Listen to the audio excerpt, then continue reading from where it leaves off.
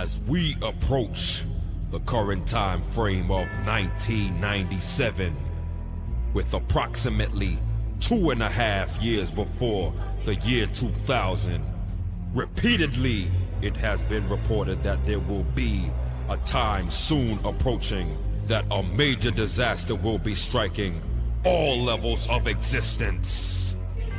It has also been reported that this disastrous thing will be approaching in the form of many as in squad as in flip mode squad.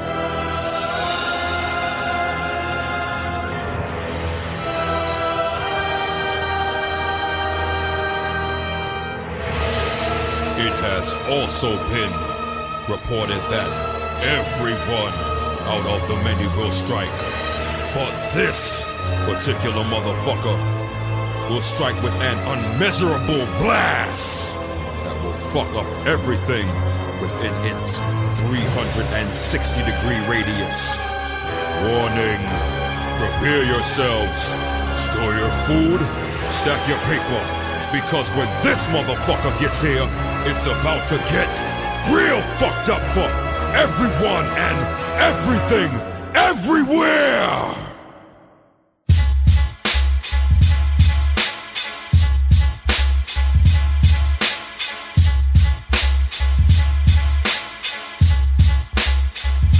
Well, Buster Rhymes, come on over here and let me talk to you, son. See now, Dolomite just got back from some shit that you about to be at. Well, are you prepared? I hope you are prepared, nigga, because you know this is album number 2. Yes, more bitches than before. There'll be more bitches, more and more and more. More thirsty niggas trying to get inside your shit, trying to throw your whole chemistry off. Oh, yes, there's gonna be a lot more money. Yes, a lot more money than before. So, son, don't you worry about none of that shit. All you gotta do is just slap your dick in the mouth of these bitches that don't wanna act right, and put a hot one in any motherfucker that wants to get in the way of this power move shit right here. Okay, son. All right, Buster. Enough of this shit talking. Let's be on our way. Cause when disaster strikes, there's gonna be a whole lot of motherfuckers pouring in. All right, baby. Let's go.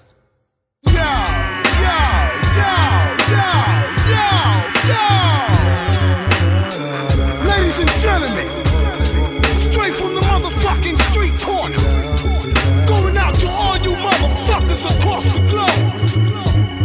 On the return trip, it be some niggas that live by the code of blood honor.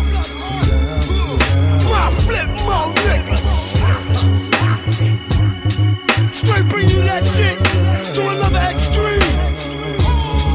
And it hit you motherfuckers with a strike of disaster. I bring on to you, once again, the ace wonder of the world. My nigga, Buster Rhymes. And I be that nigga, that live nigga, spliff, coming through right at you wherever the fuck you at. Flip mode is the score, coming through right at you wherever the fuck you at.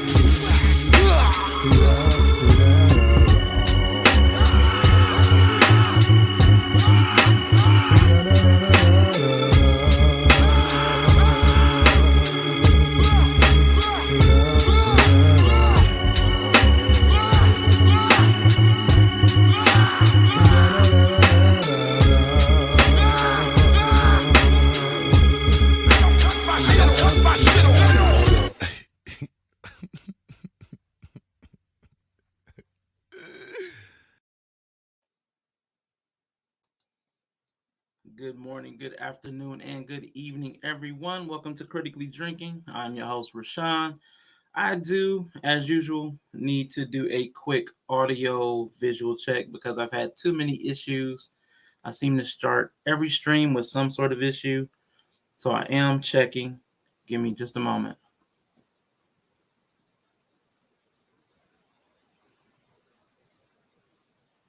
Let's see. Give me about 20 seconds. 20 seconds, y'all. 20 seconds. Current time frame of 1997, with approximately 2.5 years before the year 2000. Repeatedly, While I'm doing it that, has been reported that there will be a time appreciate you, soon knowledge and approaching relationships that for a being in the major building. disaster will be striking all levels of existence. Real Talk Mimsy Lim says It she's has hosting also from been Twitch. reported Appreciate it. that this disaster You see everything is will be good, M3. approaching in the Appreciate form that of too. Many as in squad. Squad as in flip mode squad.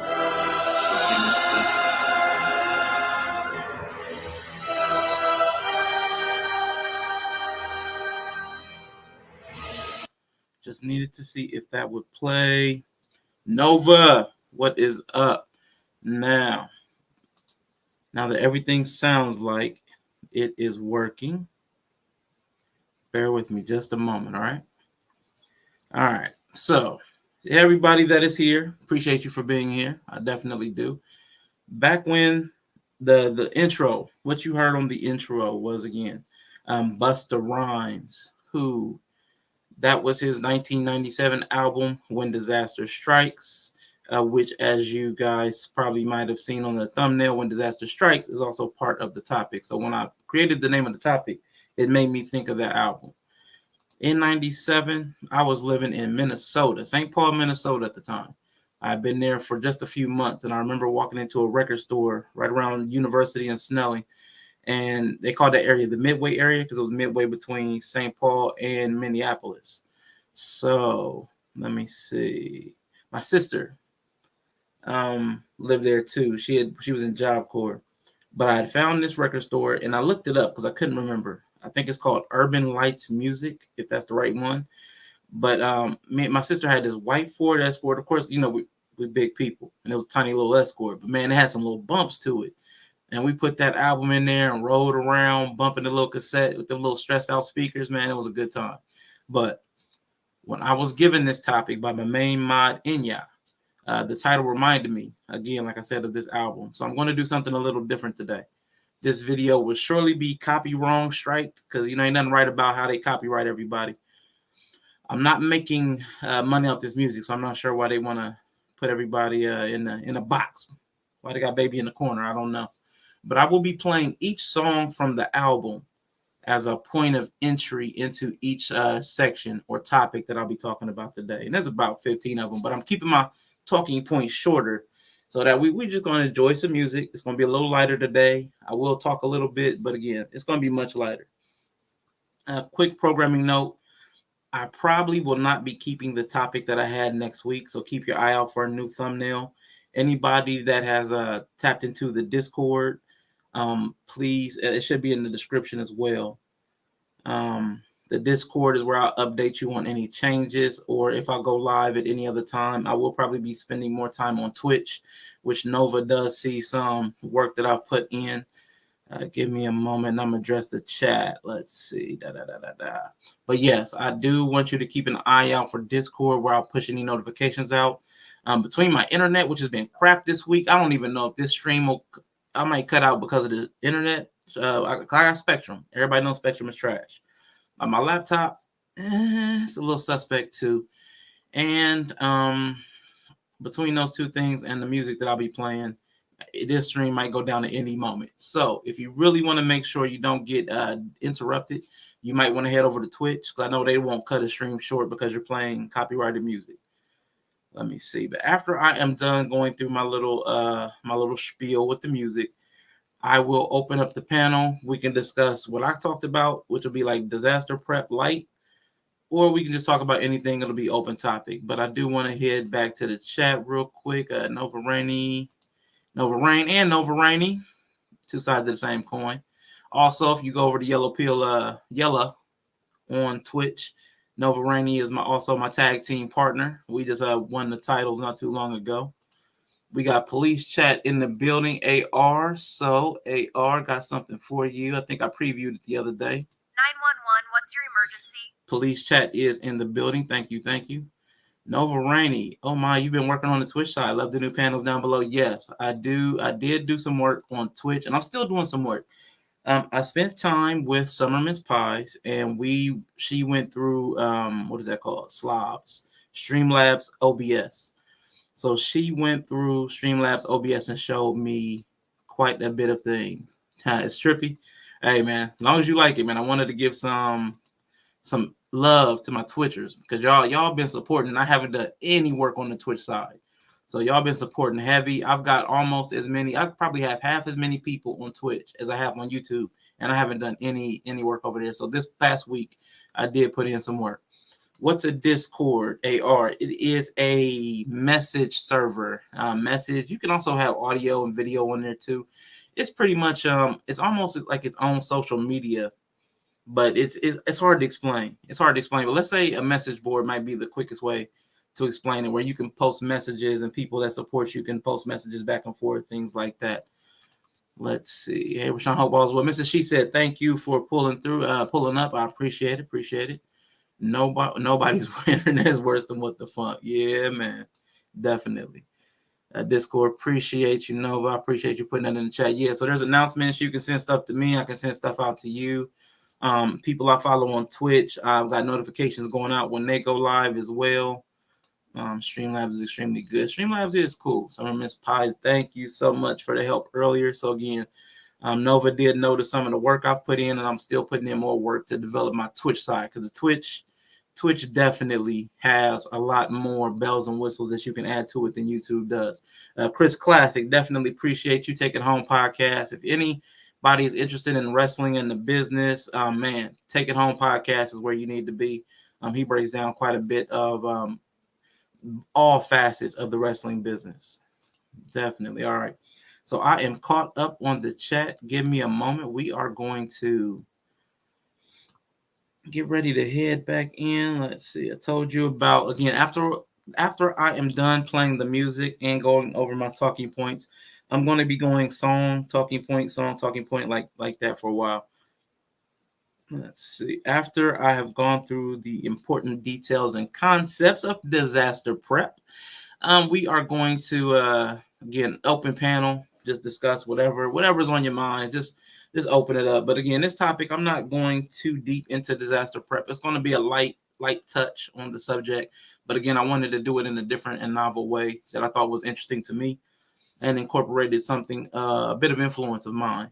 And if you guys stick around, at some point, I'm going to let you guys, in a fun way, of course, I like to add a little touch of everything on everything. I'll let you know what my middle name is. I found a fun way to let you guys know what my middle name is. If you're interested, if not, we ain't got to worry about that. But we will definitely hit that. And CEO of Yellow Pill Coffee Co. is in the building. Yellow. So everybody, if life gives you lemons, make coffee. Yeah. He has Yellow Pill. If you go, or anybody that's over on Twitch, you can check out Yellow's page. He has his merch store up and running. I have a small merch store on Twitch up and running as well. The first one only has a few different products. I didn't add hats, but again, I'm just trying to add the bells and whistles, man, because people seem to appreciate that. So I'm trying to give a little bit of effort there. Let me see. So today, though, we're going to head down memory lane for some of you that you remember Busta Rhymes, his first albums. And we'll bump the rhythm of yesterday while we listen for the storm that may be brewing tomorrow. So we're going to get prepped up, y'all. So tell me if you guys can hear this. Give me a moment. Let me make sure. Tell me if the audio is okay. The whole world looking at me, watching and waiting to see. Louder or lower? Yeah. The whole world looking at me. Yeah. I feel so inferior. Yeah. I feel rated. Hey, yo, I feel so supreme. Watching and waiting to see. Yeah. I feel my destiny. I feel so good. My interruption caused a major concussion. Don't be swollen, Sunday needing couple buffering. Keep my post-production, follow my instruction. Bounce back my repercussion. percussion, cause mass destruction. Fuck around straight until your plan malfunction. Sit your ass down, bouncing out the flushing. Check extra P by the boom, weed from a Russian. I remember when I used to rhyme for next to nothing. I got so much to offer every time I tell you something. I'm about to drop it, you can never stop it. Let me quickly chop it. Steal a lot of niggas, idolize the false prophet. The rhyme and news gossip. Hold your head and shoulders, yo, I roll with ego holders. Dealing with the facts, I hold the science in the folders. That you know how to knock you from concussions into comas. Test shit, I pull your vibe about your press kit. Mess with shit like this after God bless it. I feel so supreme. I feel so good. We got to keep it alive. We got to keep it alive. Oh, I'm about to cause chaos. They need us in your rise. Switch to witchcraft, my chemistry with your seance. Stop the bullshit. Living in the zone of my renaissance. My squad stays forming like the Muslims down at the mosque. Split your fucking frame like we raise and splitting cigars. I be working wonders. My squad forming numbers. Hey, Christopher Columbus. Discover how your speed knots swell up like cucumbers. My name be rolling thunders. My degrees multiply the heat more than summer. My flow's got so much rhythm, substitute the drummer. Yo, fuck that. Focusing about the front runner. Who you think you is? You better stay protected. Walking out the door, making sure you rock the double-breasted. Fucking with the devils, watch your soul get recollected. Motherfucking shame when you die. Disrespected.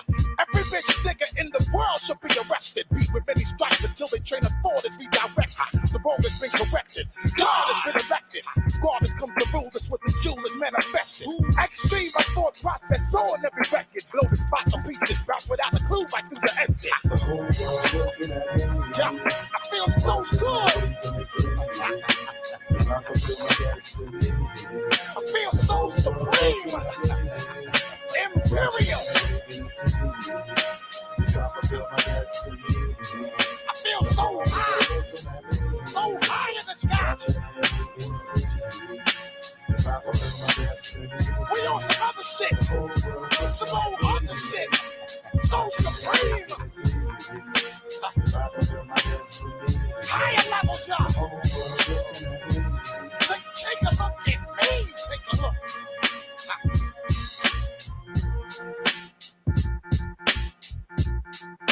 All right, let me go ahead and stop that. Just outro playing on that song. Hey, that was what's up, Daryl Long. Definitely in the building. Peace, brother, peace. Definitely appreciate you for popping by. That was The Whole World Looking at Me. Let me see. That was the first full song after the intro on that 1997 album. So The Whole World Looking at Me. I believe that no matter where you fall on the political spectrum, even if you are apolitical or even can't spell political, you don't have a lot of faith in the government right now. Again, I'm talking about the United States where I live in. And it's probably the same overseas too, and in other countries, definitely. But the institutions that prior generations trusted and relied upon have largely failed. And although capitalism provides ample opportunity, it also provides just as many obstacles and pitfalls. People have become disillusioned. The American dream has by the majority been revealed to be a myth. Even as the idea of this country being the land of opportunity persists, it is widely understood that the bulk of wealth is in the hands of the few.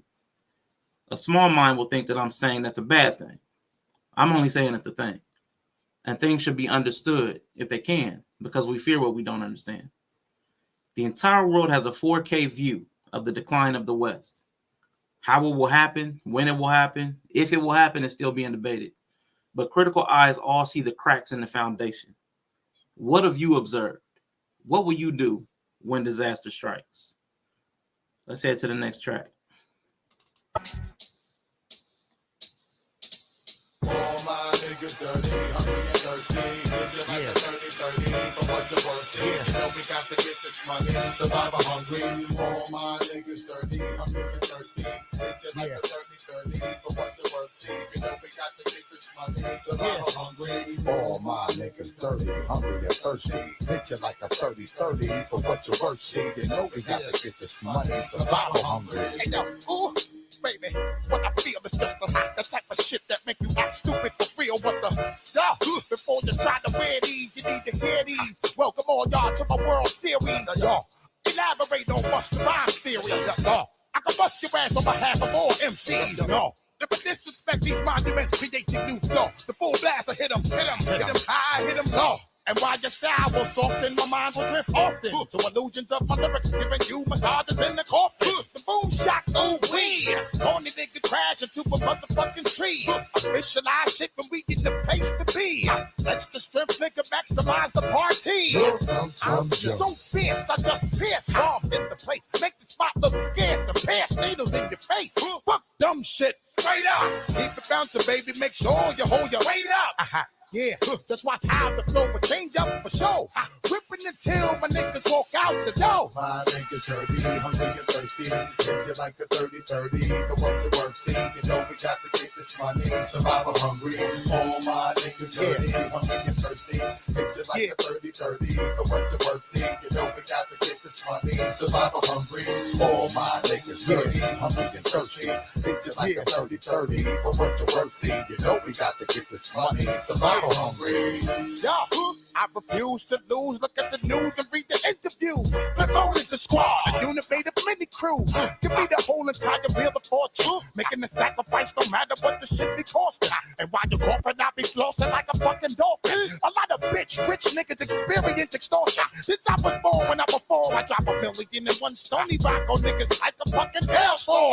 I pollute your minute flow. Put on your funeral home suit, then execute it with a bang. Shoot. The blowtorch has been ignited, those who so excited. I'm about to rope them in, a bunch of bitch niggas are being extradited. You sounding so sloppy, like a broken muffler dragging behind the old lobby. Once the bomb drops, here's the aftermath. Scientists try to dissect the way I formulate my craft. Worrying about how I achieve things, the way I analyze shit and how I perceive things. My style is real like lambskin imported from the Persian. Follow my excursion all the way till you feeling the new revised version. I complete this, I defeat this. Whoever complicate how I eat, survival hungry nigga. All my niggas dirty, hungry and thirsty. Hit you like a 30-30, for what you're worth, see, you know we got to get this money. Survivor hungry. All my niggas dirty, hungry and thirsty. Hit you like a 30-30, for what you're worth, see, you know we got to get this money. Survivor hungry. All my niggas dirty, hungry and thirsty. Hit you like a 30-30, for what you're worth, see, you know we got to get this money. Survivor hungry.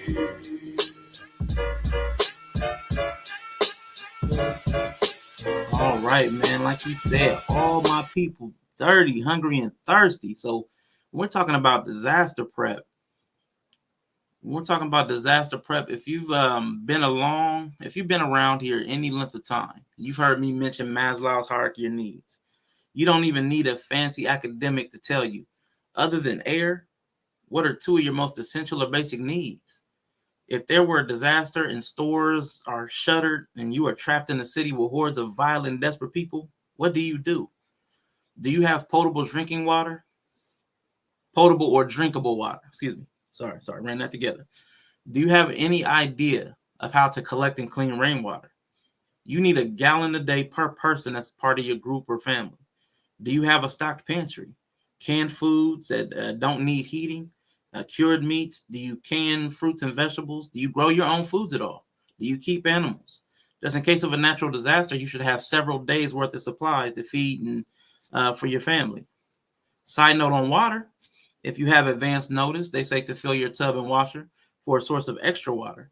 If the water is cut after, the plumbing lines, you can clean out this water that you've stored up in the tub and the toilet tank, or the washer, excuse me.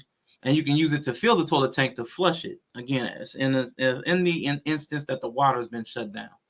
I myself have started to collect MREs, which are meals ready to eat.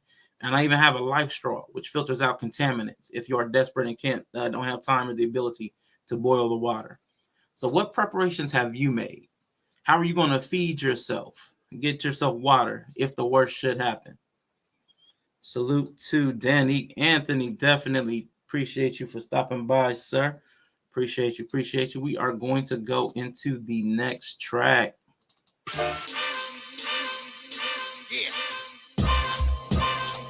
Good job. Yeah. For all you motherfuckers across the whole entire galaxy. Busta Rhymes and the whole entire Rainbow Squad. Back at y'all motherfuckers in 1997.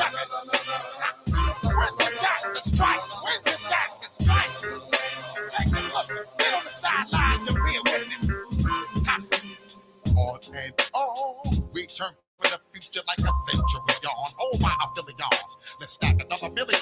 When you learn on how the words go to my motherfucking song, watch me put it on. It keeps you open all day long. The way we function up, you thinking something must be wrong. Set the high standards for corny niggas to get the gone. Bleach your ass blonde and black your color back to bronze. On happy days, I'll be the coolest nigga like the Fonz. So spectacular how I touch souls from here to Africa. My Zimbabwe niggas banging my joints up in their Acura. Ooh, nigga, you feel the bump from bumper to bumper. Driving imported 500 and foreign license plate numbers. Ha, ha. Laugh at your making my passengers flip ass niggas over quick like frying pan spatulas. Why do you be wasting your time? We get mad at us. Every voice should sing and help the music sound miraculous. Yes, yes, y'all. Flip mode squad, y'all. We reign supreme in 1997. When disaster strikes, you will all feel. When disaster strikes, you will all see. When disaster strikes, you will all bear witness to the most high exalted. Yeah, I keep flow so ridiculous. Rhyme flow tastes good like a handful of cherry licorice. Practice your rhyme, I'll be the local practitionist. Or you could try being a doctor or being a local obstetricianist. See, you can be something. Quit trying to work so fucking hard towards nothing. This rhyme shit was never designed for every swollen muffin. Yo, I'm saying, why y'all niggas think that y'all can really see my squad? And if we hit you hard, that's when you feel the power of the God. Do it right and big up my peeps and ALIs. Unalike, repel, especially feel when disaster strikes. Extremely delicate like the blowing out of candlelights. Require killing surprises niggas whenever they born to fight. That type of shit that shine and blind a nigga eyesight. Alright, we keeping the tight, y'all niggas don't want it right. You would never ever get no wind inside the casa. We killing all imposters like we killing cucarachas. Bounce to award ceremonies like we winning Oscars. Rhyming rastas, eating enough exotic pastas. Ha, yo, we keep it moving for all of y'all. Freak y'all niggas out while I'm making y'all niggas fall. Disaster, but hit you quick in the time you wanna brawl. Perm press a nigga back, peel him off the wall. Tell me, why do you be wasting your time? Being mad at us? Every voice should sing and help the music sound miraculous. Oh, yes, y'all. This situation has now been brought before your very eyes. And as we carry on, Flip Mode Squad continues to conquer the world. When disaster strikes, you will all fear. When disaster strikes, you will all bear witness to the most high exalted. Ha.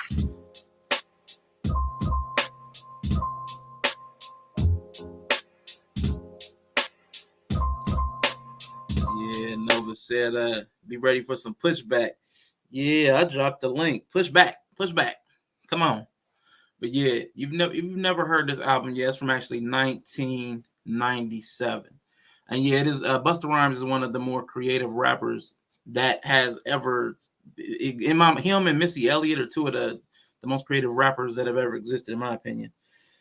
But you're welcome, Nova, definitely, man. Hey, we're tag team partners over on Yellow Pill Caffeinated. Yeah, the wrestling Yellow's wrestling is Wrestling Federation. So definitely, man. Appreciate everything you're doing. But When Disaster Strikes was the name of that track. When Disaster Strikes. So what is your family's plan? I used to have talks with my nephew every single year about, especially school year, every single school year about some basics. I wasn't, and I'm not the most prepared person, but in case of emergency, I did want people to have a starting point. Emergency contacts, fallback locations for different situations. Our family was split up all around the city. So we had to have places we could meet if something did happen. How would we leave messages for each other if cell and landlines weren't working?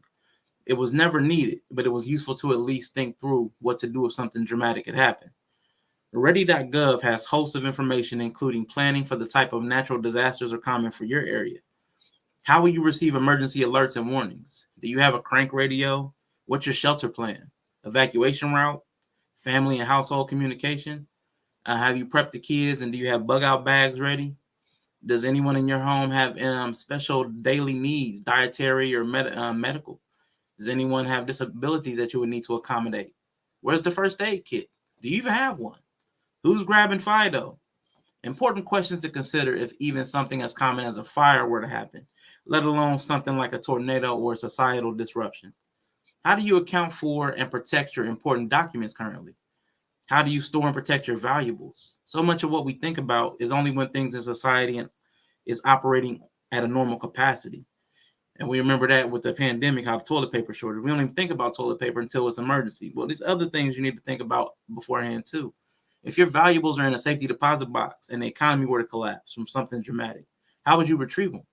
You don't think the employees are going to report to work just to get you your stuff, do you? Not if there's anything violent and chaotic going on. So even getting gasoline could be a problem in certain scenarios that are more likely. So if you had to flee from a wildfire, so to speak, so maybe you're in the West, you may want to have enough gas at all times to at least clear your side of town. Maybe even how much gas we have in our tank at the end of a day should be something we consider. I'm one of those people that has never run out of gas. Even when I had a broken gas gauge for several months, I probably got that from my mother. To this day, she gets paranoid if she's lower than a quarter tank.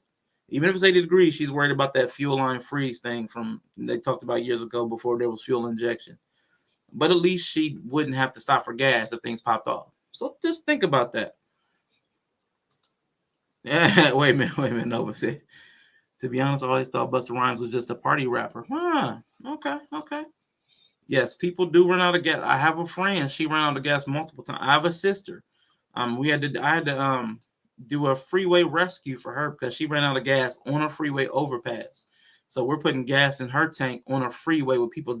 It was like 3 a.m, and I'm putting gas in her tank because again, I don't think she had AAA at the time. This was about 15 years ago. So I mean, trust me, people do not prepare, man. Preparedness is not a trait that everybody has, but we are going to, not like this. No, I see that emote, not like this. Next track, folks, and I promise you, I did not think about the dead space. Just me just sitting here while I was playing the music. For some reason, I didn't think that far ahead. So hopefully you enjoy the view. If not, I'm not even going to do it. I thought about, giving y'all the birds, but I won't do that today. Yeah. Yeah.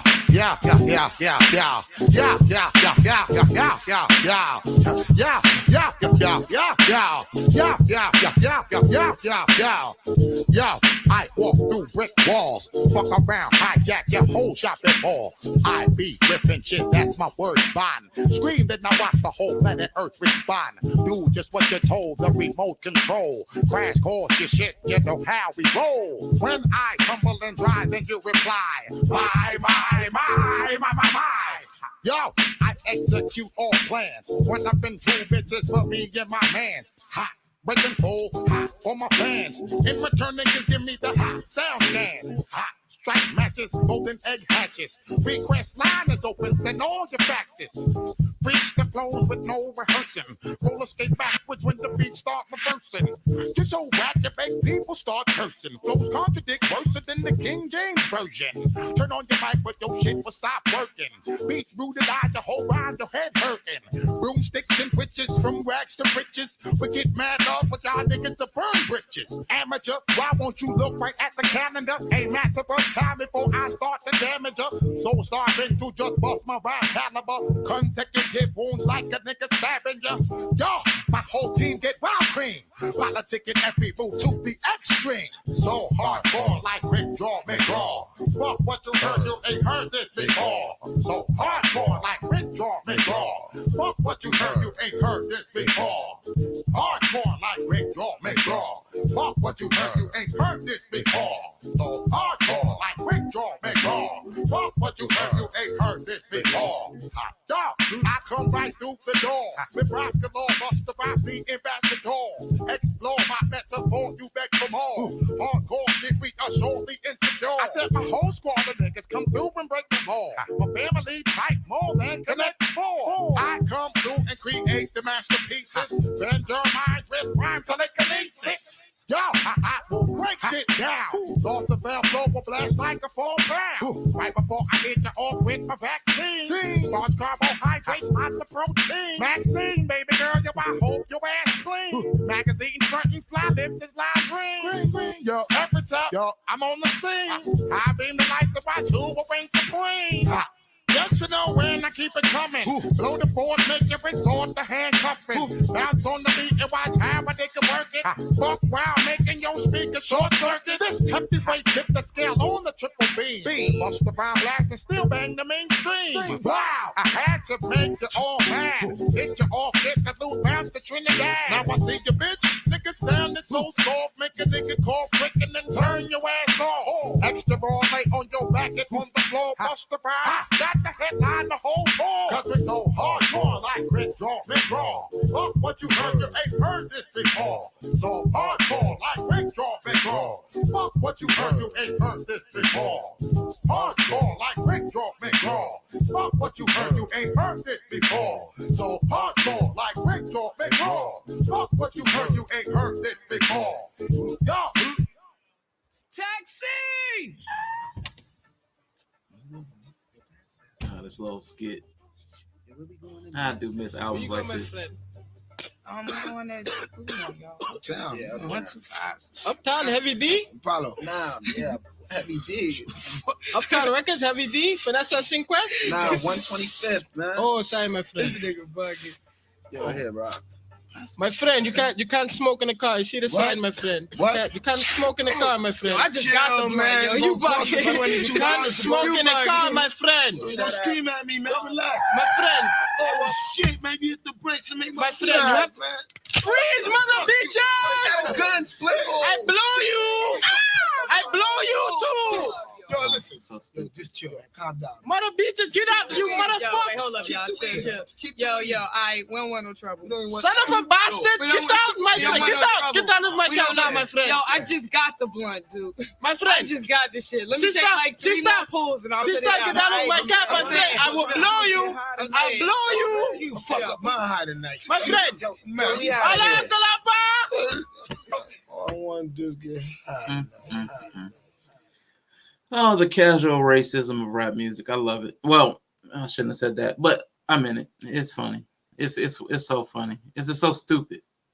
Yeah, bring back skits, man. Oh my gosh, they were so stupid, man. Oh, I missed the stupidity. It was just stupid for no good reason.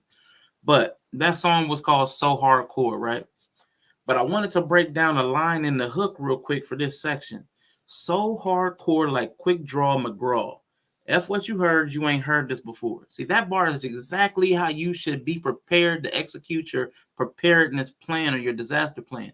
You got to rehearse before you perform, right? So, Sean, what does that have to do with Quick Draw McGraw? See, I'm glad you asked that.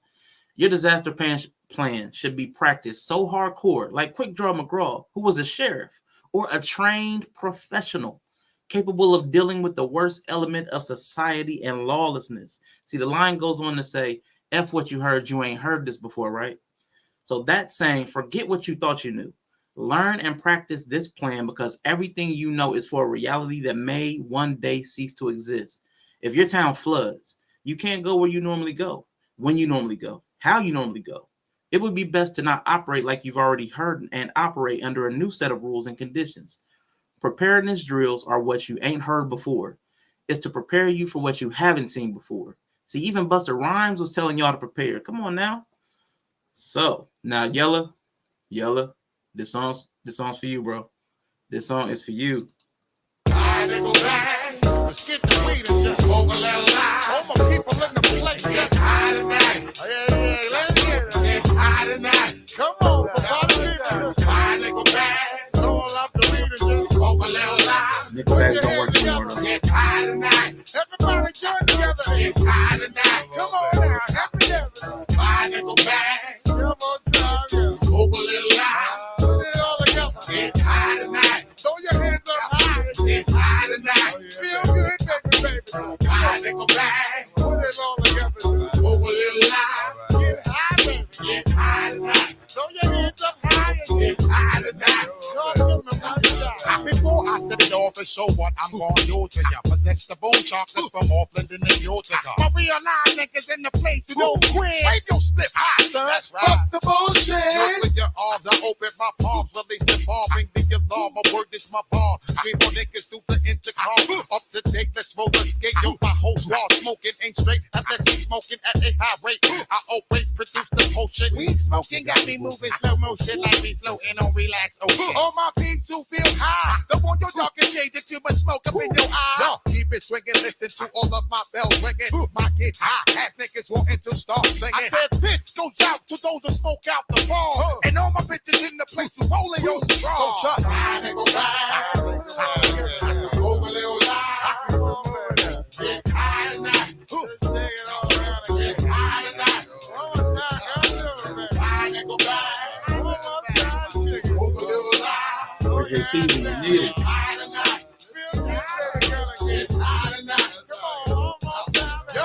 Bounce back, you just caught the contact. African black, overreact. Charge, about to bench the whole rack. Must interact on every track. Blow the spot down. Niggas break roll and smoke across the world over that. My sons that don't smoke and get high, drinking cognac, Hennessy, Cristal, but wet. What's going on with that? What the deal done? Sometimes I sip to make it white rum. Taste with a little milk. I know y'all niggas want some. Represent where you from, needing some Tic Tacs and gum. So when nigga breath don't hum. Get high, then I get fly when I be shopping at the atrium. Smoke in the center of Yankee Stadium. Stand strong, yes, we rock on and on. The flip phone stamps, all of my songs. They get the place them niggas must perform. I smoke till your brain rise so high. You can't open your eye. My niggas need to just hide and go back. Smoke a little loud. Get high tonight. Get high tonight. High and go back. Smoke a little loud. Get high tonight. Get high tonight. High and go back. Smoke a little loud. Get high tonight. Get high tonight. High and go back. Smoke a little loud. Get high tonight. Get high tonight. High and go back. Smoke a little loud. Get high tonight. Get high tonight. High and go back. Smoke a little loud. Get high tonight. Get high tonight. All right, so the title of that track was Get High Tonight. So although you need to use common sense when you're seeking shelter and determine immediate danger, but for most scenarios, seek higher ground. Otherwise, get high tonight. Outdoors, higher ground will give you a greater vantage point to see any threats that might be coming. Indoors, being further up keeps you away from the chaos that might be happening on any ground floors and gives you more time to respond to any intrusion. Of course, it's beneficial to avoid floodwaters by getting high and dry. Even in a fire, it may be advantageous to go up a floor to avoid flame or to leap to safety, and maybe to a roof in a severe emergency. Again, typically you don't want to go up, but again, sometimes you may have to escape. You can't go down. So if the world stops you, you better climb to the top, but stay out of elevators. That's an important part. I do want to acknowledge a couple people that popped in really quick. We had Simon Hectic, Mr. Hectic in the building. Definitely appreciate you stopping by. And Mr. Rucker. Mr. Hectic and Mr. Rucker. I got the misters. Grab your, I got to do it with the list. Hold on, Mr. Rucker. Hold on. Grab your coffee, water, tea. Grab your coffee, water, tea. Okay. Had to get that down. Yeah, that's definitely Yellow Song Nova. In fact, I'm pretty sure I heard him feature somewhere on there. Yeah. What's going on, Simon? So that was Get High Tonight again by Busta Rhymes. But it is time to turn it up, folks.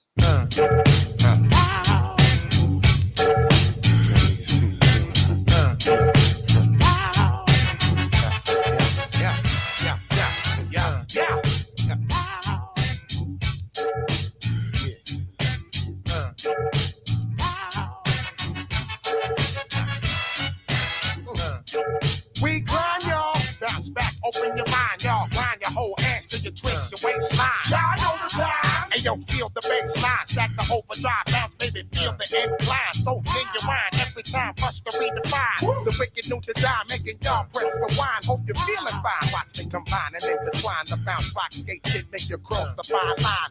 shine a nickel nine on all kinds of little swine. Stick you worse than porcupine if you trying to take mine. Yo, pick up my nigga split in the blue 5S's. Put it out 10 interior blue headrests.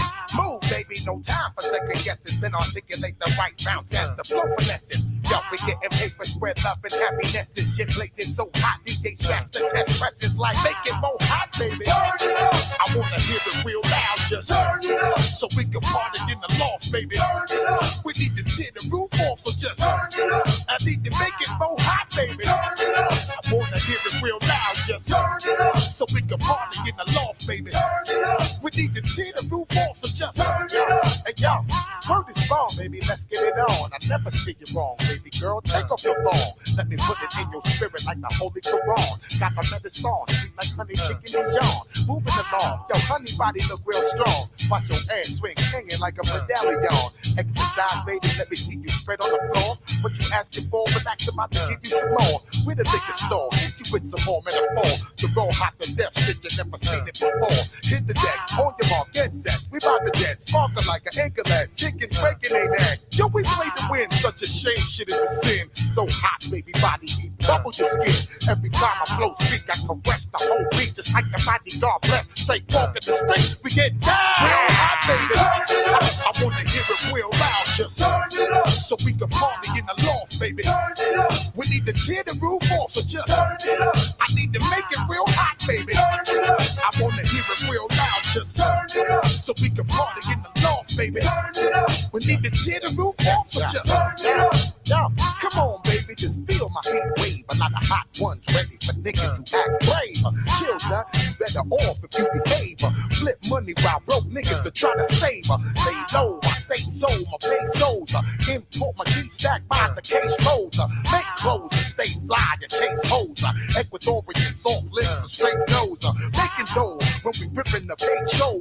Get the money, get dip, whipping the range roll. Now we make it grand, we name brand, we make plans. Change plans, then we expand across lands. Do it properly, yo, I said open sesame. The recipe be the hot shit, it got to be, yo. Landscape, we arrange your whole shape. Rock the fly tape, then I continue to skyscrape like wow. So hot, we got the I wanna hear it real loud, just turn it up. So we can party in the loft, baby. Turn it up. We need to tear the roof off, so just turn it up. I need to make it more hot, love. Turn it up. Wanna hear it real loud, just turn it up. So we can party in the loft, baby. Turn it up. We need to tear the roof off, so just turn it up. I wanna make it so hot, baby. I wanna make it real loud, just. I wanna feel it so hot, just.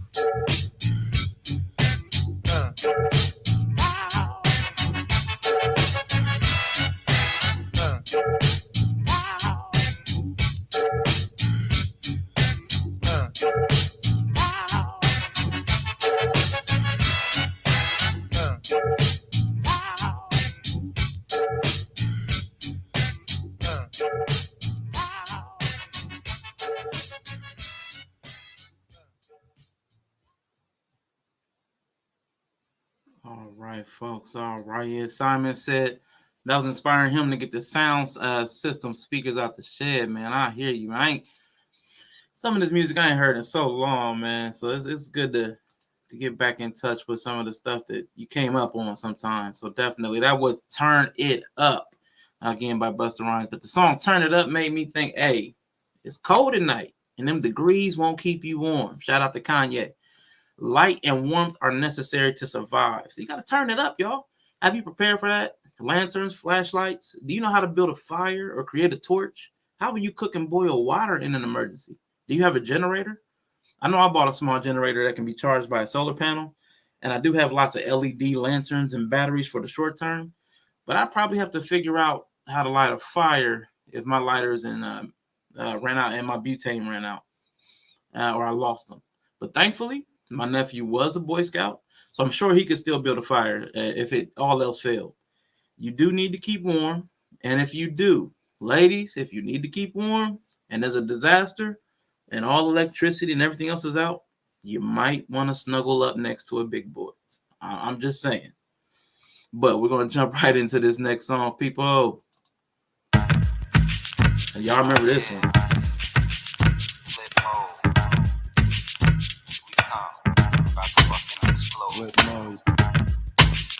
That's a bus. 9-7. Hot shit. Check it out. Hit you with no delaying, so what you saying, yo? Silly with my 9 milli with the dilly, yo. When I be on the mic, yes, I do my duty, yo. While up in the club like we while in the studio. You don't wanna violate, nigga, really and truly, yo. My main thug, nigga named Julio, he moody, yo. Type of nigga that'll slap you with the tulio. Bitch, nigga scared to death, act fruity, yo. Fuck that, look at shorty, she a little cutie, yo. The way she shake it make me wanna get all in the booty, yo. Top mistress in the banging bitches and videos. Wildin' with my freak like we up in the freak shows. You do with the shit, make you feel it all in your toes. Hot shit, got all you niggas in wet clothes. Style like my metaphors when I formulate my flows. If you don't know, you fucking with lyrical player pros. Do like you really that. Wanna party with me?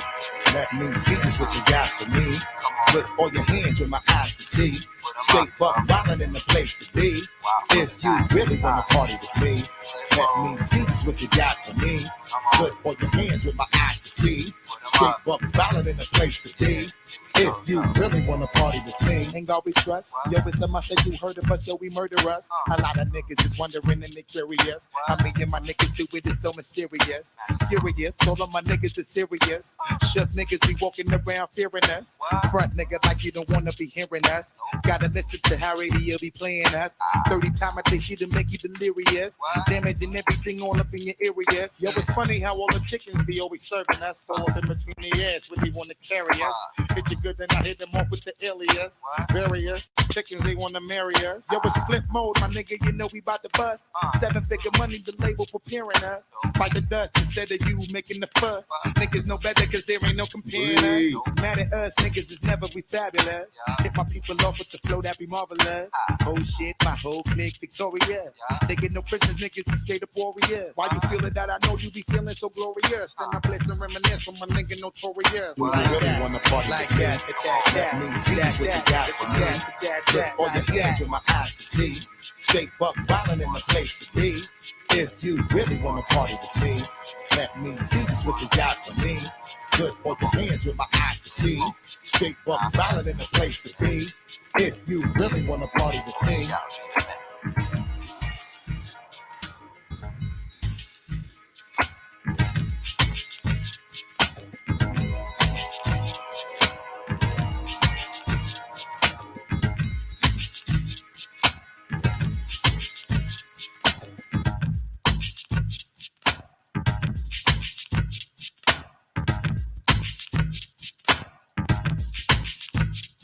Yeah, that video was sick.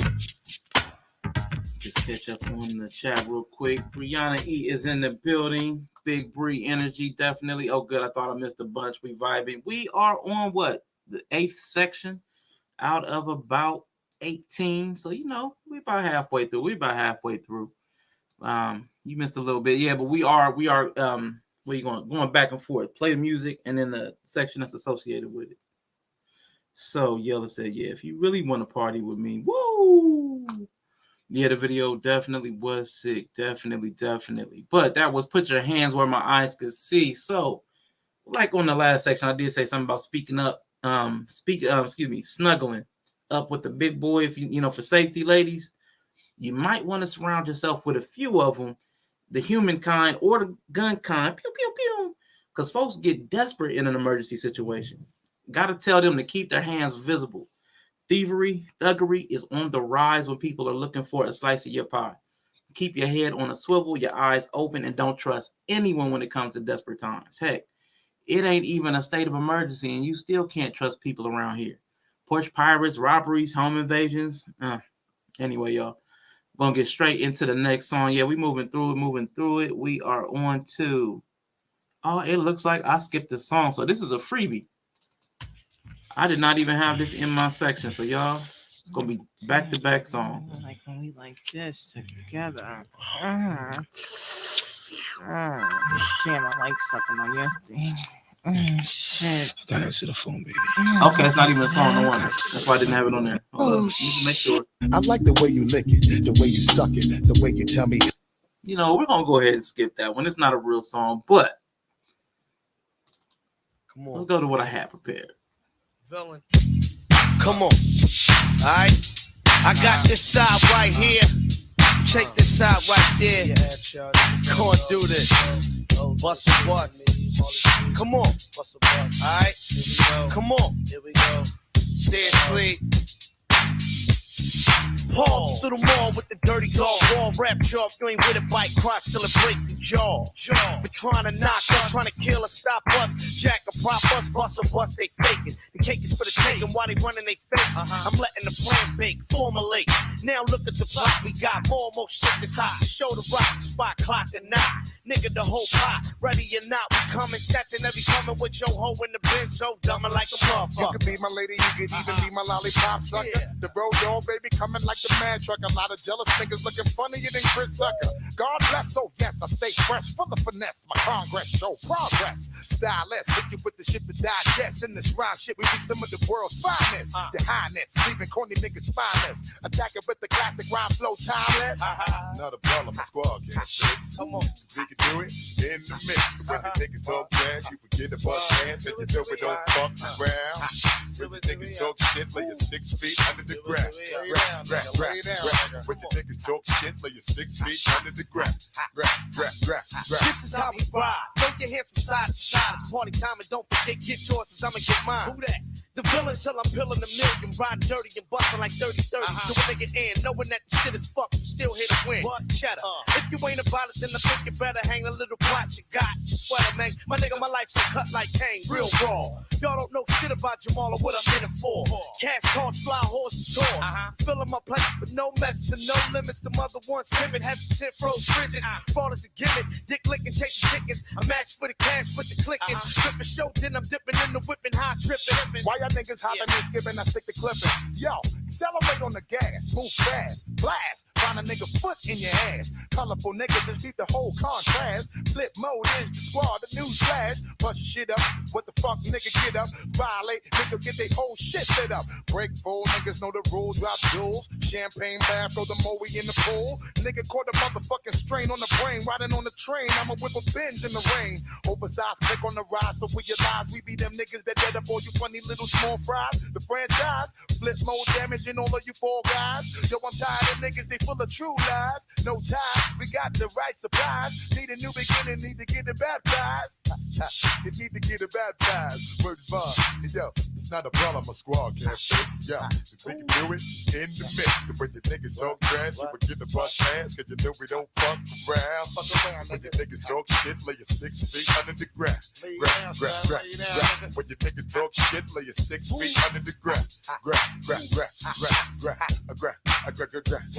Just party to the shit like this, come on. Just bounce to the motherfucking beat, come on. Your niggas don't know my brand new song, come on. Hey yo, hear me out, y'all. Yo, and just feel my shit. Come on, bounce, what the fuck? Yeah, bring back skits, y'all. I forgot about all these skits. Yeah, yo, what up, nigga? What up? Maybe we should bring it back. Go to the bar. 2 skits tops. 2 skits. The boss here. Word, yo, let me get 2 of them, son. Where you been at, player? Just chilling. Word, they got mad hoes up in here, right? Definitely.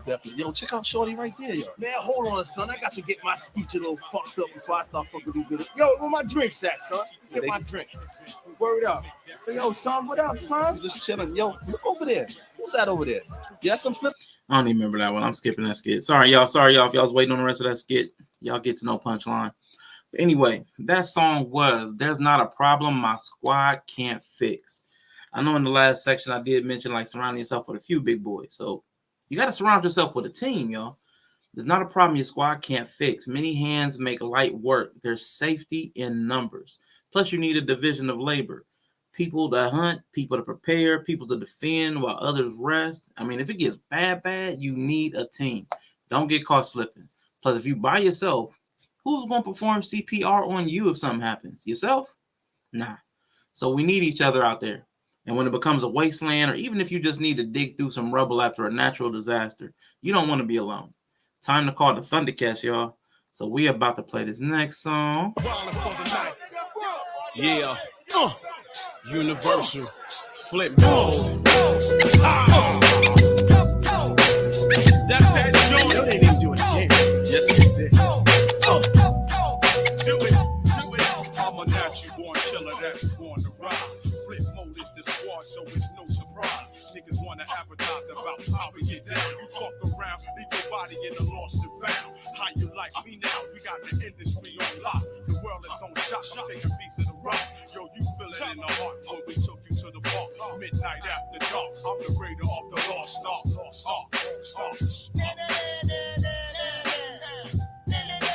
Super size, right before your eyes. Bringing treats like giant sweet potato pies. Flies on shit and I shit on pie. Feeling all intense from studio spies.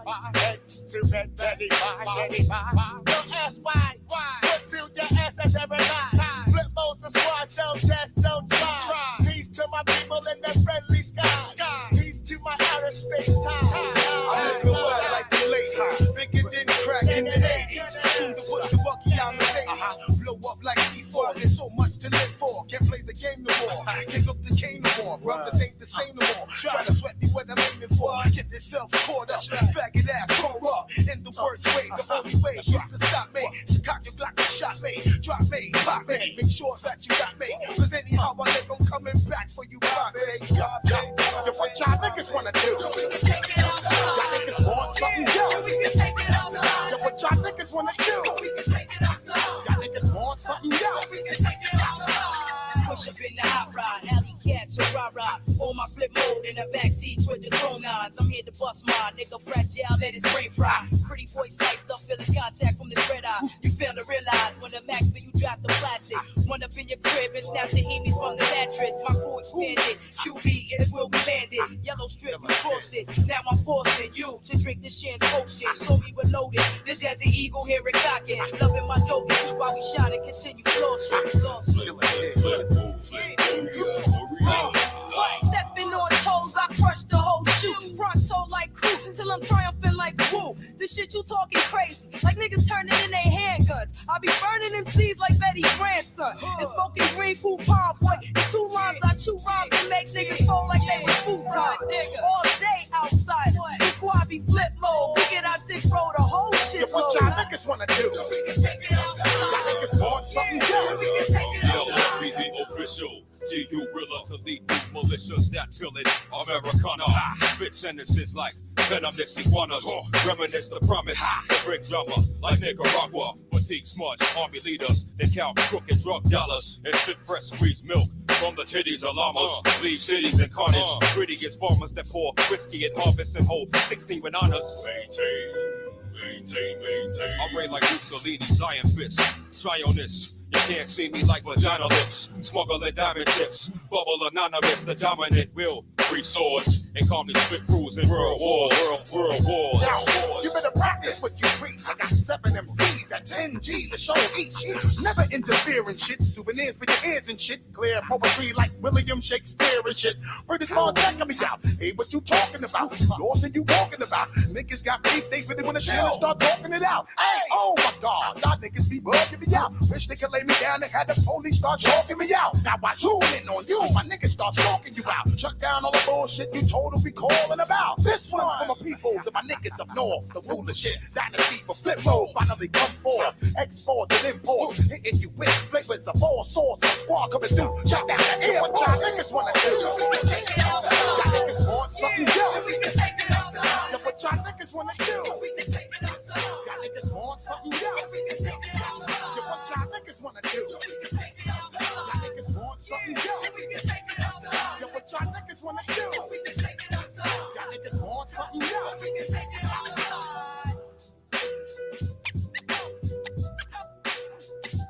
Yeah, yo, that was We Could Take It Outside.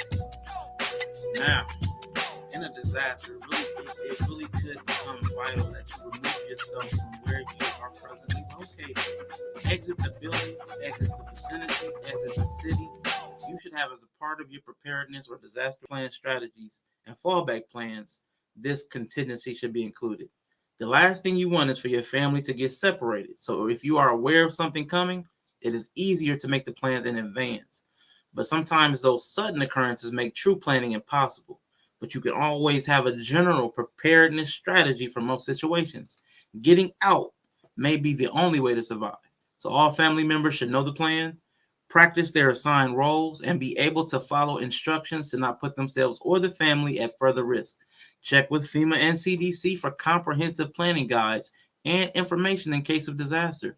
If you're like me and live in a city, it is even more important that you consider escape plans. As they say, if shit hits the fan, you will be surrounded by hundreds of thousands of scared, angry, and desperate people. People will hoard and be violent for everything they need. So if you ain't on that type of time, best get your gear and be out quickly without incident if at all possible. Take it outside. We're about to hit this next song, y'all. Rhymes galore, rhymes galore, rhymes galore, rhymes galore, rhymes galore, rhymes galore, rhymes galore. Just for the motherfuckers out there on some real hip hop shit. Yeah. Mayday, mayday, mayday, mayday. Walk barefoot on niggas like Kunta Kinte. So, what you say? What did you do when you walking this way? I burn you like I'm smoking a chalice with Elder Sensei. He's out in fashion like Martin Cannon. Yes, I keep it slamming. Shit just be banging just like a loose cannon. Wow! You better park niggas. I spark niggas like shark niggas. I stay up ripping shit apart. Niggas float over water like Noah's Ark. Niggas cover your face and don't get caught up in the scene when it get dark. Niggas, excuse me, missus. Sure to hit you with the fitness. Give you niggas the sickest. Jumping Jehovah Witness. Beaming in on niggas plotting and scheming and steady dreaming on how they gon' do they double teaming. Fuck the bullshit. My nigga, it be best shit about it before you get secret and die. It make me slap a nigga lopsided. Hold up, son, listen, it be so beautiful when we catch you like a nigga sold us too much pharmaceutical. Come and get it quick. When Busta Rhymes me up in the place. Those who don't like it, go get the dick. I give you a taste. Hey, yo, you need to just focus on my earth trembling rhymes that got me filling in by the million. Fuck your opinion. Dominating like King's Dominion. Leaning on niggas like Rio motorcycles. Papa Willian. Hey, yo, number one Roman numeral completing the execution. No shit as usual. I ain't scared of ya. Taking all of your paraphernalia. That's my word on Mrs. Mahalia. I hope you know your best bet is to get the fuck out of my area before I rip you from my interior. I hope you know you got to keep recording niggas smothered. Nebraska in the building. Never know when shit is safe, so keep your face covered. While I be scorching it, a lot of niggas be looking for alternates. Still just lose their life, they're so unfortunate. Trailblazing me since my mother started raising me. Hit you with the powerful shit that sometimes amazes me. I create junkies just like 12 monkeys spreading right throughout your block. Catching suspects who thinking they so lucky. Loud and clear for those who cannot properly hear. Frequency so loud, shatter, couple of pair in your chandelier. Now when I'm in the place, give me my space. Nothing left for me to do. My niggas blew up the place. What the fuck? I got rhymes galore, rhymes galore. Yo, I got rhymes galore, rhymes galore. My flip phone niggas got rhymes galore, rhymes galore. Boss the rhymes got rhymes galore, rhymes galore. Hey yo, we got rhymes galore. Yo, we got rhymes galore, rhymes galore, rhymes galore, rhymes galore, rhymes galore. Me and my squad got rhymes galore. Fuck that. Yeah, so that was Rhymes Galore, everybody. And our another Twitch gang is in the building, Miss Nebraska. If you are on Twitch, please check out Miss Nebraska, another dope content creator. During the week, she's got definitely the interesting content, thought-provoking, funny, fun. And on the weekend, she's got your spiritual inspiration. So you get a little bit of everything from Miss Nebraska. Super cool, super supportive. Like she said, she's hosting my stream. Definitely appreciate Miss Nebraska for that. And you know, you got the YouTube All-Star Chicago really in the building. Thank you for popping through, sir. Appreciate you. Definitely rocking with you. With that, again, that was Rhymes Galore.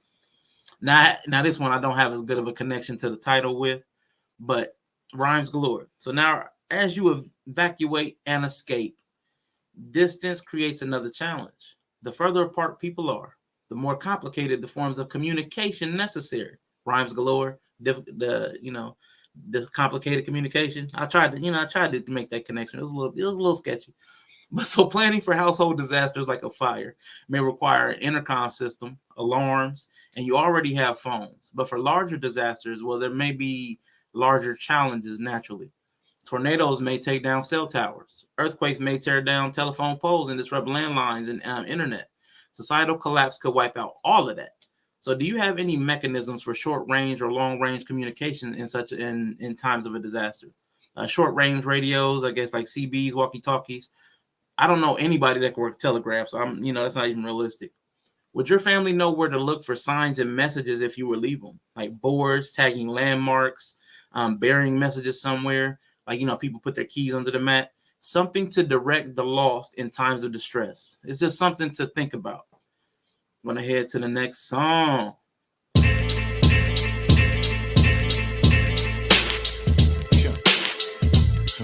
Fuck that.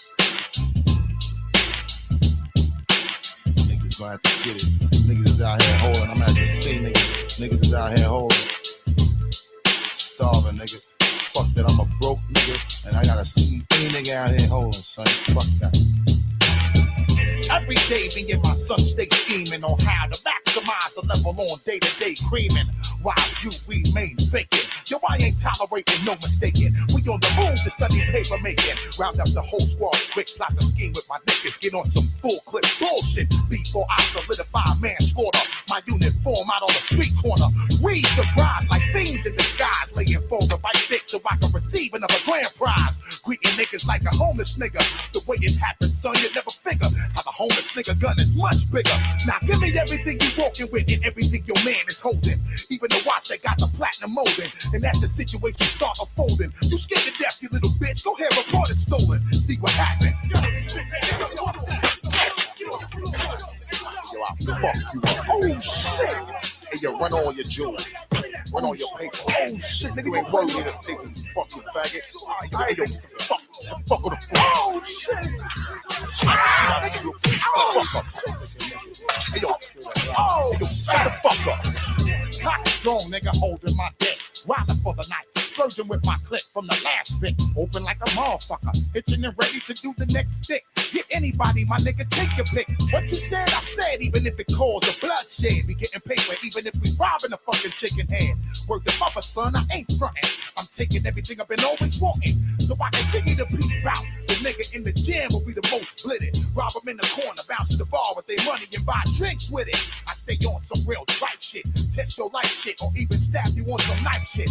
Fake it if you wanna fake it. If I see it and I want it, then I will take it. Leave a nigga's ass thinking. Sometimes I know it seems so shocking.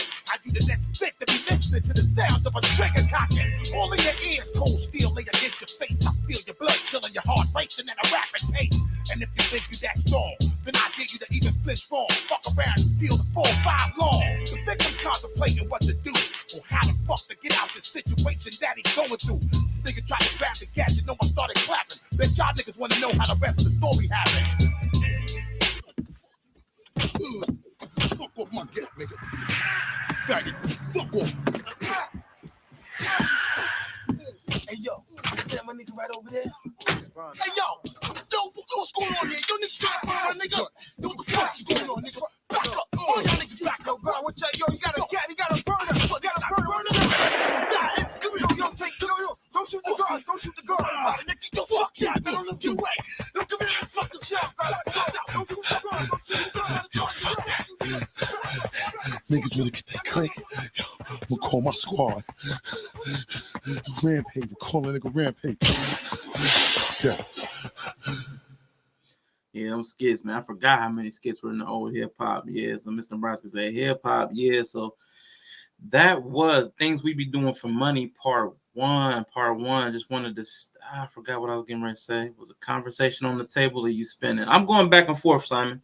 I'm going back and forth. So I'm playing the records. Then I will be, I already got the link pinned, but I still, even if somebody comes up, you're just going to be rocking up here with me until I get through the disaster prep piece. But speaking of disaster prep, I just got a message that the gas at my apartment complex is out. So I'm preparedness. So thankfully things I do have electricity, the generators, things like that. So I'll be okay, but it's best to be prepared because you never know when life's going to happen. And it's happening for me right now as we speak. But Things We Be Doing for Money, part one was the track. Things We Be Doing for Money. So we are all beginning to lose trust in money as we know it.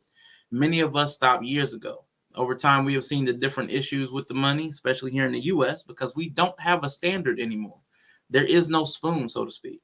Money is a belief system, with paper as the idol people worship. There is no value behind it other than that which we believe it has, unlike when it was a gold certificate, where each note was worth its value in the gold held in reserve. We've all been impacted by the never-ending rise of the cost of living paired with the never-ending erosion of wages among the middle and working poor classes, and that minimizes buying power. The only thing that allows us to feel comfortable anymore with this arrangement that we have is the importation of cheap foreign goods that we can still afford, mostly on installment plans or credit.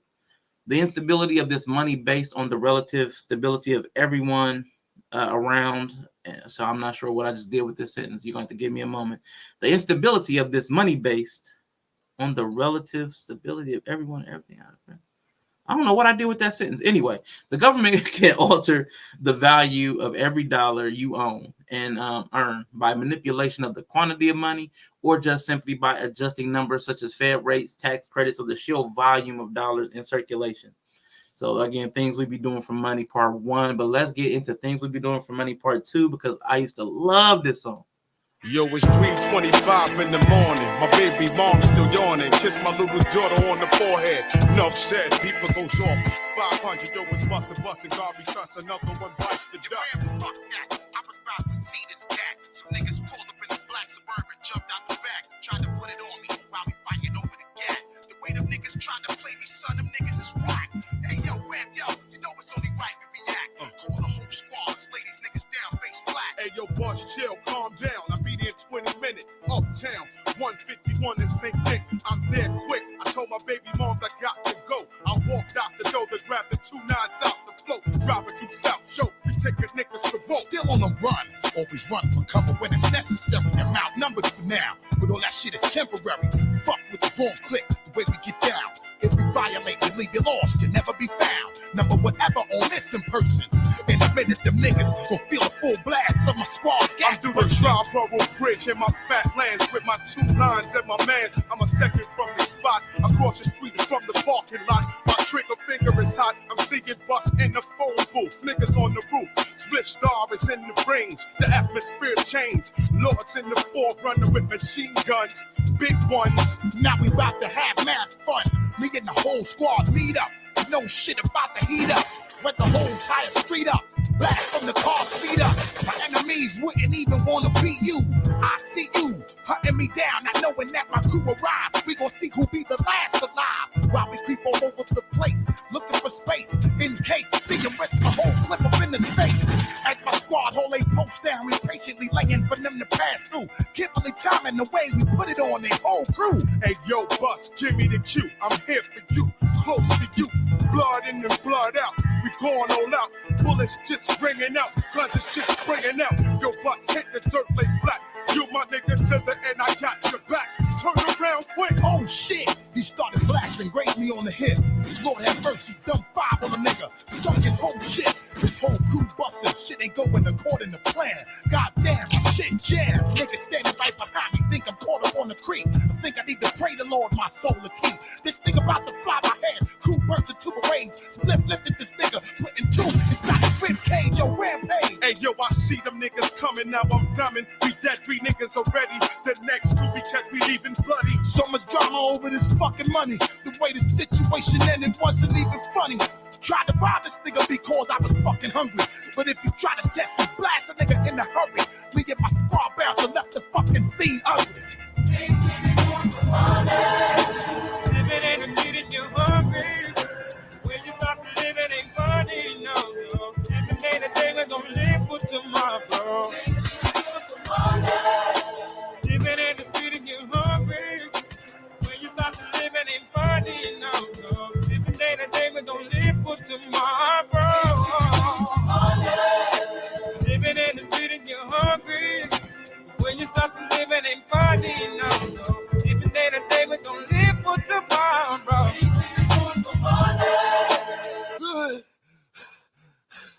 What the fuck?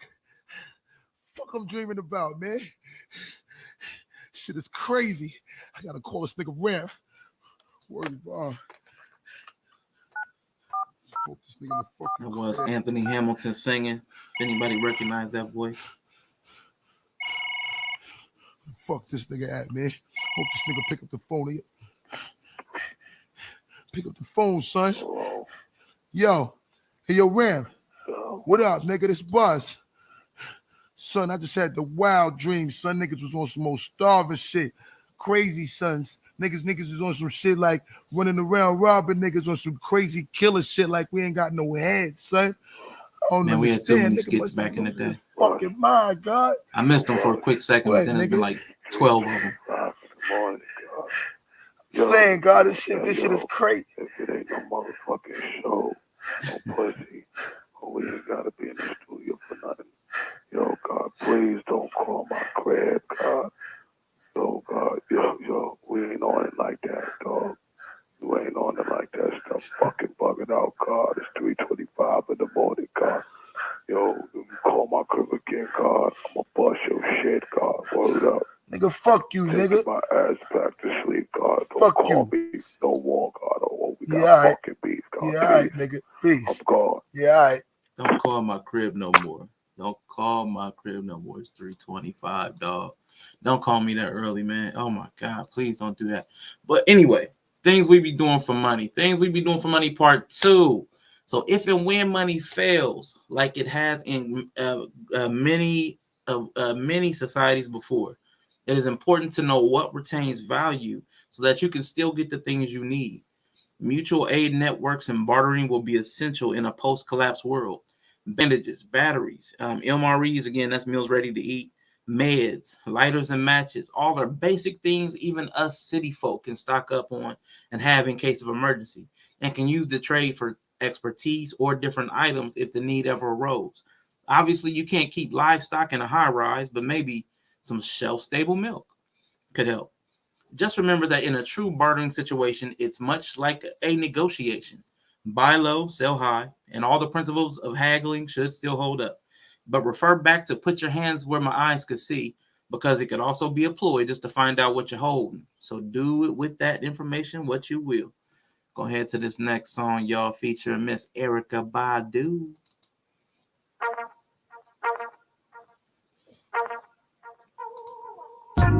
What I'm gonna do to Erykah Badu, I'm gonna have some fun.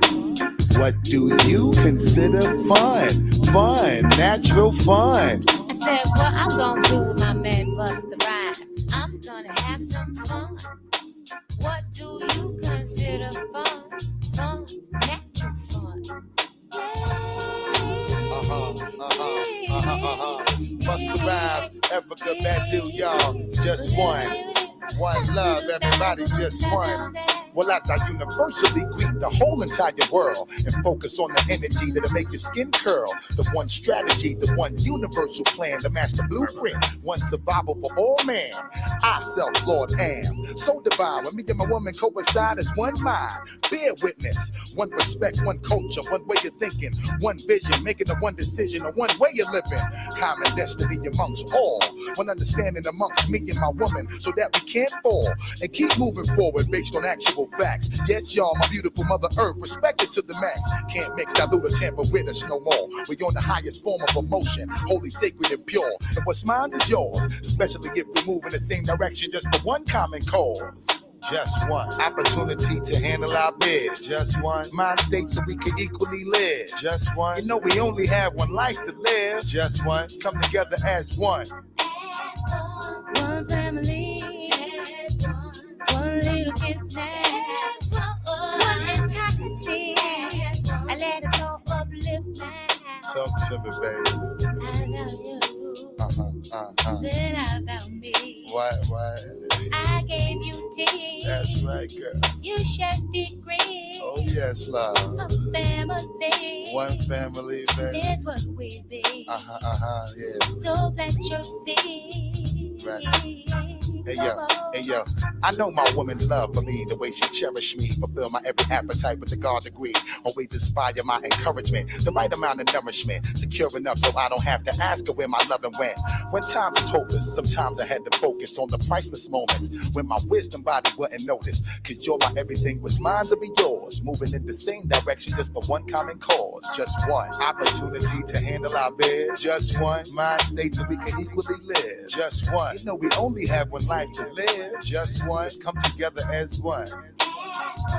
One family, one little kiss now, one entirety. So let us all uplift now. As my sunlight, I bear witness to you. Being the foundation, you can come home and watch the babies too. The one way we agree on how to follow tradition. This one family coming first, play your position. You make the sacrifices, I make the same too. From all the struggle that I see, that's why my love is for you. You always hold it down for me, so I'ma hold it for you.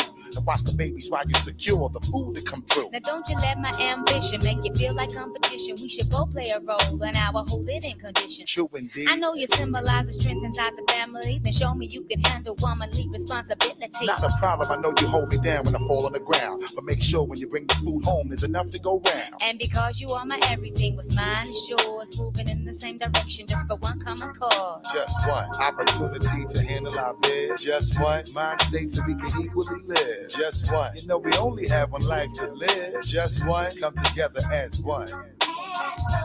One family, one little kiss now, one entirety. So let us all uplift now. One family, one little kiss now, one entirety. So let us all uplift now.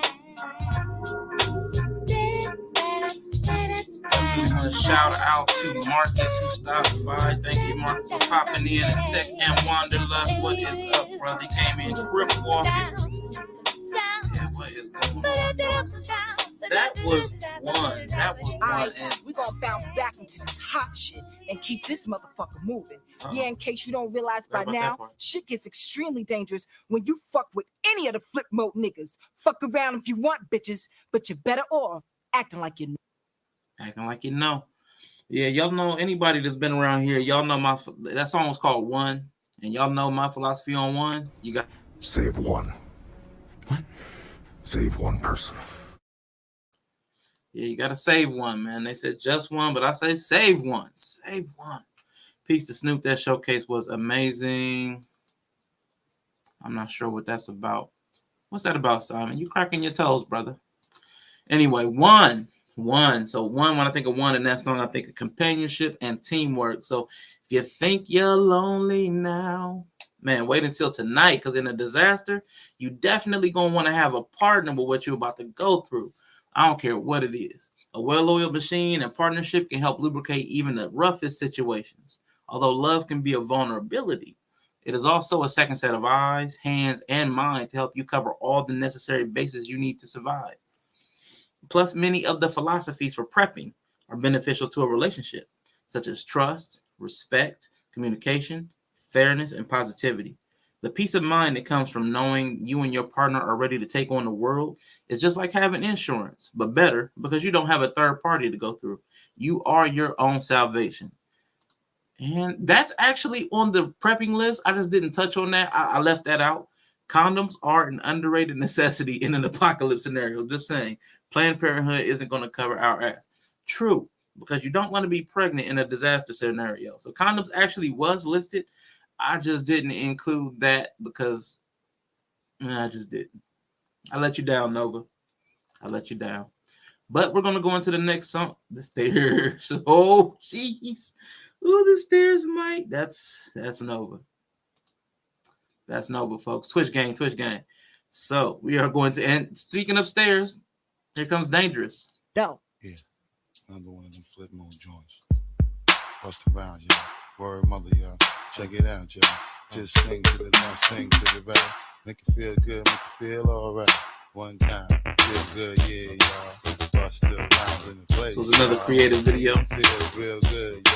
Flip mode squad in the place, y'all. Buck wild to all of my niggas who don't care. Floss like a bunch of young black millionaires. Making you run, me and my done stacking my ones. Floss a little, invest up in the mutual fund. Blowing the horn, a sense of every day I was born. Never think I see a nigga landscaping my lawn. Dangerous, my nigga should be accurate. Have to get the flow be so immaculate. Hey yo, watching my dough, sipping my mo. Sipping it slow, them pretty bitches saying hello. Anyway, go ahead and display your olive oil. Little honey dip whipping a little cabriolet. I don't mean to hold you up, but I got something to say. Swear to only give you hot shit every day. Afraid of us, you know this ain't a game to us. You strange to us, that's when we getting dangerous. Come on. This is serious. We could make you delirious. You should have a healthy fear of us. Cause too much of us is dangerous. So dangerous, we so dangerous. My flip mode squad is dangerous. So dangerous, we so dangerous. My whole entire unit is dangerous. Hold your breath, we swinging it from right to left. With the wide clef. breath. Nigga should be hot to death. Staying alive, you know only the strongest survive. Holding my heat under my seat, whipping the fire.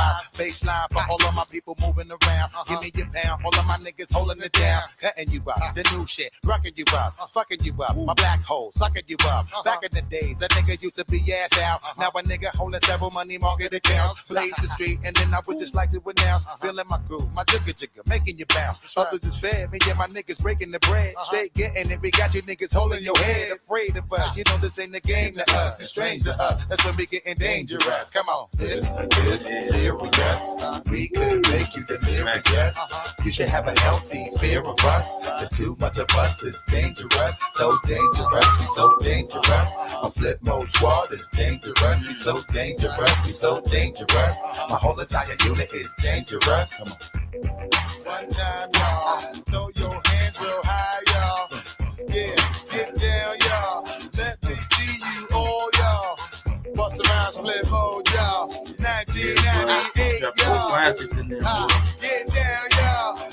Let's have a ball, y'all. Feeling the heat, up in the street, rocking the beat. Step up in the club, take me to my reserve seat. Coming around, all of my niggas surround me. So much bottles of liquor, y'all niggas to drown me. Making you drunk, feeling the funk, blazing the skunk. Stay hitting with the shit that blow a hole in your trunk. Afraid of us, you know this ain't the game to us. You strange to us, that's when we getting dangerous. Come on. This is serious. We could make you delirious. You should have a healthy fear of us. Cause too much of us is dangerous. So dangerous, we so dangerous. My flip mode squad is dangerous. So dangerous, we so dangerous. My whole entire unit is dangerous. Come on. Yeah, so Second Wanderlust, definitely, man. You dropping those classics in there. That made me think about rest in peace to DJ K Slade, who lost, I guess, a battle he was with the vid. As he was struggling with some complications with COVID and all that. So definitely a shout out to him and his family, prayers, well wishes, all that stuff. So DJ K Slade, I think he was 55 years old if I remember the report. Definitely. So that song was dangerous. I don't know if Rainey had a dangerous situation he proposed right before we went into the song. But another thing that's dangerous in relation to what he said about condoms and, you know, not having child care. Dangerous. That was actually what was on my mind when I got to the song Dangerous for the little people, the rapscallions, the ankle biters. They are useless, aren't they? Yes, but they can actually be more helpful if you aren't in a disaster that involves dangerous people or animals. These little minions can be quite handy. Collection, minor building tasks, area searching, being allowed to attract help maybe because you're injured, all very useful for children that can provide that kind of help without a lot of training, and they can actually have fun doing it. So unless you have a crier, you know, they had a good solution for that back in Sparta, you know, this is Sparta, but you may not like me for saying that. But children are more capable than I gave them credit for. I watched a Netflix show recently from Japan, and there was a toddler. He was 2.5 years old. He walked a half mile to the store and had a list that he had to remember of 3 items. He bought two items, forgot, went outside after he bought them, remembered the 3rd item, went back in and bought it. So children are more proficient than I ever gave them credit for. So train up a child to be a help and not a hindrance, because that will, in a time of disaster, that will be very beneficial. Rashawn, what does the R stand for in your name? That is a great question. And the R, Miss Nebraska, honestly, just stands for R. It is Rashawn. The apostrophe takes the place of like any vowel sound. My mother did it with the, I guess, U, like Rashawn. But because there's no determinate vowel in there, Arshawn, Rayshawn, Roshan, Rushan, I take them all because, again, I blame my mother for that. So Rushan is how I say it. Any of the modifiers I accept. I don't trip about it because, again, it is what it is. Speaking of, I want you guys to, if you're interested, because, I mean, the name thing is what I teased earlier, the name, about my middle name. Would you guys like to know what my middle name is? If so, just give me an 8 in the chat. I was born in August. Give me an 8. If you want to know what the middle name is, give me an 8. Otherwise, I'll just go into the next song. Nova, of course you would. Children are only capable of pissing me off, change my mind. I'm not going to change your mind, Nova, because, man, children are not my bag, man. Toddlers these days are super smart. I believe you. Real niche. You've been saying, but you haven't been saying the name wrong the whole time because, again, all of them are right. My mother didn't spell it right. She spelled R apostrophe Sean, which is R Sean, if you look at it. Or you could add the apostrophe. You can change that into any vowel sound. It could be Rashan, Rishon, Roshan, Rishon, Roshan, Rishon. It really, long O, long, short O, all that weird stuff. So you can make of it what you will. I take all if it's close, and then Sean, I'll take it. I'll take it. Just call me. Just don't stop calling me. I don't care what you call me. Just don't stop calling me. Rotisserie. Oh, that feels like a fat joke. Oh, that feels like a fat joke, Yella. I chop up Yella name too. All right, I'm gonna hit y'all with it. He says, "Nah, keep it mysterious." Nah, cause it's so funny. Rashan, yeah, man, trust me, you have no idea. One of my best friends in high school actually he got the first part Rasha, but he put a D on the end, so I was Rashad to like my best friend all through like high school. Yeah, okay, yep. Ramadan, okay, all right, Yella. All right, I got you. This is going south real quick. Remix. See, this is why people can't have nice things. You can't bring everybody to the cookout. And Yella is free Nushan. Free Nushan. Jesus. What's wrong with you people? You people. JP Rashan. Yes. See, you people. Rashan's middle name is just Sean. His first name is R. You know what? I don't think you people deserve to know my middle name. No, it's funny. It's funnier than actually, to me, Russian. That's what my grandmother called me, Russian. I'm immature. I'm ashamed. Yeah, you should be. Yellow, dirty, smelly coffee. Ooh, dirty, smelly coffee. Yeah, because my grandmother would either call me Russian because I talk so fast or apostrophe. So, yeah, she loves it. All right, y'all. I'm gonna let y'all know the middle name, and JP's probably gonna laugh the hardest. Okay, out of all the people, JP's here. She would show up for this. All right. This is my middle name. I don't want to hear nothing else after this. All right. Otherwise, I'm clearing the room. I'm ending the stream. If I hear anything about it, I'm clearing the stream.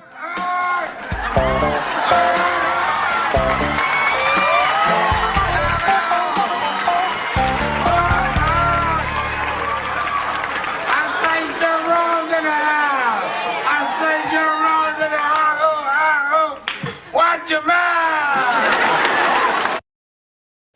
Yeah, watch your mouth. Yeah, watch your mouth. I don't want to hear nothing. Yeah, I'm immature and never shame. And do I have freckles? Yes, I do have freckles. Yes, Mr. Nebraska, my middle name is Jerome. Yes. Jerome is in the house. Yep. That is my middle name. We ain't about to make no jokes about that, people. Understand? Watch your mouth. But nah, yeah. I always thought that was funny. It was a funny middle name. Very few people know it, though. But you are all special to me. So, I'm sharing that with you. What's that? Oh, Mr. Logic. I don't even watch Lapeef anymore, so I don't even know what he looks like. Could have been, man. Could have been. I say Rome in the house. Yep, that was another one. I wish I had break. Well, thank you so much. And butterscotch from. See, it was a mistake. Marcus was right. Not like this. I don't even know what song I left. Oh, Dangerous. All right, people, we are almost done. I have 2 songs left, 2 more sections, just 1 paragraph each. We're gonna burn through those. Then I've got an outro with the outro and there was a remix they added. I'm gonna let those play during the outro while I go get some more water. Pit stop. Then when I get back, anybody can come up. We can talk about anything. It does not have to be disaster prep. I did want to do this conversation because Inya, who sent me some suggestions for topics, I wanted to do some of the topics she sent. The one last week the one this week, disaster prep. But again, I'm not a real big disaster prepper, so I wanted to do it in a weird, funny way that I would enjoy. So hopefully you guys are enjoying it too. Just catch up on the chat real quick. Your history professor's name is Jerome. Yeah, I know that's one of those old medieval church names, like Jerome. I think it's from the Protestant Reformation. I can't remember who, but I never looked into it. I never cared for the name, so I never cared to look up where it came from at all. I owe Inya a discussion on some home births. Okay. Hey, she's a great woman, but we're about to hit this song, y'all. See, when we get on shit, speaking of Puffy, Simon, we like to make you shake your ass, move your hips. So we're gonna do a little something like this. Flip mode, dabble. Check this out. Tell me how it feels. Is it hot? Is it not? Does it drop? Cash like a slot. Little stay street or go pop. Checking out with flip mode. Got mad hip hop. Control #1. Drinks in the sun. 80 times a week I get spun. Shake it, hun. All a brother know is make the hit, get the dough. Making grandmas hit the flow. Really though, it's my thing, my slang. Rich motherfucker scooping chicks at the rocker. Bringing my team to the joint. With Allen Iverson running the point. Don't smoke the split for the joint. And when they see me, they all point. Cause I be that nigga with the $1 million figures, getting all up in they bitches, leaving they pussy in stitches. Hey yo, I'm on to the next level. I'm getting rich. Friends said I switch. I got me a bad chick, live up in the hills. Pay my mom's bill, recruit for $500,000. Still got my deal. Got the 700 Benzo you never seen. Cash money fiend. A lot of chats wanna dream like a shorty, like a Philippine. The way I eat my shrimp is steam. I'm the man with the gangsta lean. What? So I split your whole spleen, if you know what I mean. Call me Little Rap Cash. I get you for your stash. VIP pass. Save all the gas. I'll make it last. To my people in the front, if you're ready to bump, say. Don't stop. And to my people in the back, if you're not the whack, say. Don't stop. And to my people in the left, if you're hot to death, say. Don't stop. Come on. And to my people on the right, on the party tonight, say. Don't stop. Come on. Yo.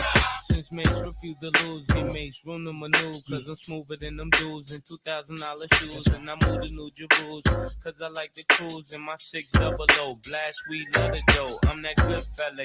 What the hell they could tell me? Smoke my la out in LA. Who's ready? Juice heavy, black and blue Chevy. See Angeletti when a nigga need a cheddar. Plus I'm raw in the Broadways, all yays and platinum. Then been anything we touch. Never had a partner, so I never had to deduct. Ship 1.8 and in a week I had to re-up. Come on, what? Check out the way me and my niggas always be ripping shit. The way that I display no flavor and do it so intricate. Pitter and patter and pitter all over the shit.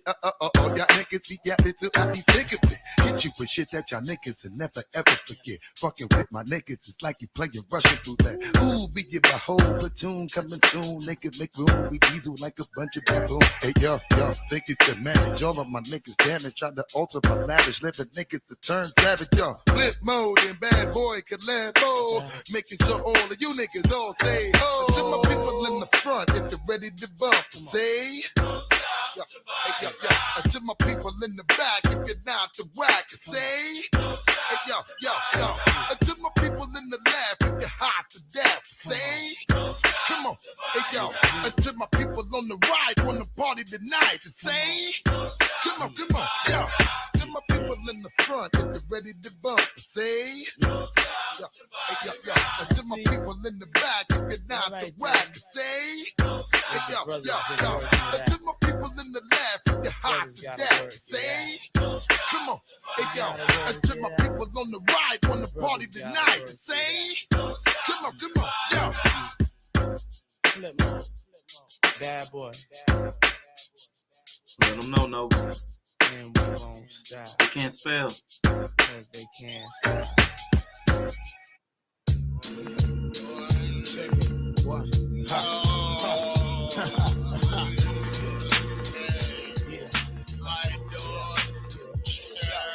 It's the musical fella, the Black John Lennon. how it's ending. But I'm going to get this paper from now to Armageddon. My mental's too strict, my squad is too thick. I fucked up and slipped, but I quickly caught a grip. Since my man put me on, I took another route. I wreck your shows, you know, from here to over south. The motherfuckers know exactly talking about. Split Star TV on MTV. Fuck that, I'm coming to gain on Soul Train.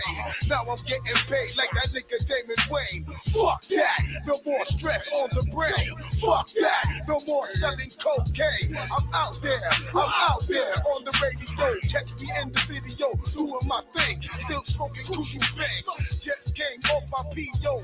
I'm in my basement writing up flow. That's right, my fucking brain is open. Got you jealous niggas on the side smoking. Smell the weed I'm toting. It stink like skunk. I'm beating down you punks. So shut the fuck up. Hey yo, what the fuck is going on in my shit? Hey yo, Split Star, how the fuck you up in my shit? Got your fucking songs on my LP, nigga. Nigga, we know your shit coming out in 98, motherfucker. Have patience. Yeah, everybody, y'all see AR, him versus her solutions. Please go over there and put snitch somewhere in the comment section on any of his videos. Just put snitch, rat. Put that AR is a rat. That's probably it's probably TAR for rat backwards. That's probably it. So 911, what's your emergency? He's definitely talking about letting them know we're playing music over here. AR, you are a rat. But anyway, appreciate y'all. That was Don't Stop the Body Rock. So Don't Stop the Body Rock. How am I going to tie that in? See, you got to keep the body rocking, y'all. We are going to need medical skills and training if the disaster is massive. For small events, we will only need first aid kits, of course, medical supplies, maybe some over-the-counter meds, wraps and bandages, of course. But depending on where you live, you need to have different provisions made. Staying alive is the name of the game, and the last thing you want is to check out from a basic infection that could have been prevented with some rubbing alcohol and some antibiotics. Like my Twitch people know, there's an emote, not like this. You don't want to go out like that, y'all. You got to keep the body rocking, and we are going to keep it rocking with the last song, Get Off My Block, folks. Get off my block. Over that way. Not like this. Just get off my block. Lord have mercy. Bust the rhyme. Flip mode trilogy. Hey yo, we ain't familiar at all, nigga. Don't like it, go. Sorry, we're gonna interrupt that real quick. Gotta guess, y'all. Yes, y'all. All right, let me restart that song. My fault. My fault. I stole that from Knowledge and Relationships. I'm a thief. That's why the police are in the building. Just get off my block. Lord have mercy. Bust the rhyme. Flip mode trilogy. Hey yo, we ain't familiar at all, nigga. Don't like it, go back your gat and let's brawl it at all, nigga. Straight rolling. When we used to chill up on park benches. My 20 block radius think we need some barbed wire fences. Stop bitch niggas like you from easily trespassing. Nickel 9 shine on your eye, then you see fire blasting. Get off my premises. Say your lord, is you a friend of his?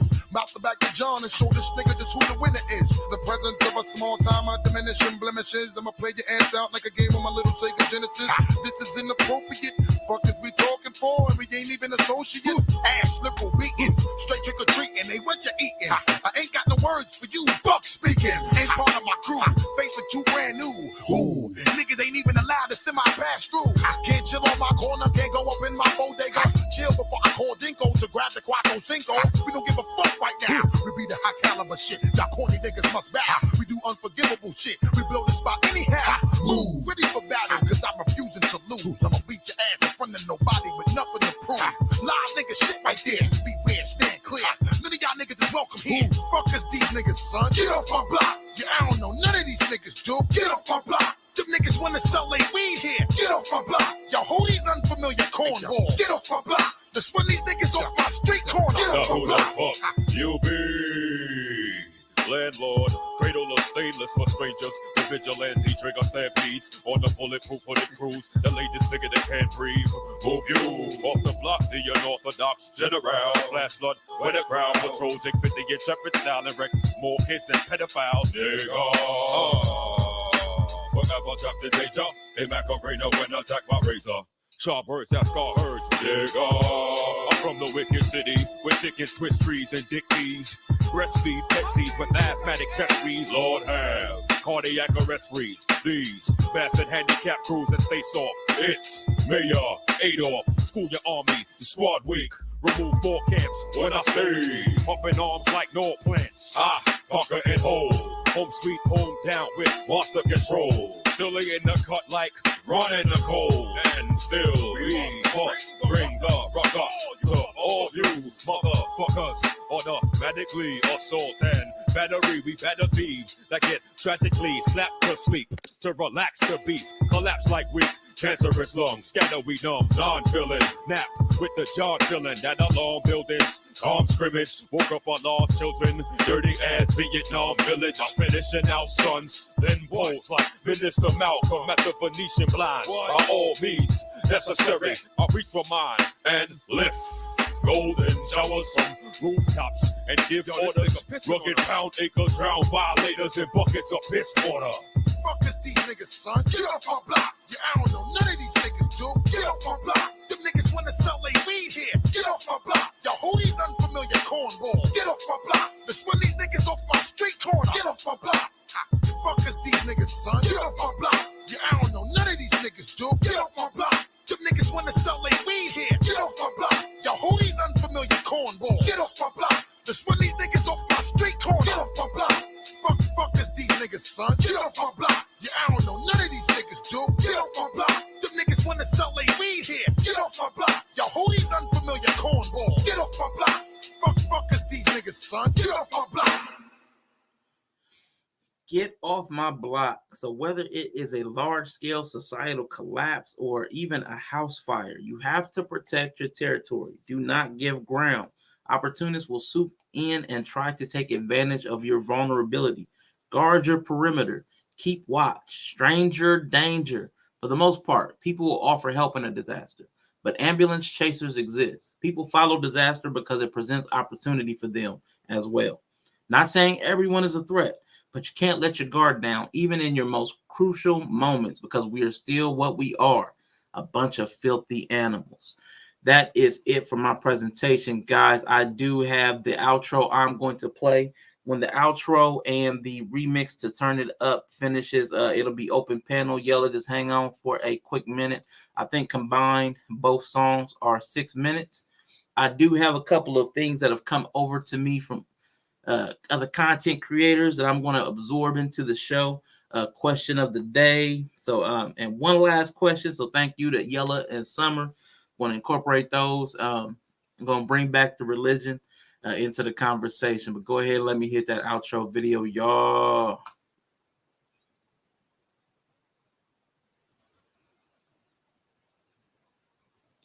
Wait a minute. I don't hear anything. No. I don't hear it. Sorry, guys. I hit the overlay. I'm an idiot. There it is.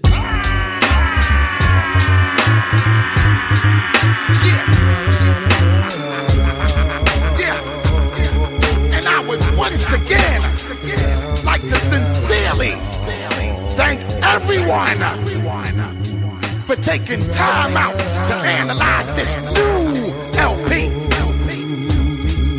and bearing witness to another precious moment well spent with Busta Rhymes. Yeah.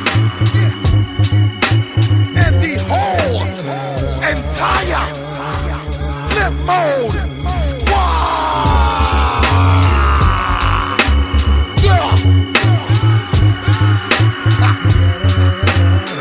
And once again, as we continue to keep all you motherfuckers posted, there's only 2 years left from the year 1998, and I sincerely hope that all you motherfuckers are keeping in mind that there is absolutely no time to be taking time for granted.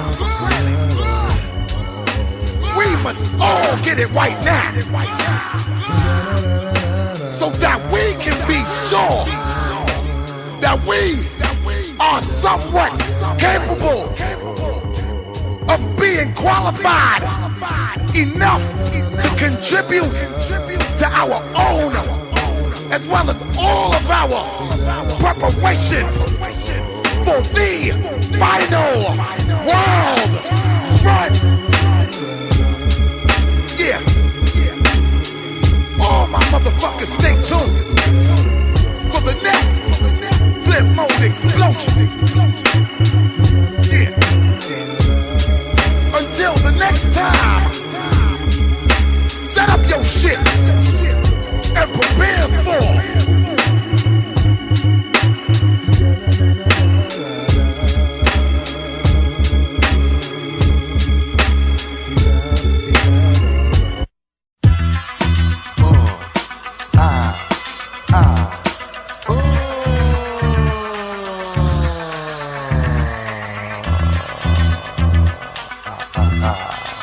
Check it out.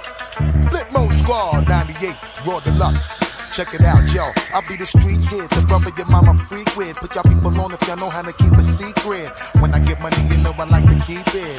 How I get money, others are trying to peep it. Flip Mode, be winners you wanna form a team with. The big money figures, the ones that plot the scheme with. The brothers that be used to getting money frequent. The ones I would always measure my triple beams with. Until they start taking my people to the precinct. That's all back in the day, yo, that ain't nothing recent. Cause nowadays we need women we like to speak with, eat with, lay them down and sleep with. Type of woman make a brother wanna keep it. Shorty be so exotic, she looking decent. Lot of corny others be offering whack free. I can't hold her heat no more, yo, I gotta release it. What y'all wanna do?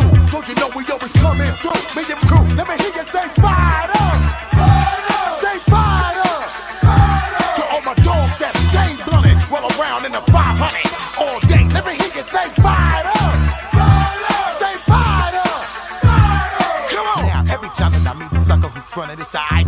Getting money and everybody want it. Smoke my big, get myself over, fall on the floor, and I gotta call my S500 Iceberg 5. Where you at? No need for alarm. Right now I'm cruising to the sounds of my enhanced CD-ROM. Hurry up, 5, and yo, you know it's about to get thick. I see this cat away behind my back, about to do a stick. Tell me where you at, I will be there in 10 seconds flat. You know I got your back, I'll be there just in time to counteract. Sometimes I might forget my S5 bulletproof. I turbo move and blast right through the ceiling in the roof.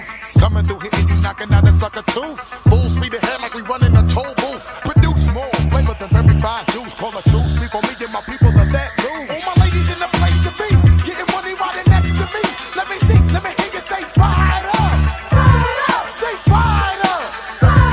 All my people just wave your hand, getting money all across the land. One time, let me hear you say fired up. Say fired up. Release the heat, we letting loose to the extreme. We in the Iceberg S5, bounce from the scene. Recline my seat, rock to the beat, leaning so hard, it's like my whole spawn up in the Jeep. Blowing up the spot and we hit them, know what I mean. Got you open, we keeping you people up like caffeine. Flying guillotine, seeing everything on my little computer screen. From here to Philippines, keep it moving, we never run out of gasoline. Gas me your arson and sucker with kerosene. Me and my 5 be running the mission you never seen. Hot shit, taking you suckers forever fiend. Any one of you coming, you better come clean. Hit you with an overdose, some more rhyme amphetamine. Got your eye bloodshot, you need Visine. People is wildin', I think you need to ring the siren. What y'all wanna do? Don't you know we always coming through? Me and my crew, let me hear you say fired up. Say fired up. To all my dogs that stay blunted, roll around in the 500 all day. Let me hear you say fired up. Say fired up. To all my ladies in the place to be, getting money riding next to me. Let me see, let me hear you say fired up. Say fired up. To all my people just wave your hand, getting money all across the land. One time, let me hear you say fired up. Say fired up. Come on.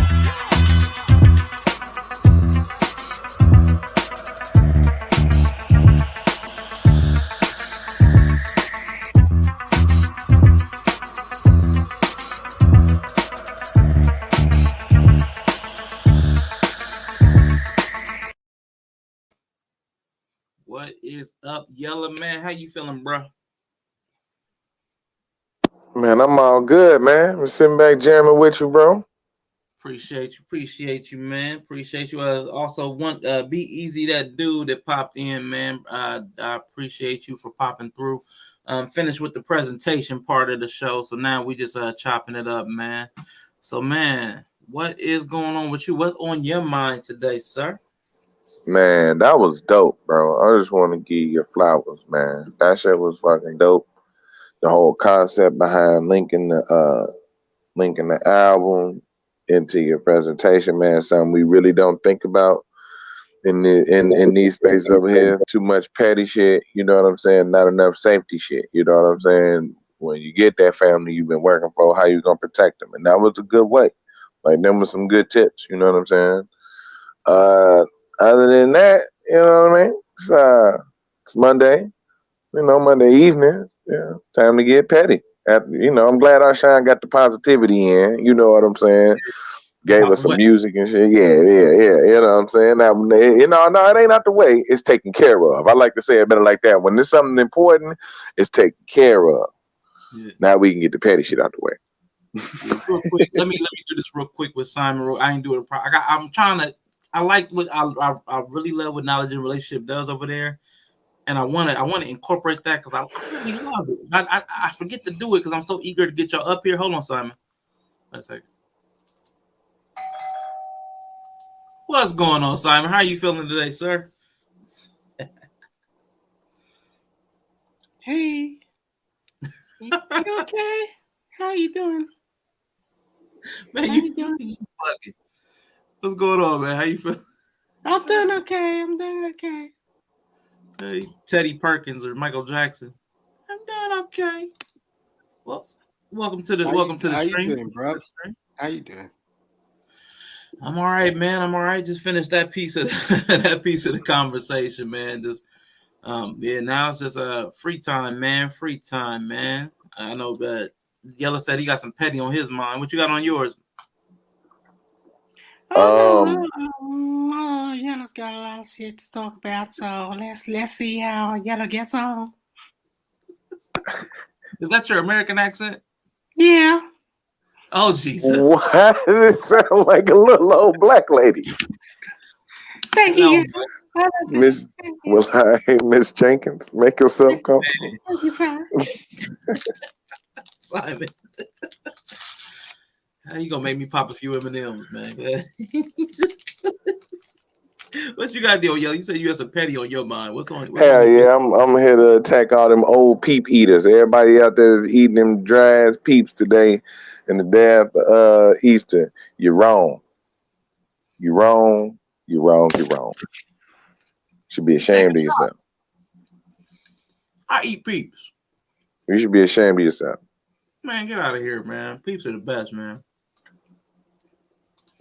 Let me turn some music on, man. I ain't gonna be able to deal with you if you coming for me first thing, man. You know how much water you gotta drink after you eat some peeps? Man, they ain't dry. Get out of here, man. If y'all don't mind me interrupting, can you tell me what peeps are? Because I really don't know. That's true. I spoke to another Brit recently, and they said they didn't know what peeps were either. So yes, peeps are a marshmallow treat that are coated in a crystalline sugar and colored. So you might have yellow, blue, or pink, and they're in the shape of a little chick or something, like a little baby chick, but it's all marshmallow with crystal coated sugar. Yep. Well, thank you for clarifying that with me, Sean. I really appreciate it. Thank you. Very welcome. I see Simon came up, but he felt petty today too. Oh man, I see people. Everybody chose violence today. All right, cool. That's what it is. It's like, yo, man, y'all. Right, is that music too loud, too low? I can barely hear it, but I don't know how y'all hearing it. That's cool. All right. You cool, bro. Man, I'm be coming from my. So listen, I didn't even know I had these robin eggs. They're trash. Oh yeah, that shit was whack. Yeah, but I had the little pastel M&M. Yeah. don't know, man. Shout out to the chat. What the chat want to talk about, man? Shit. Yeah, what we're talking about, guys? We're talking about the people. Yella had a Easter like a hierarchy. What do you call them, man? It's a tier list. Like it was an Easter Essentials tier list.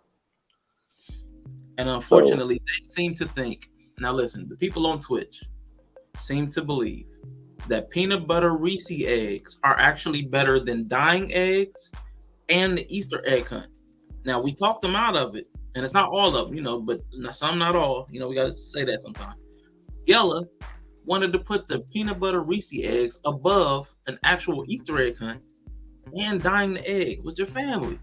Ain't that crazy, y'all? Come on now. That's crazy. I mean, somebody got to change my mind. Because the peanut butter eggs, man. Look, that shit. Look, Easter just ain't right without a peanut butter. I ain't had one this year. And I really felt like the whole Easter spirit just went away. Because I ain't had me a chocolate egg. I got some eggs in there. If I want to just dye egg, I could boil it and draw on it with a Sharpie. You know what I'm saying? But it's that good warm feeling after you get a Reese's egg. You know what I'm saying? And I don't have to deal with nobody. I can just go to the store and buy it. I don't have to have nobody come over and shit. And the kids gonna want to eat them all. I can just have them to myself. Yeah. I mean, that sounds like an okay day. Like a couple of store-bought Reese eggs. I mean, that sounds like. I wish I had already had it chopped up. I'm gonna have something for that next time. I need to add that to the repertoire. All I'm saying is I take a bullet for a Reese's factory. A lot easier for some twat making robin eggs. Yeah, the robin eggs are trash. That's savage. I don't even know how I ended up with those. I thought they were something else. But yeah, man. Now, Simon, do you celebrate Easter? Oh, yes, sir. Jesus, yes, we do. We celebrate Easter, sir. Yes. Did you color eggs this year, Simon? I didn't in particular, but my daughter did. We went around the park. And there was some festivities that was occurring. Yes, sir. Yeah, I think I need to. Simon is on one today. What is going on? I gotta see. Yes, absolutely. Yes. Okay. I was like, what? What is going on, man? Did you have too many peanut butter eggs yesterday, man? Hey, man. We don't really know much about peanut butter over here, but what we can say is peanut butter has been a staple. What's going on with you, Simon? What is going on?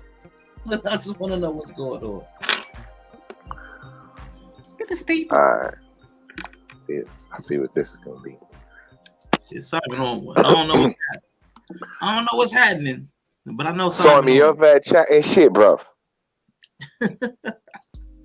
Simon, you gotta get out of your own way, mate. I don't know what is. I don't understand what happened. I don't get how we transfer accents. I don't get how you turned into an American and I became a Brit. Are you having a go at me, mate? You taking a piss? Are you taking a piss, yeah? Are you pulling me wanker? Wow. It's crazy. Happy Easter, bros. Look. It's not that type of party, mate. Nah, I respect you, bros. Happy Easter to you too, Simon. I had to go to the whole. Like, I'm dealing with COVID at the moment, so I'm just like, it's a bit of a weird one. Oh shit. Yeah. I don't know if you dealt with COVID, but it's a bit of a weird one. It's like we don't really know what the hell's going on. You know, you can hear my cough. It's messed up. Mm-hmm. You take that bite or not? I don't know. I mean, what the hell, I've tried it. It's not working. So yeah, cool. It is what it is. You know, we're just in a different time, man.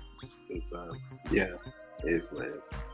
But yeah, So you got the full blown joint where you can't taste shit. You can't taste the smell shit. No, I don't feel any of that. It's just, I think like when you're dealing with little ones, like because they're not injected and all that, like you just naturally are susceptible to it. So it's like when you if you walk into a nursery tomorrow, they're like kids with the kids, and it's like it's the adults that are bugging out about it, really. You know, but yeah, no, it's that I was on another platform and they were like, I had a bit of a flip, and they were like, oh yeah, so you're doing the American accent. So I came out with this character. She's Andy May. Andy May. Yeah. Andy May. Hi y'all.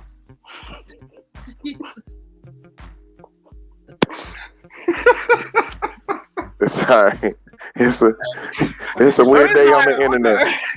It's a weird day on the internet because Arshawn this summer had an interview with Guy earlier, so you know what I'm saying that's a thing.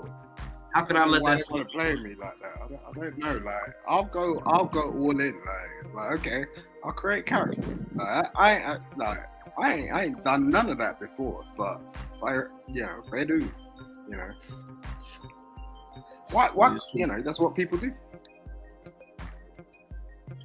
God was deflecting a lot, Bree.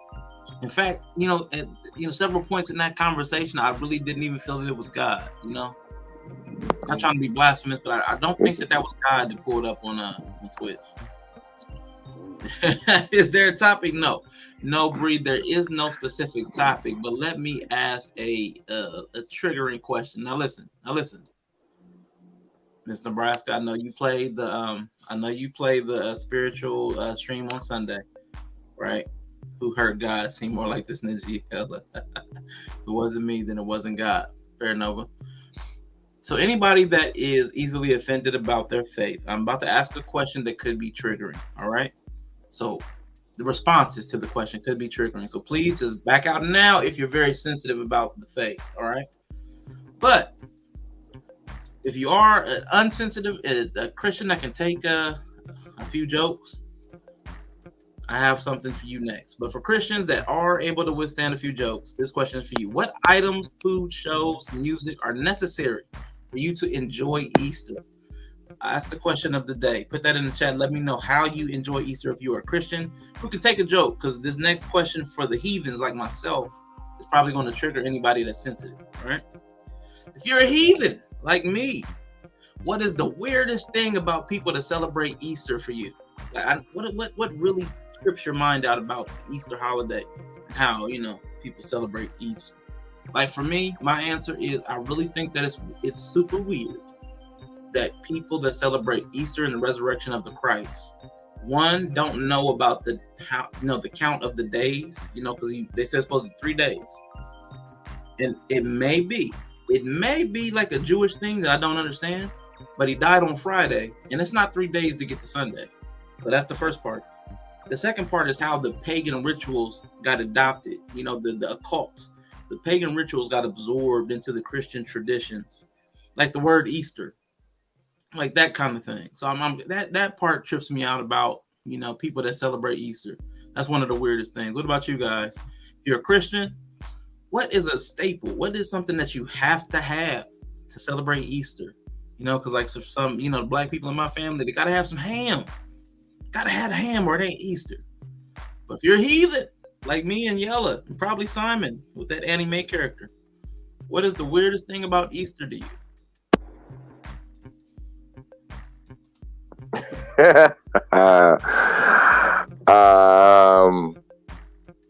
I'll let Simon go first because mine might be really triggering. Yeah, that's a reflect. That's a real deflection. I mean, I could just go and just drop this fucking bomb right here. You know what I'm saying? Go, Like, go, cause I go. got one. I got one. Oh, bro.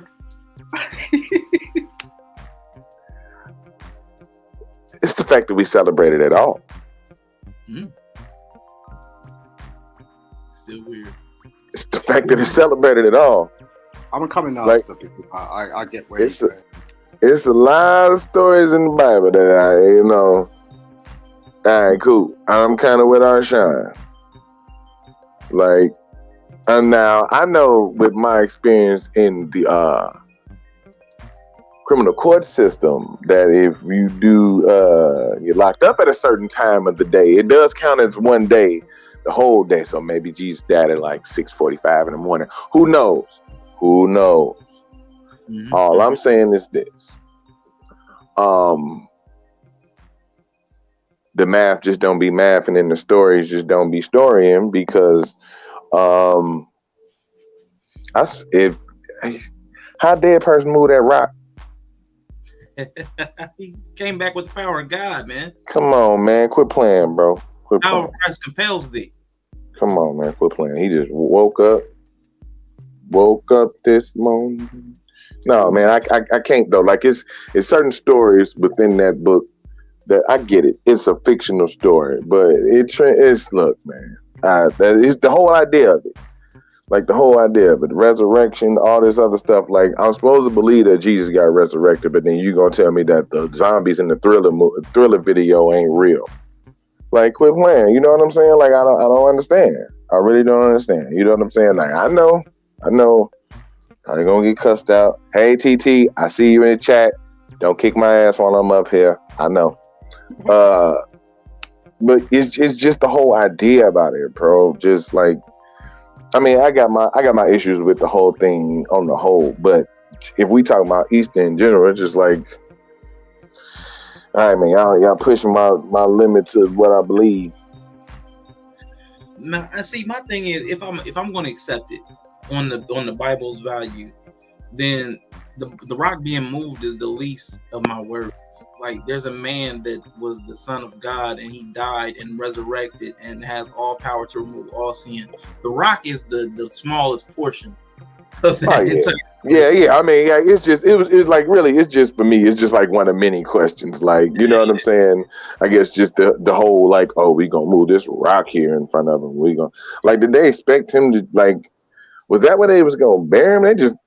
They chose that one little. I don't look.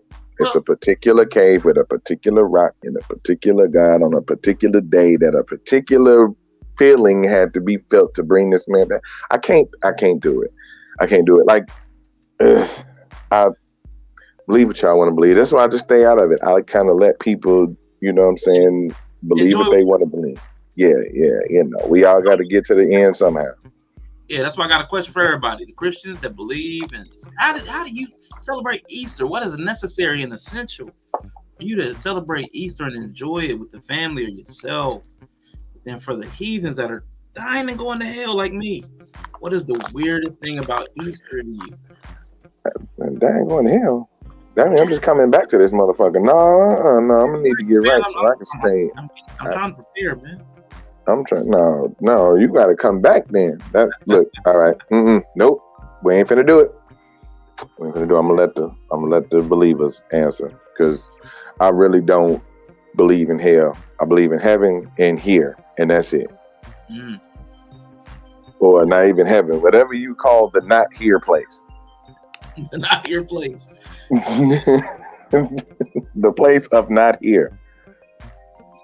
Yeah, I mean, I was just curious, man. I mean, I know everybody has a hard time diving into that topic because I know I just have, I don't celebrate any of the holidays. Okay. I mean, that's what I'm always curious about. I mean, because there are like Jewish holidays that Jesus would have celebrated, and I would have thought Christians would have adopted the Jewish holidays and celebrated the feast that the Jewish people celebrated because since Jesus was Jewish. So, I mean, I was always wondering, like, you know what? You need that rewind sort of sound. You just say Jesus was Jewish? Yeah. I mean, he was Jewish. That's not Well, that's controversial. I don't know if you can say that. I mean, I mean, to his point, yeah. Like, what else would he have been? I ain't even gonna go there, but I mean... No, I'm serious. No, I'm serious. Because okay, and this is why, and this is why I might need some. Yeah, but wow. I mean, we ain't talking about the other shit. We talking about. I mean, look. You're saying all right, Jesus he was been Jewish. he been gone he been gone 2,000 years. I think it's a little late for too soon. Okay, let's have a conversation. Okay. Just right. Just saying. Just saying. Jesus was Jewish. Guys, I'm getting ready to spoil something for you. Jesus was born and raised as a Jewish individual. Okay, he was from the Judean line of the tribes of Israel. This may be news to a lot of people, and it may be controversial, but Jesus was Jewish. Okay. What else could he have been? He couldn't have been Christian. I didn't say I knew. No. I ain't saying you. No, I'm saying you know. Was from Jerusalem and spoke something. Man, he's from Brooklyn. Alert. He's Brooklynite. I just think it's a big thing, like, to put out there that he's from the Wu-Tang Clan. Yeah. Kill me. Shame on the nigga. I mean, but at the end of the day, that's what I'm saying. Like, okay, regionally, what else would he have been? He couldn't have been Christian because that faith is built off him. Yeah, okay. See what I'm saying? I understand, but the whole thing about, like, the travel to Jerusalem, how Jerusalem happened, like how the states happened, what's all that about? So to say, like, nah, I don't know. It's tricky ground. Hey, what's up, guys? How y'all doing? Wait a second. We need to see this name, y'all. Oh, what's that? Oh, it's because Simon didn't put Simon Hectic. Oh, I was about my to put God. Marcus Hectic. Got Marcus Hectic in the building. You laughing? What's up, guys? How y'all doing? You laughing? I really Shit. I appreciate it. Shit. Marcus Hectic, what's up with you, man? Nah, man, I'm just chilling. What about y'all? Man, just chilling, man. Tripping over Simon's new American Annie Mae accent. I am glad he's okay. Dealing with that illness. He's sober? He's finally sober again? Hallelujah. Ooh, shots. He's going off that hot toddy. Oh, he took shots. Don't drink over here, Marcus. We're okay. Thank you very much. Thank you. Simon's always sober. Sober Simon. Hello, Mike. How y'all doing? We're okay. Thank you very Shout out to Simon, the Walmart Idris Elba. Yeah, thank you. My God. We like your perspective. You extra with that. We will always take it into consideration. Thank you very much. Thank you. Thank you. All right, so I gotta step off. I gotta step off for a second, child. I'll be back in a minute. All right, yeah. No, but I heard you guys talking about tradition cultures and holidays. I personally don't really believe in Easter like that because in my opinion, it's like paganism. Yeah. In my opinion. Well, just because I don't do the whole Easter eggs and the whole bunnies and stuff, was that a taser? Hey, that's a powerful taser if that's what he has. Yeah, those are some shots. Those are shots. Marcus taking shots. Holes. Nah, but it's like everybody's entitled to their opinion, just like everybody's entitled to believe in what they want to believe. I won't judge you. I won't cast you out just because you believe something different. You can sit down and talk about the differences and compare and contrast. I'm always down for conversations like that. Yeah. I'm just chill like that. Yeah. Yeah, that's the point. I mean, the thing is we can get grievous about things, you know. And really, we've got a lot to add. Like we've really got a lot to add to each other. Like Marcus is intellectually compounding, and the thing about it is that's sometimes what happens when we encounter like people being whatever. Like we can, you know, feel like irrational about it, and then sort of go, okay, this person's got something against me, and it's very emotional. But I think Marcus is like, I don't even know Marcus, but like in that way, but I just think everything that he said to me insofar has been brilliant.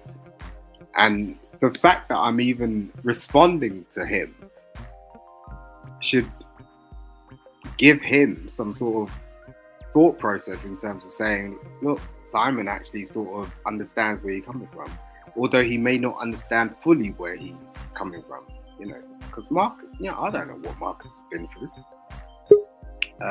But I'm back. I love it. I love it. Ding dong. Oh wait, I can't be above God. Whoa. Oh my. Welcome.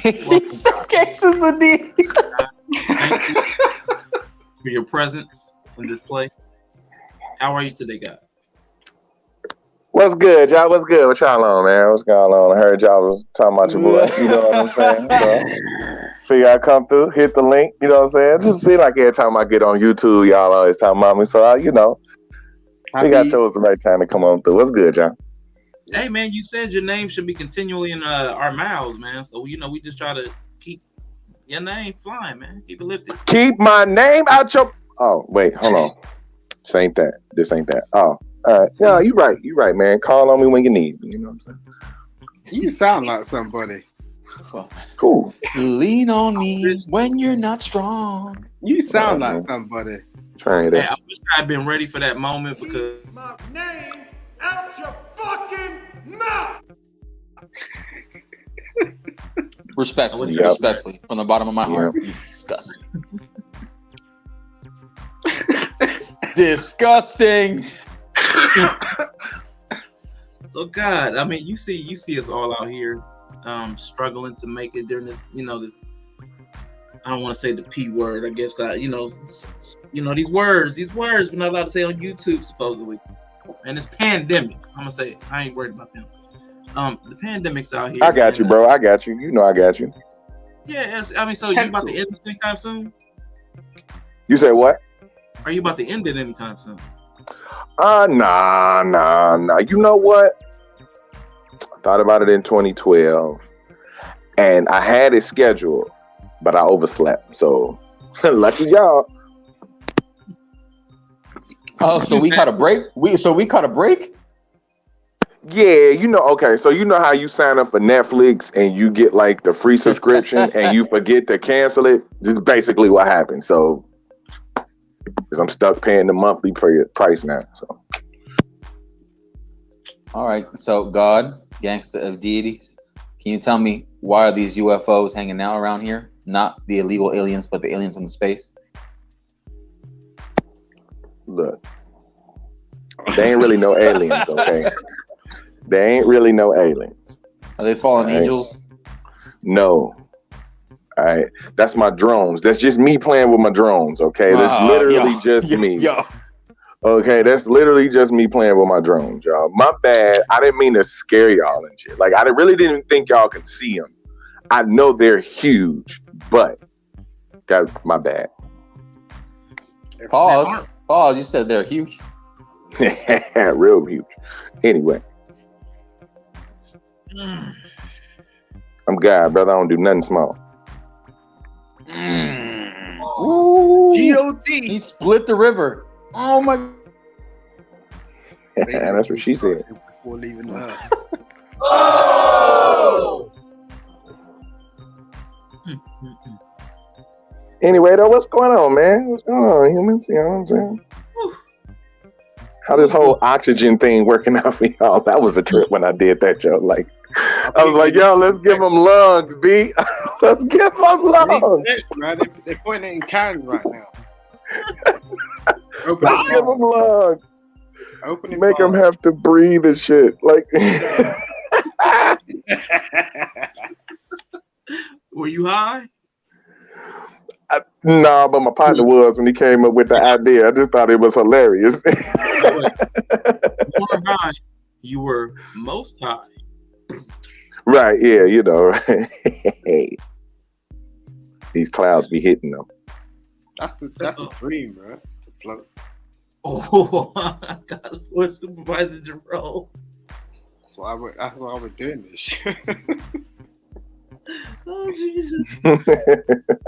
Supervisor Jerome, yo. See, that's why you can't give people. They should have never gave you niggas money. You don't know how to appreciate it. That's why you can't tell nobody nothing. I mean, yo. No. That's when disaster strikes, right? Oh, God. Oh, my God. Oh, man. Oh, my God. Glad you're here.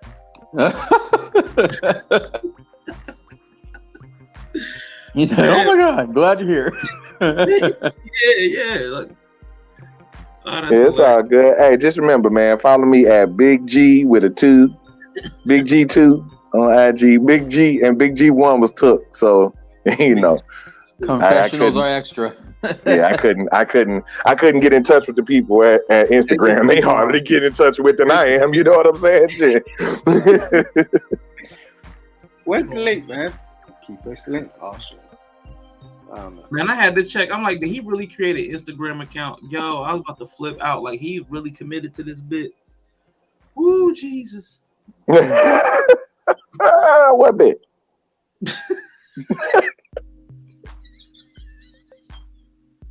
The internet is crazy today. I gotta go home. I am home. Oh yeah, y'all snap with this internet stuff, bro. Like, really? Cat videos? Y'all was freaking genius, bro. This was genius. Oh man, my plan worked. Hey, Marcus. You right? No, Petty. I'm here. Petty.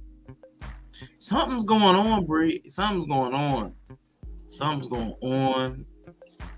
I mean, we had God. I had 2 visits from God today. Simon came in character, but with Simon Hectic gone, Marcus Hectic came to take his place. You know, power vacuum. The Hectic had to be filled. Like, man, I don't know what's going on, y'all. I don't know what's going on. Does anybody let God do God's work, man? I mean, like, we're not in control of this shit. I mean, but y'all could help a little. Shit, you know what I'm saying? Tell me what you want. I am one deity. Look, what happened there, right? Look, I can't do everything. Arshawn was speaking the God's word, and then something happened, and then we went into human mode. Like, I'm here because of God. I'm not here because of anything else. So, like, the interactions is different. That's a human thing. It's like, that's a man-made thing. So we got to be careful, like, in terms of how we balance that. The frequencies that we give each other is different. So, like, yo, God, okay, can you fix inflation? Yeah, that's a man-made thing. Hey man, I can't do nothing about that. My prices went up. Prices went up everywhere, bro. Well, snap your fingers and do the stand. No man, prices up everywhere. You know how much a Halo costs up here now? It's like, okay, maybe I can be a Halo. Few prices. It's like, cool, okay, but we're not having the conversation. Like, you want to detract from the politics of everything. That's going to go up and down. We should know that by now. We're grown men. Do you understand? Well, politics is from the devil, they say. That's an interesting thing. But I'm just saying, like, if you're gonna, you got me, Nova. You got me. That was a good one. You got me, Nova. You sure that's not B9 under Nova Rain? It sounds like a lot like B9. Shout out to B9 though. Shout out to B9. Yo, Don't do that. Hey, man. Shout out to B9, bro. He's a good guy. You don't know B9. Yeah, man. Hey, I know B9. Do you? Hella? He was at the cookout. God really might have done it. Right now, I've got 5 people on Twitch and 2 on YouTube. God might have really done. God might have sent me a sign, man. He said, "Get more followers." Oh yeah. Get Simon Hicks the fuck out of here. No, Simon, you cool. You cool. Hey, but I will say this. That little thing you be doing when you by yourself, stop that shit. You're gonna go blind. I've never You don't think nobody be watching? I see that shit, unfortunately.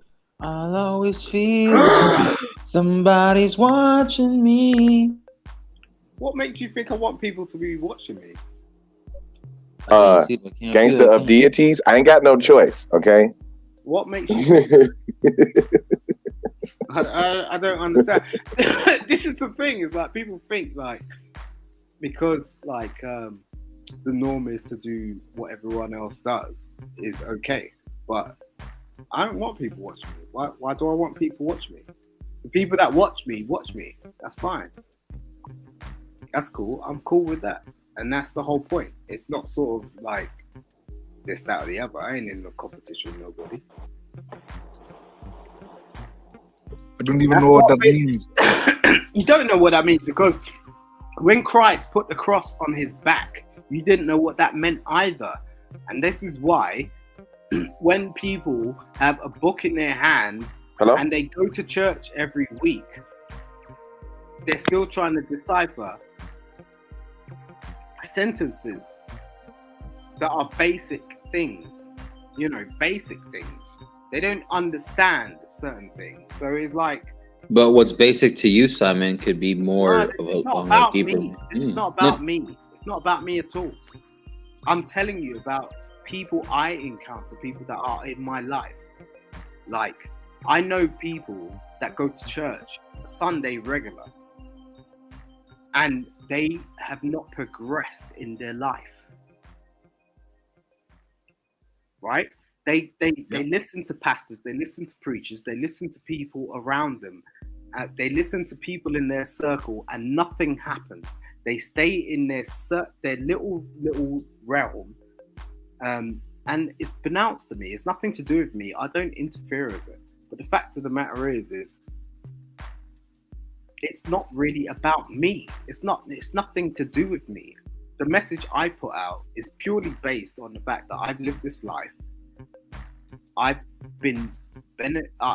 benefited from people. Even when I come on Sean, if I speak to Sean, he may say this, he may say that. I may say this, I may say that. The fact of the matter is I learn from him, and I take that. I'm just that person. So people might agree or disagree. They can do what the hell they want. It doesn't matter, because at the end of the day, people only really pay attention to people when they're dead. I hear you. If you're an artist, which I am, I'm an artist. If you're an artist, your biggest or whatever, your people ain't even gonna. It's not gonna be big to you. But at the end of the day, it's like when it goes on the wall, like Van Gogh, for example. Like no one knows who Van Gogh is. Isn't that the guy who cut off his ear and was trying to be in love with his sister? Yeah, but at the latest auction, what did his latest picture sell for? Millions had to be. It sold for much more than you could probably acquire in your whole life. So at the end of the day, it's all bullshit. When people come up and start talking some random stuff about things they don't really know about, I don't cooperate with that, because I'm not being disrespectful to people. I'm not saying I know more than you. I don't know anything. I know what I know, but I also can see people and see their talents and see where they're going. I got an echo. That's not me. That's Ding Dong over there, down there, below me, above me. My bad, y'all. My bad. Mary was calling me. She was complaining about Joseph again. I was like, look, whatever we had was over, baby. Oh my! Look, I ain't got nothing to do with that. You and your man over there tripping. I ain't got nothing to do with that. You know what I'm saying? Between y'all, I got my son. We good. I'll take care of him. Jeez. Y'all won't handle that over there. I ain't got nothing to do with that. What I miss? You and your 12 disciples, man. I ain't picked them. Disgrace. I ain't picked them. Disgrace. No, I'm playing. No, listen, I hear you, and I understand where you're coming from. And when I was saying it, I didn't mean directly you, but I'm just saying what could be common or understood for somebody, or like very short and understood, it could take someone else longer to process and understand or decode the message. Is what I was trying to get at for you, Simon. Are you talking to me? No, I'm talking to the damn picture of a guy that looks like Black Lightning. Of course I'm talking to you. You like me, Marcus. Oh, Even I saw that coming. I appreciate it. No, Marcus, that's cool. I appreciate your honesty, because you're one of the most honest people that I've encountered through these digital streets. So that's cool. And you can tell me what the fuck you want to tell me. You can tell me I'm a fuckboy. I don't really give a fuck. And I'll Let me talk to God right now. Let me talk to God. Listen, God. Simon has yet to learn so many ways of helping him with his foul mouth and his critically drinking. But I don't judge him. I only wish him the best because I'm critically sober.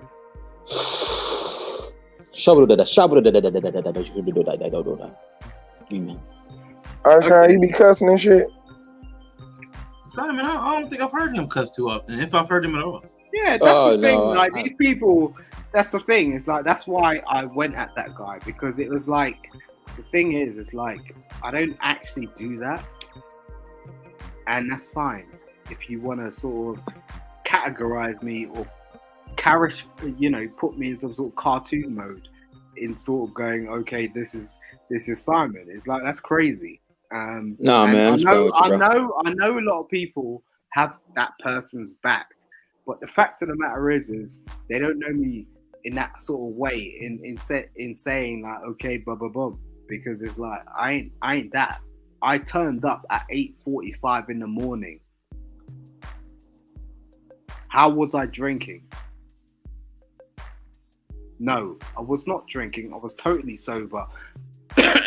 And although I went at that person in the same manner that I would be potentially drinking, that people would potentially think that would happen if you sort of rocked up to a bar or something because you was drinking. No, I was totally sober. I could go in on people. I was totally being kind. I was being very kind, because I was just like, look, not me. Don't rock with me. Don't have to. No need to.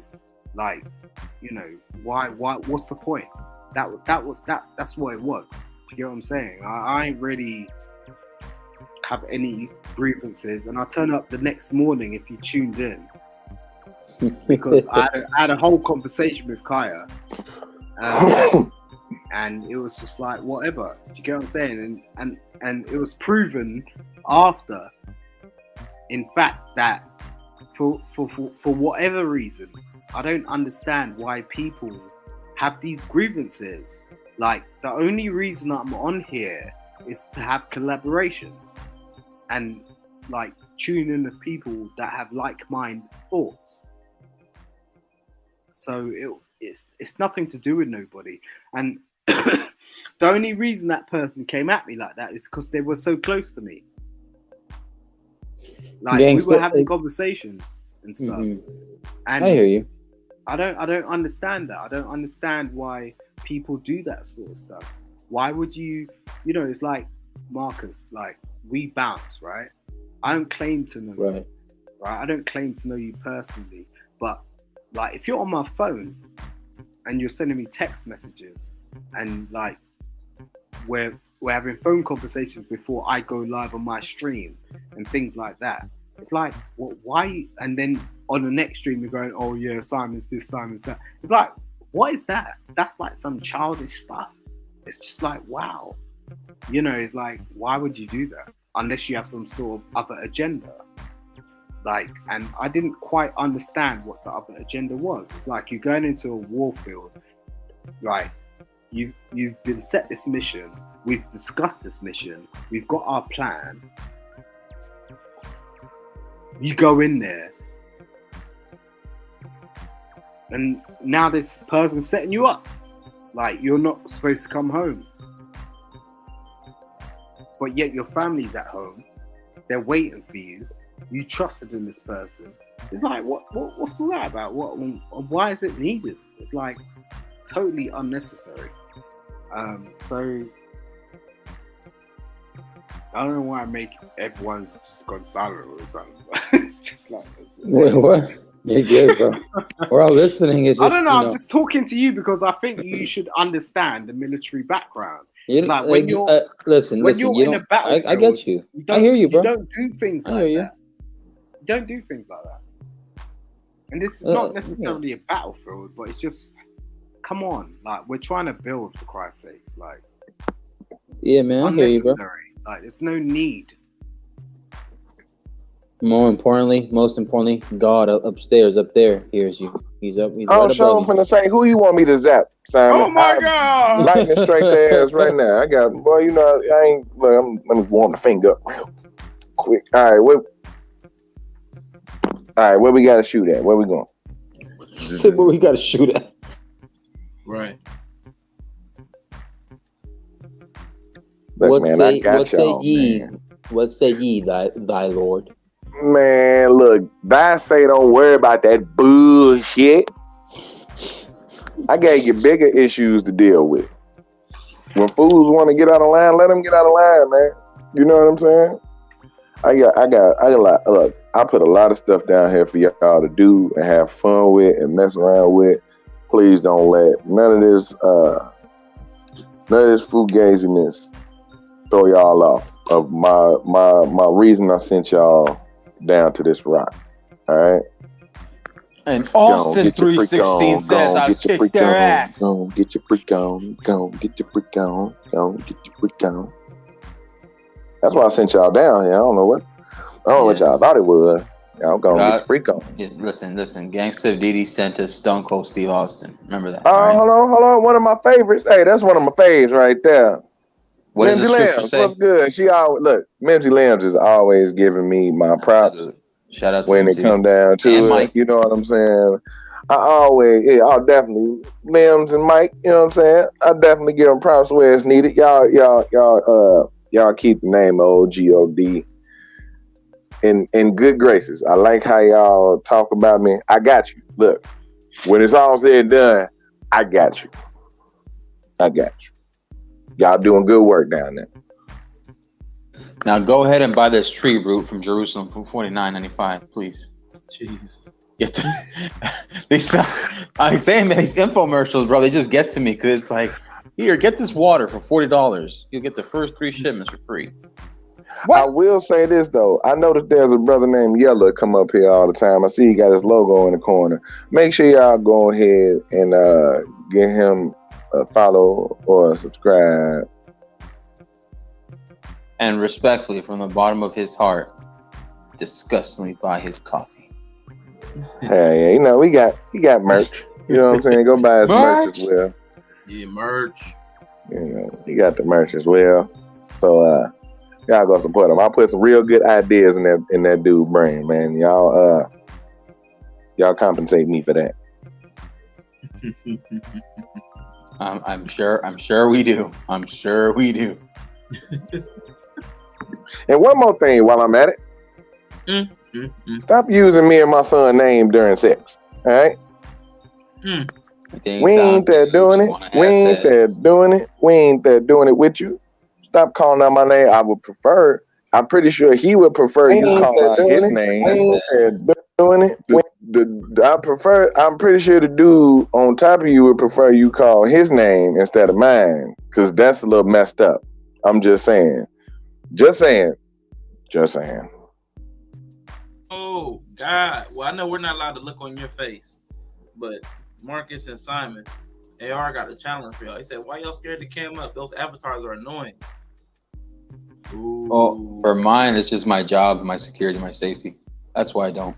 And I'm not allowed to have social media either. Taking shots at y'all. He said y'all scared. I don't really give a shit what AR says, to be honest. Shout out to AR with the Forrest Whitaker eye. Well, this is I have to use this avatar and I have to use this voice thing. Y'all know y'all was talking about Dude Yella. So this is not even my real voice. I'm using Yella's voice because if I cam up and using my real voice, it would be too much for you puny humans' brain to deal with. Y'all body would explode, and you know what I'm saying. It's I don't need to keep making y'all. So that's Yella.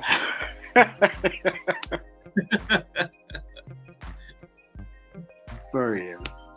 Who Yella? No, I said I'm using his voice. You can't hear the real voice of God. Like it'll mess you up. You hear my real voice, bro? Like, look, I ain't even trying to go there. You know what I'm saying? It's just it get messy. All right, it get messy.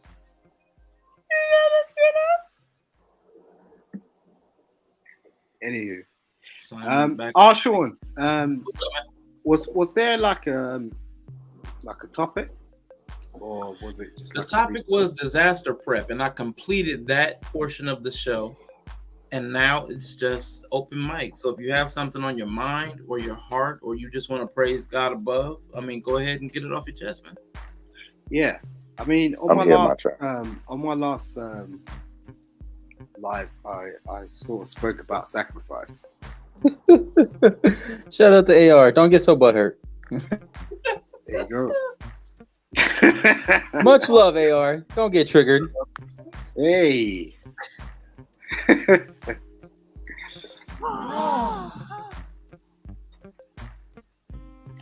So, with that, I'm sorry. I don't know. Sometimes I feel like I'm the only guy, or like a percentage, like in terms of like I fit into a percentage of guys that have experienced like marriage and or a relationship that's been long lasting. Okay. 5 years minimum. Okay. Has any of the guys on the panel sort of experienced anything like that? Not marriage, but minimum 5-year relationship where we live together. Yes. Yeah, anything like that. I have. And I tried about 2022 years ago. Didn't really work out. Why? You said 20 years ago. Why didn't it work out? Simon, you didn't catch that? Oh my God! I did. I'm just saying. No, let me stop. All right, pause a bit. No, I have 8 years. 8 years. I wasn't married, but we was together 8 years. Why? But she had some good coochie. Oh shit! I was supposed to be a better reason? Why do people stay in relationships longer than they should be? Because the sex is good. Shit. That'd be the last thing to go. Y'all don't like each other, none of that shit, but y'all can hump on each other real good.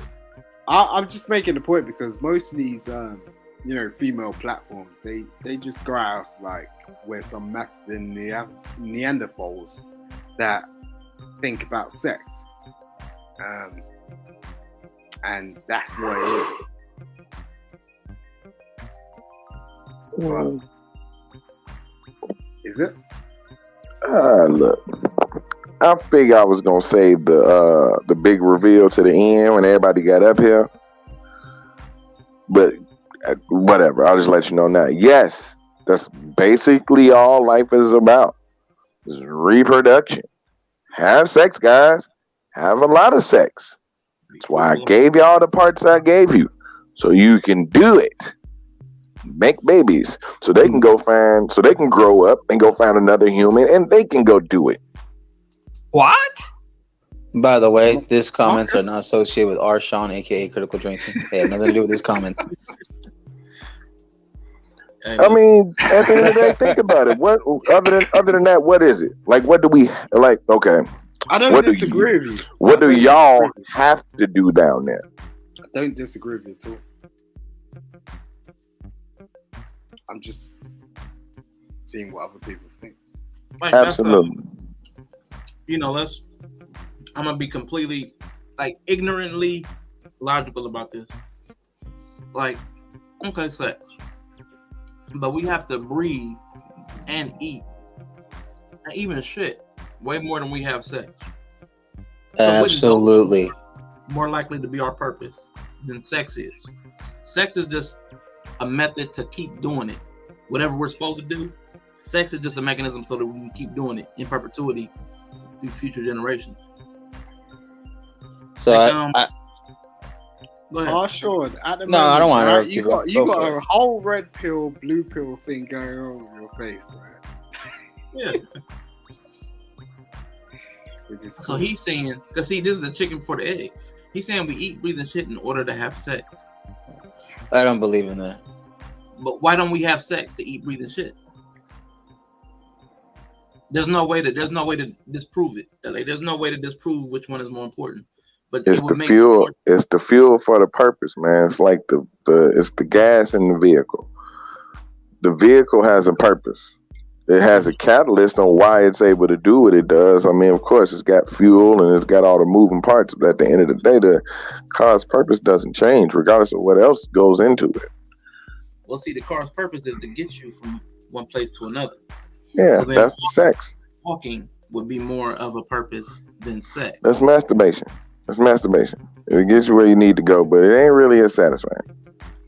I don't know. And shut the fuck up. I'm going to hell. Sorry. Like, if sex disgusting was our purpose and reproduction was our purpose, why don't we lay eggs by the hundreds? There are more efficient ways to reproduce. So it just doesn't stand to reason that humans are supposed to reproduce. That can't be our primary. At the moment, you're talking black and white. At the moment, you're talking black and white. And in between black and white, like, for example,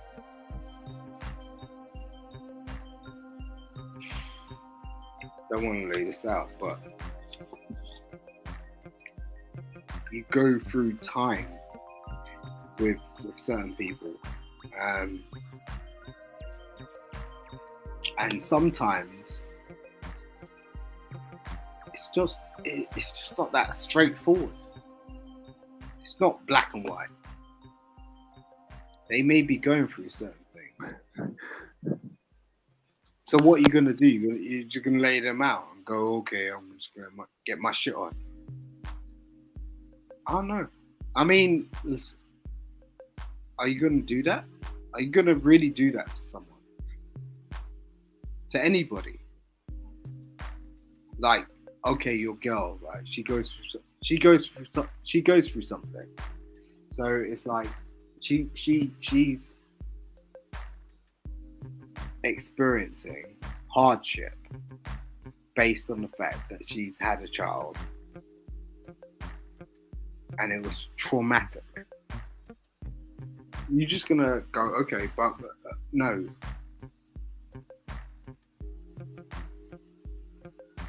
Forget that. I'm just gonna, you know, you're capable as a man to actually, you know, there's many women out there. You can just go rock with whatever. Like, you know, there's many women out there, but it's like, this is the one you've chosen. Like, this is the one that's poignant. It's like, okay, like she, you know, my example is she gave birth to my child. So from my perspective, although she fucks the fuck out of me, it's like, I still gotta fucking do something about this. Like, I've got to figure this shit out. Like, this, you know, Forgive him, like, God. He doesn't mean to curse. Sorry, bro. Like, but no, but for real, like, look. I've had my daughter here for a month. She saw her mother for the first time in a month. And she was elated. But it just drew so many questions. Like, in terms of, what the fuck are we dealing with right now? Like, the roles have reversed. How come men are like, I'm a man, like I'm standing here like, fuck, for fuck's sake, like, ice cream. Why am I, you know, it's like, why are these women dealing with life like this? Or have we, as men, fucked their shit up to a point that they don't have that support? They don't understand what's going on. You know, it's some fucked up juxtaposition that's going on right now in this one day and age. And I thank you for giving me that grace, Arshon. No, you cool. I mean, like I said, right now it's open chest, so you can get the stuff off your chest. Were you trying to tie that into the previous conversation, or was that just like a feeling that you were dealing with, like, or have we just messed up women? Have we messed them over? No, I was tying it into the previous conversation. But the thing is like, we have this thing about, you know, like the way women are acting right now, right? So they're acting in a certain way, and they're acting in a thought way, and it's weird to us as men, right? But I don't know if it's their fault, like, because it's like, the more I sort of try to interact. Come on now, Quibri. You know that's not fully true. That's kind of cap. That's 50-50 cap. I don't know. Tell me. Talk to me. Nah, my personal opinion is, I don't know where I said this, but blame and responsibility. Who's to blame? It barely matters who's to blame. If you're an adult, it's your responsibility to fix your situation. Now, if we're going to talk about roles in society, males, men, males, whatever. I know certain words are triggers for certain people, so I'm trying to, you know, work around that. Men, it's our role, allegedly, to be the leadership or the headship. If you're biblically based or Quran, you know, males and men are headship, leadership under God, man. Oh, that's yellow now. I was about to say, yeah, God, you can speak to this. God, man. Yeah, he told me he wasn't ready for this conversation. You sent me in for this, you know what I'm saying? He tag teamed you in. If that is the case, then men would have to take responsibility for the state of the women if we're really the head and the leader. So we can't be conveniently head and leaders and then say, well, nah, it's their fault. Like, so I mean, so it depends on which way you want to look at it. If we're going to go personal responsibility, each adult is responsible for their own position in life. If you're talking religiously, because a lot, you know, we started with God in this thing, then the guy is responsible for the family. Bree says we're talking crazy. Bree, but don't come up here talking about we talking crazy. You talking crazy. But if y'all remember but if you remember, Arshawn, in the Bible, didn't both Adam and Eve get casted out from the garden? Yeah, because she's a part of the family. She's So when where he goes, she goes. So if she gets put out, she gets put out. Like if a man gets evicted, his wife and children go with him. So everybody that's under your charge is going to like suffer your fate. Like they used to talk about like the sins of the father are visited upon the son. Like you bring whatever conditions that you bring as a man to your entire line, your lineage, your offspring, your family, all of that stuff. So good or bad, you bring that to everybody to you. Adam and Eve, bad marriage for life. So again, we can't separate the woman from the man and then say, well, it's all your fault. People do that. I'm sorry. You can't. That's the wrong word choice. You can do anything. You can say anything you want. But it is, if you're going to at any point say that the man is the leader or the head and then blame the woman, you have conflicting values. That's what I'm trying to say. We have to be careful of conflicting values. Well, the man's the head and the man's the leader. It's the woman's fault. Well, that's like saying, like if it's the child, if the child's unruly and the child's doing something crazy, and like, the cops come to the house, and well, the child was bad.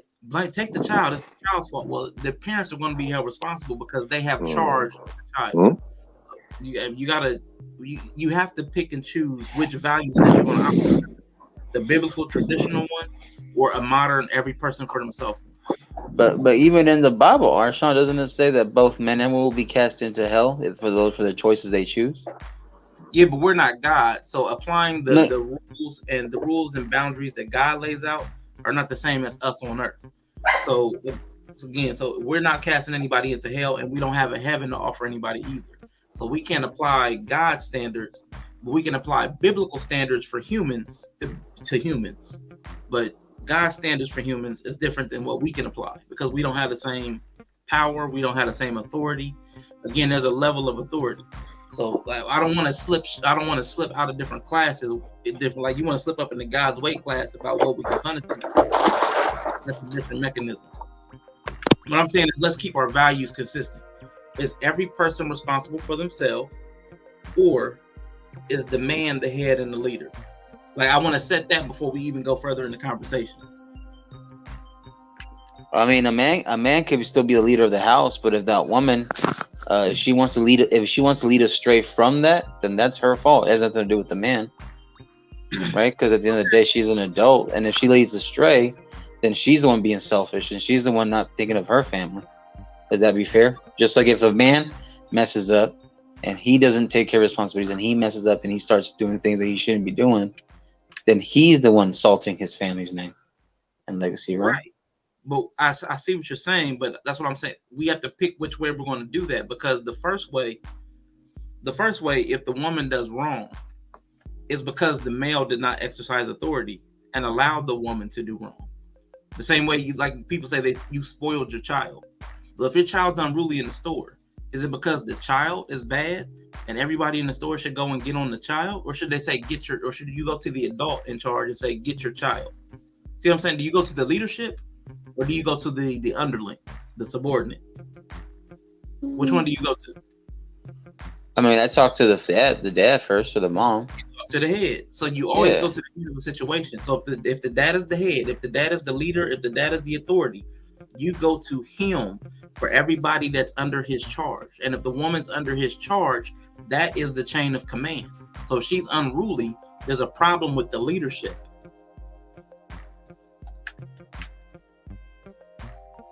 What if she got daddy issues? But so what if she has like issues in her past, like her father, maybe trauma from like relationships, and the guy that she picks next is actually a good guy, but she don't know how to be gratitude or show grace by being with a man that is good, How good of a man is he if he can't suss out that she has daddy issues and all these other problems? Well, maybe he has compassion and empathy, and he doesn't want to judge her and give her a chance, and say, hey, God, that's not good administration. No. Like if you just take anything because you have compassion. I mean, I know AR, if he can hear me, the liberal bleeding heart syndrome. Well, they might come around. They might straighten up. They just might. That sounds like the same thing we're blaming for women for picking on potential. Well, she's beautiful, so maybe she'll do right.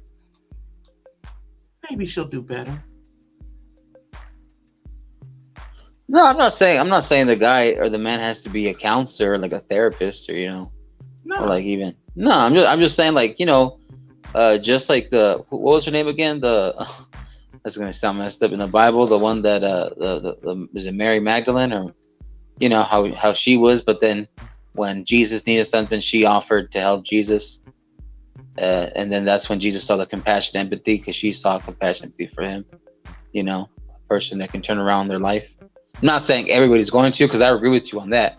Not everybody's going to turn around their life, and get it together. But, that's, you got to have some faith and hope as well. But I get what you're saying. Don't put all your eggs in one basket type thing either. Mitigate risk.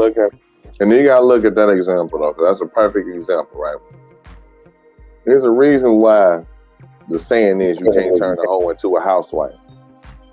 The only reason Jesus was able to do it because he able to turn water into wine. He do shit that we can't do. Transformation. What's up, AR, bro? How you feeling, man? Nah, take me back out, man. Take me back out. I didn't get no fucking intro. I just because we're the same color. Look at this shit. Take me back out, bro. Can I? What does he want? Look at God. Coming to the stage. Next, it's our top earner, Vanilla Thunder. Simon left. Simon left. Simon was like, this black dude's on. What's up, everybody? What's up, man? What's up, man? How you doing? Yeah, I'm doing good. So, Arshawn, I know the issue with Simon. The issue that Simon's having. See, the problem. If you want me to explain it, I mean, yeah, you do. Oh, he said peace out. I missed that. Oh yeah. So the problem with Simon is that when you dating, you have to make sure you're dating not a certain type of woman. When you're dating a nigger, spick, or whatever, a bastard, huh? Yeah, you know that shit, right? When you're dating any of those, now I'm not talking about a Hispanic or black. That's not what I'm saying. These type of behavior, ladies, you're always gonna find those problems, man. When you're dating a woman that's not raised to praise her man, in a sense, you're always gonna have those problems, man. Hey, somebody is spamming that doorbell. That sounds like some. Are you talking about AR? Are you talking about like priorities and culture? Yeah, for the most part, like I'm just joking. Okay, I agree with you on that. Part, I think that, like I wasn't raised traditional, so there was things I had to do in order to, I guess, the woman I'm with now, to attract her, I had to get myself together, mentally, because we could fake it up front for the first few months, but later on, when it was time for me to meet her parents, because they're in Colombia and so forth, you can't fake it with her father, So okay, couldn't do it. So I had to get the niggerism out of me. The what? The what? Time period. The niggerism. What? Oh God, Jesus, please, Lord, take a bow. Take a bow. With Bree up here, Black Air Force energy. What's going on, Bree? I'm peaceful today. I've been drinking peaceful. tea. No, you fighting. You fighting, Bree. I'm peaceful today. I've been drinking my tea. Okay. She watched one of those fighting anime shows and she felt aggressive. I was compelled. No, I just wanted to come up to bring a female perspective to the conversation, if needed. I thought that's what AR came up for, but thank you, Bree. Ooh. No. That hurt my No, he's trying to get me started. It's okay. It's all right. You came up here, Bree, and hey, Bree, you was in that chat the other day taking shots at me. I'm not gonna get on you with your fictitious because you was saying you're a nurse, but you're only what, like 22 years old, something like that. I am not 22 years old. 25? You off by like 10 years. Really? All right. That's a compliment. You know what I'm saying? Black I thought you was like 21. I was like, listen, you may be a nurse, but you're new. But I get what you're saying. But hey, you were taking shots at me during that chat, so I'm let that one go. Your stats are but moving, I cannot stand by. I'm on point. But I do understand what your argument was. By the time you, y'all was bugging. Y'all was saying that y'all know 40 or 50 year olds. No, hold on. Don't say y'all, because I went up there, first of all. I didn't say that I do not suggest any woman have a child after the age of 50 at all. I don't even recommend women have their first You said baby after 40. 50? Yo, Yeah, they were saying, like, I know a woman who had a baby and she's 60. I'm just like, y'all bugging. No, I don't agree with that. Do not have babies over 50 and up. That's selfish to me. That's selfish. You know, your kid's gonna be, That you may not dry even see your old kids get 50-year-old married. coochie? Like, Ew. nah, bro, that's selfish to me. I mean, unless you just wealthy, and if you croak tomorrow, they get millions. I think that's kind of selfish. So no, I was disagreeing with what you originally said. But ultimately, we're on the same page. You know, Bree, let's give her a round of applause. Thank you, Bree. I appreciate you so much, you know? That's cool. Yeah, shout out to Bree. Shout out to Bree. Yeah, shout out to So yeah, y'all continue y'all manly conversation. I'm just here. No, we want that female perspective. Women ain't shit. We not. And really, at the end of the day, You misogynist. So y'all thought she was gonna disagree. Y'all thought she was gonna disagree. No, the point is that like we don't want to do a lot of the stuff. I think that's the missing puzzle piece. Like we don't want to be our grandma, but we don't want to be traditional because it's a good deal if you get a good man who can hold up his end of the stick. But what happens a lot is you get a man who can't hold up his side, and that's like it's kind of trash. It's like a gamble. You know what I'm saying? Like submission is a gamble. See what Nova said? What? Yeah, Nova, I agree, Nova. I agree. We be in the ocean. We just be in a chaotic ocean of emotions. So I agree with that. But at the same time, I think what a lot of people are missing is like, I do not want to be my grandmother. I do not want to marry my grandfather. I do not want to stay at the house. Listen, Bree. Bree. I'm just saying. God made hands a woman small enough to fit around a mop. Okay. Don't bring that kid. You know what's crazy? You want to invoke that nigga, man. Don't do that shit. Don't do that shit. That nigga like fucking Beetlejuice, bro. Say that nigga name enough times, he gonna show up. What's up, guys? Yo, he was like this. When we was talking to him, when I'm not gonna say the channel or that. Was talking to him, and she was saying something. He was like, "Do me a favor, hold up your left hand." Yeah, I was dying, yo. I just think this whole idea that women like doing Yo, is kind of funny to me.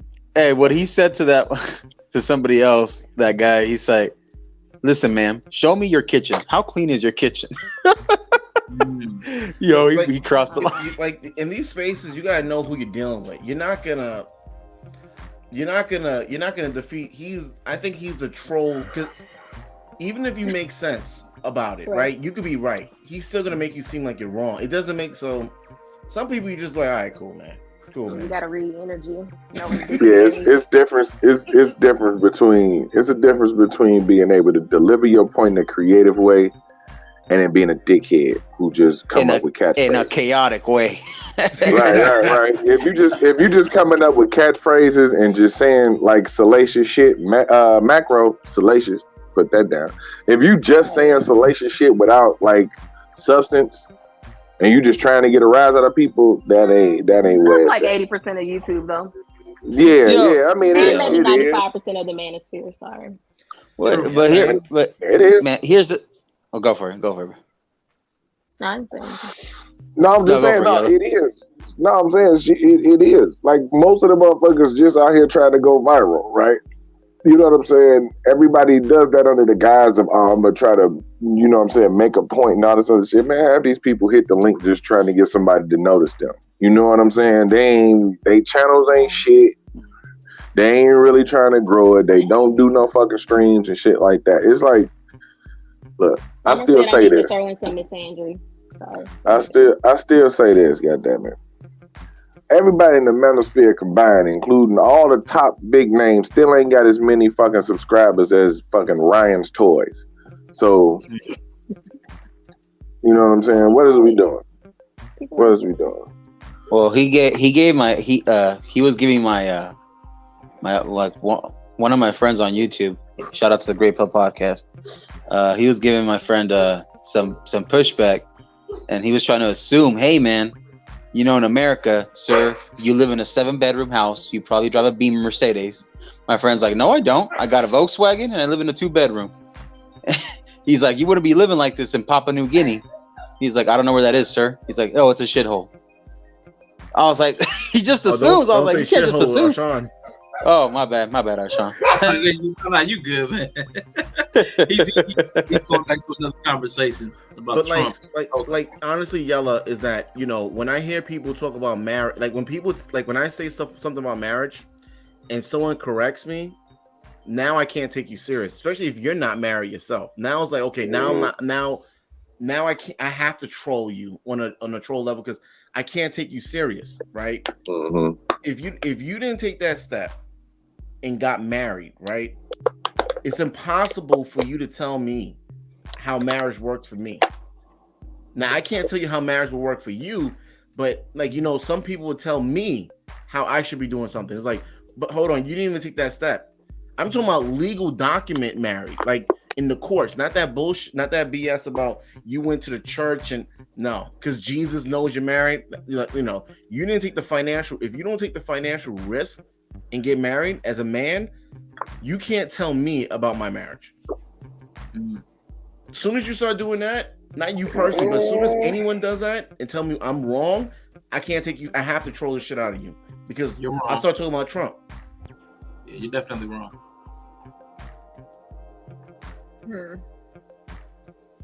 Okay.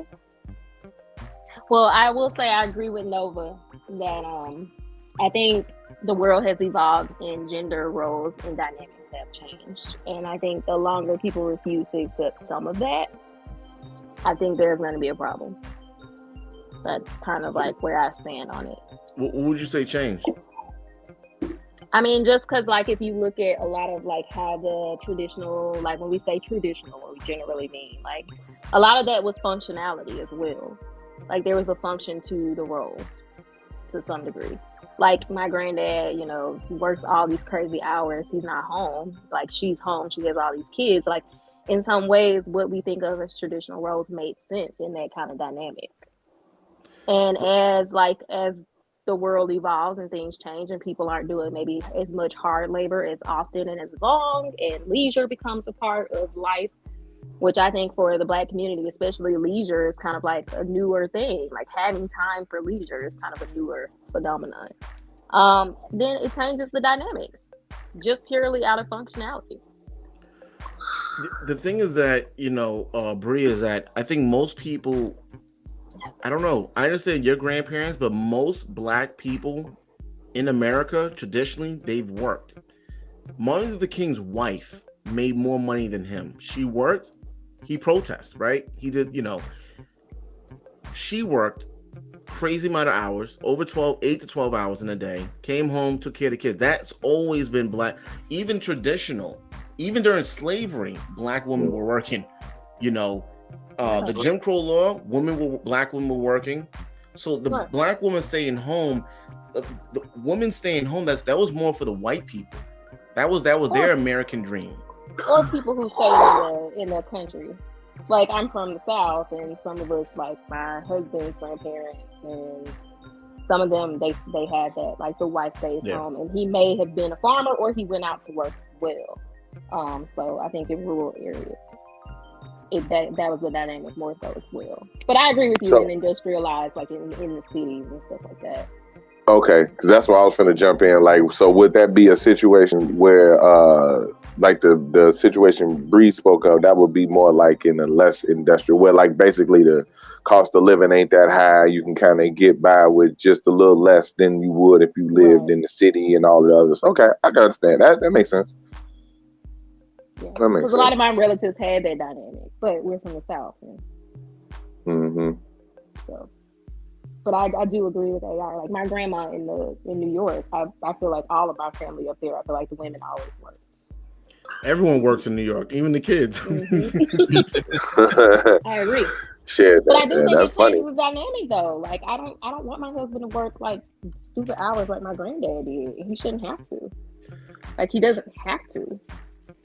It's funny you say that, because I asked a question actually yesterday. I put up a clip. I asked, is it fair for the husband to come home? What was it? I think it was, is it fair for the husband to work all day, you know, give his best he gives his best attitude, all his energy to the job, and come home, and he gives his family a tired version of himself. Is that fair? I don't think it's fair, but it happens. It does. You know what that sound like? But doesn't that go back to being life isn't fair? Yeah, I mean, life isn't fair, but Like, we don't get everything we get, but I think that's why gender roles are changing. Because like nobody wants to work so hard when you have nothing to give to your family and no time to enjoy life. Exactly. Like nobody wants that. I mean, it happens, but nobody wants that. So I think as people are more able, like as Black people become more able to obtain the lifestyle and don't have to work stupid hours, couples are spending more time together. They have time for leisure. Like that's going to change the gender dynamic. Bree, let me ask you a question, right? So let's take that same man that's really tired when he comes home. I'm not saying he's a bad husband or bad person, but he's tired. He came home. Now, if the boss asks him to work an extra 2 hours, we're short on staff. Most likely he would do what? He'll probably work the 2 extra hours. Probably, most likely, right? Okay. So if he had the 2 hours to work overtime, why can't he find the energy to come home and give his family? I'm not saying he had to be like energetic, but why can't he come home and give his family those 2 hours he would have worked extra at his job, construction job, or whatever the case may be? I mean, I think that's human behavior. I think people do that all the time. They treat their family gets the leftovers, right? Like, I think men and women do that. I don't think that's, like, specific. Like, when I was a nurse, like, that was my situation, which is why I was like, I'm quitting. This sucks. I'm trash at the house. Like, it's horrible. I mean, that's the reality of the situation. Like, we could be better in a lot of ways, right? But most people, like, when you get home, you want to just chill out.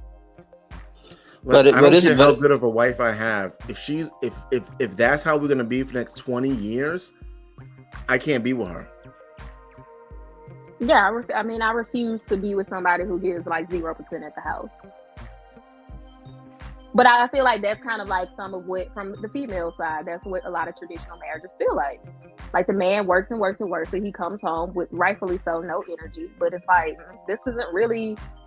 Like, I think when women say they want a partnership, like, that's what they're talking about. More so, like, emotional connection. Like, I want to feel like you actually like me. Like, I don't think a lot of men like women. I don't think a lot of men like the nuances of dealing with women. And I think my grandfather had the luxury of working 18 hours a day, so he didn't really have to deal with my grandma that much. And if he did, they probably would not have made it. I mean, that's just realistic. Nova seen the future. It's gonna be a mess when it's really cut short. Yeah, wait till everybody's on universal basic income. You know how many relationships probably went bad during COVID? Like, people spent so much FaceTime together. Like, I remember people saying, "Oh my God, I want my husband to go away. Like, I'm so sick of him." Like, husbands, everybody hated everybody. But don't forget all the mom and pop shops that closed down during the pandemic too. Right. People that were pushing and they didn't have those jobs anymore that work. Yeah, I mean, but you had to just be at the house with your spouse.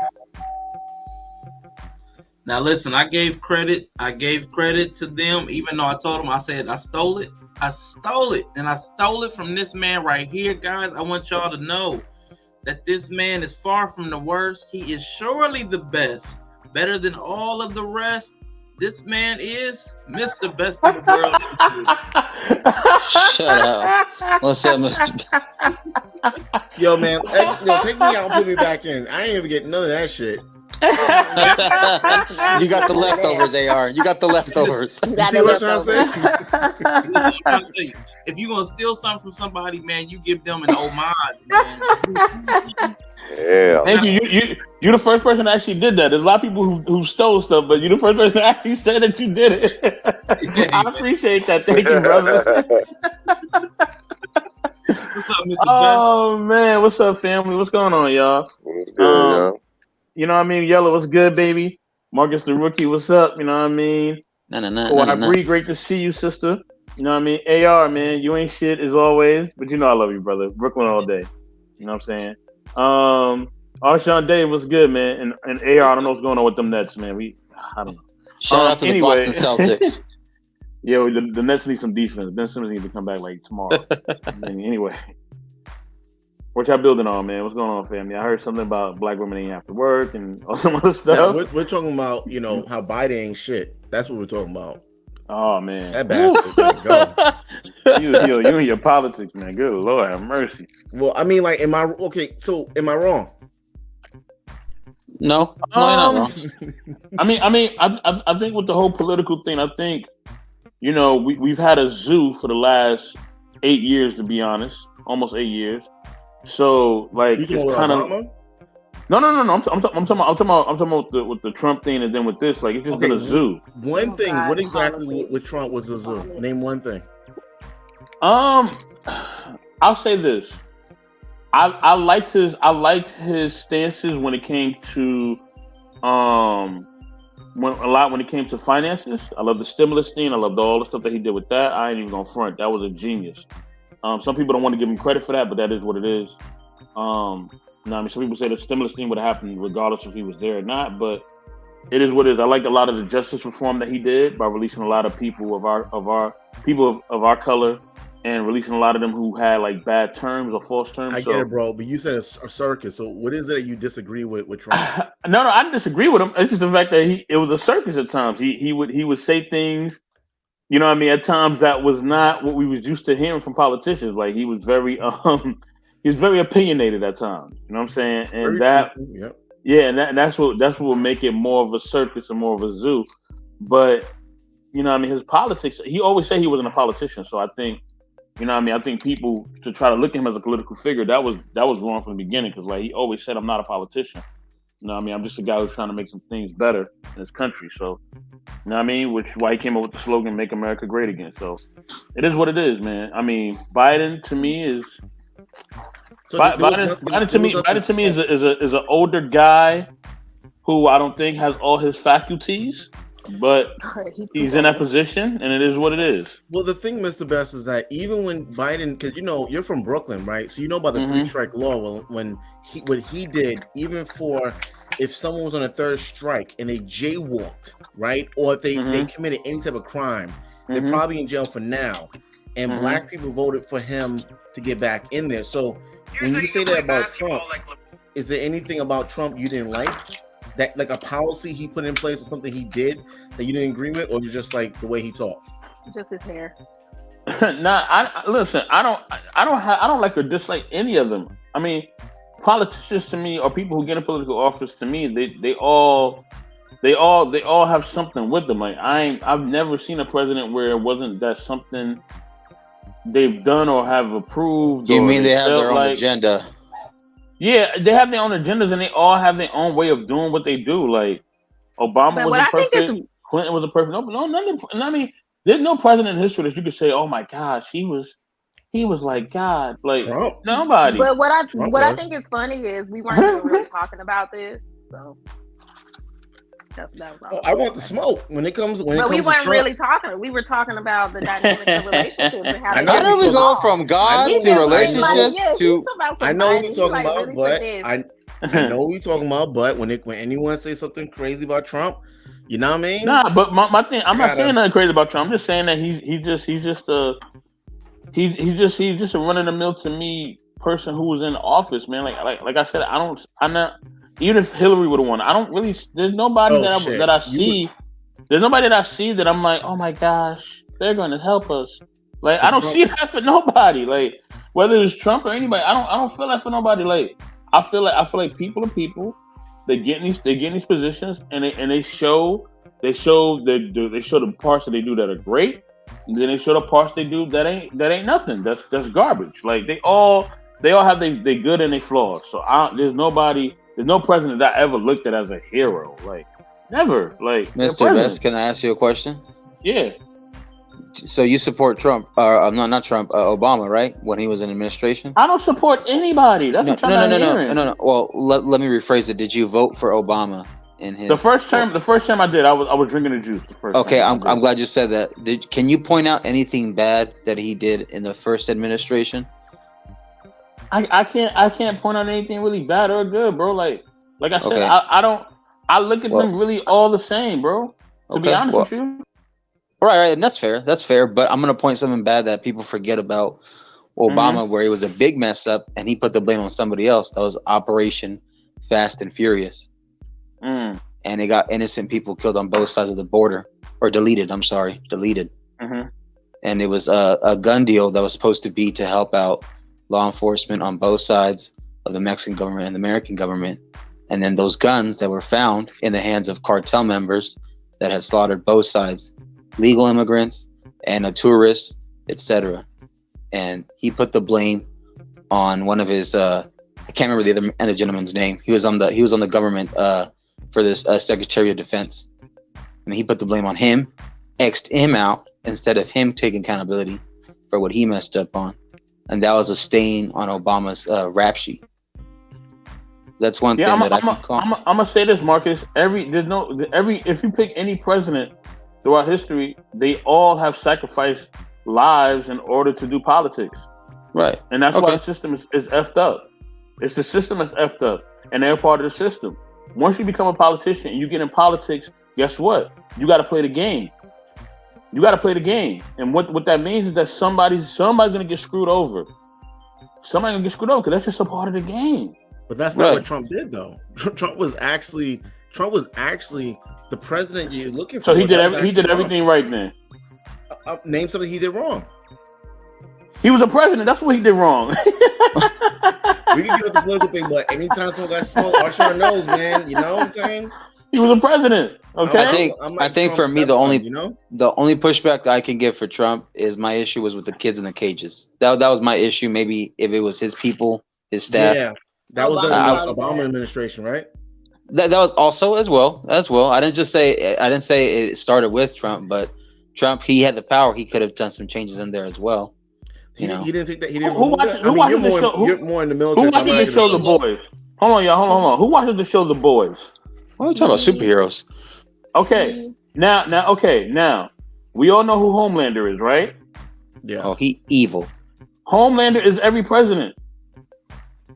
What? Real talk. That's every president. The thing of what I'm trying to understand, right? And we could get off the political topic, but what I'm trying to tell you is that y'all don't want to give Trump any credit for the good that he's done.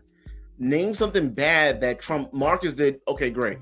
We got that, right? The kids in cages, that was from Obama, and Biden is currently continuing that. Even before Obama too. That was an issue before Obama as well. No, I know. And Obama and George Bush was building the wall, and Obama wanted to continue the wall. So if you look at Donald Trump is basically doing what Obama was doing during his first term. Deporting the immigrants, but I don't want keep going with that. But you good. People don't want to give Trump his, I'm Trump's stepson. I'm at the look. You could give each president some credit, and you can give them some that they did wrong. You gotta give Trump all his credit, bro. All his credit. I don't gotta give him all his nothing because the fact that he didn't change that policy that Marcus talked about just showed you that he was just right with them. There's no good president, bro. That's what I'm trying to tell you. Donald Trump did take down the cages with the children. He did take down the cages with the children. Biden put it back up. Whoa, Mimsy just said it on the chat right there. Trump and Biden are the same beast. Hegelian dialect. Nah, they're definitely different, bro. Dialect. Y'all gotta give Trump his credit where credit's due, man. Unless y'all don't, you gotta give Trump his credit. Gotta give Trump his credit. I mean, there's a lot of stuff that's going on that y'all overlook with Joe Biden and let him get away with that shit. She said he jerked off on golf courses for 4 years. He probably did, but we do know that Biden and Kamala Harris, is she still around? What's going on? Well, Kamala Harris deserves to be in prison for what she did against men in the prison system. Yeah, y'all not paying attention, bro. But anyway, we could get over. I paid attention. I just told you. Every president is Homelander. I just told you that. Nah, I mean, if you take the hatred out of your heart for Trump, you would fully see. Okay, I don't have hatred for Trump. I don't have hatred for no president. Every president to me is the same. No, they're all the same. Though. If you talk about policy for policy, Trump is not the same though. Okay. Kamala smells like. Oh God. Oh, whoa. I try not to talk about these ladies, man, but but you got that close up to Kamala. I don't think we get that close to Kamala. Yo. That was, I don't know what's going on with that lady. She look like she bite people.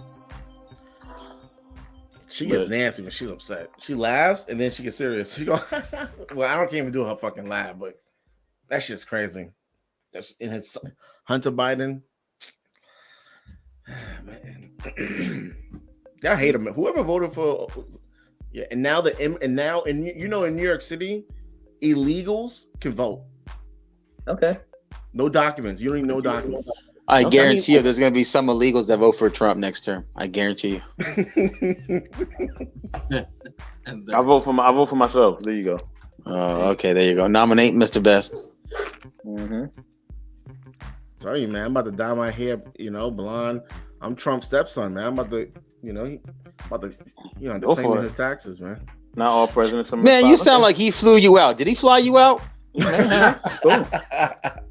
Hey, Marcus. I've already seen this, man, but I got the evidence. We had an African American guy who was a fan of mine. Great fan, great guy. In fact, I want to find out what's going on with him. You know what look at my African American over here. Look at him. Are you the greatest? You know what I'm talking about?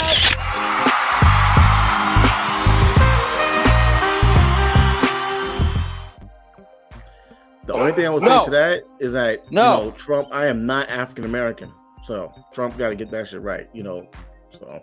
But do you know that DJ K. Slade died today? Yeah. I sent an RIP. Was that real? Yeah, that was messed up. Got that vid, boy, taking people out. Man. Wow, that's crazy. Was he West Indian? I don't know. I don't know if he was or not. I didn't look that much into him. No idea. Hey, Yellow, before he departed, he wanted us to play because what you guys were talking about, and I thought about this too. It was an old Nikki Giovanni and James Baldwin clip. It was part of a longer conversation. I'm gonna drop that in because it was about the gender roles and coming home. How you lie to me. But give me a second. Let's play that real quick, and y'all can either jump back into that or the politics. Let me know if y'all can hear it. All I know that works in the world is a relationship. It's good. Yeah, right. Okay, that's all that's going to work. It takes two people to have a relationship. Yeah, but the you don't have a dream, fake it. You can't fake a dream. You got to fake it because we don't have dreams these days. How can you have a dream? For what?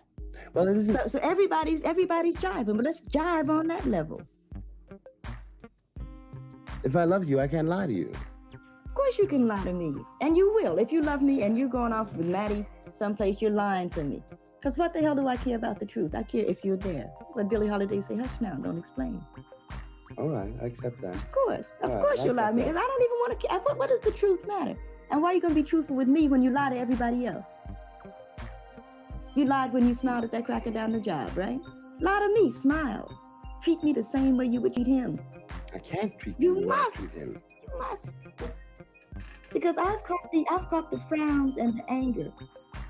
He's happy with you. Of course he doesn't know you're unhappy. You grin at him all day long. You come home and I catch hell because I love you. I get least of you. I get the very minimum. And I'm saying, fake it with me. Is that too much of the black woman to ask of the black man? For 10 years so that we can get a child on his feet that says, yeah, father smiled at mother. He talked to me about school today. Who cares that you can read or can't read? Most Americans can't read. Most people can't read. Whoop. That was similar to what I was talking about, right? Kinda. Yeah, I think that's what you were saying. It almost looks like somebody. I'm just trying to shut that down. About the whole like coming home. Yeah. The show you did. Coming home and giving your family the same energy. Like giving your family the best of what you got left. Yeah. So I was thinking about my nephew. That's why the question really came up because all last year, because I've adopted him, right? So the only way I really spend time with him is like if I show him how to hook up, set up my YouTube channel and shit like that, because but there's other things he needs to be doing outside and so forth like that. But when I'm done doing this and my job and whatever else I'm doing, when it comes time to taking him out and playing with him and taking him to the park, I don't have the energy for it. But if someone says, hey, AR, come on the stream for another 2 or 3 hours, I need your help with that, I will have energy to do that. You know, so. It's an important. Go ahead, Bree. I was gonna say, I think a lot of people need to face the fact that they don't really like some of the people that they live with. I mean, I just kind of feel like some people don't really like the people they're with. Maybe they did at first. I'm not saying it was always okay. Sometimes you grow apart though. Like especially when life is like get all logistical, like when you have kids and stuff, it's a lot of logistics. You know, and it's very easy if y'all are both busy to like fall into just like, oh, we're doing this today, like just logistic talk, and there's like no real connection. And so at some point you can actually like you live with this person, but it's more of like a roommate, or it's just like logistics. And I think a lot of people don't. It's like I rather do everything else than talk to my wife or my husband. But like, don't you actually think connect with them? But don't you think it's like in general, like certain relationships, they just go up and down like a volume, like a TV, like, you know, and happiness, anger, like the good times, the bad times, you will go through that. And you kind of, I think in modern times, maybe. I think back then, like surely when they were filming that clip, I think it was like more of a constant state because of how much men work. Like I know even my father-in-law worked in a factory and stuff, and like his hours were like crazy, you know. So I think back then, like it probably was more constantly that way. I would say in my own personal experience, yes, it does wax and wane depending on what's going on in our lives. Like, I mean, anytime we had a kid, knock 3 years off where I'm probably just like out here, not my typical self, you know. So it does like we go through phases, but generally, if there's no stressor, like heavy stressor introduced, we're at a standpoint of we're friends, we get along, we actually enjoy each other's company. And I don't think that's the reality for most couples. Yeah, I mean, like, you know, as an adult, you gotta, you know, that communication thing. I don't really think it's communication. I think if we have more people that can actually comprehend, we wouldn't need so much communication. I think people are not, even on my panels, Arshawn see it all the time, the men and women are just not, the comprehension skills just declined, you know.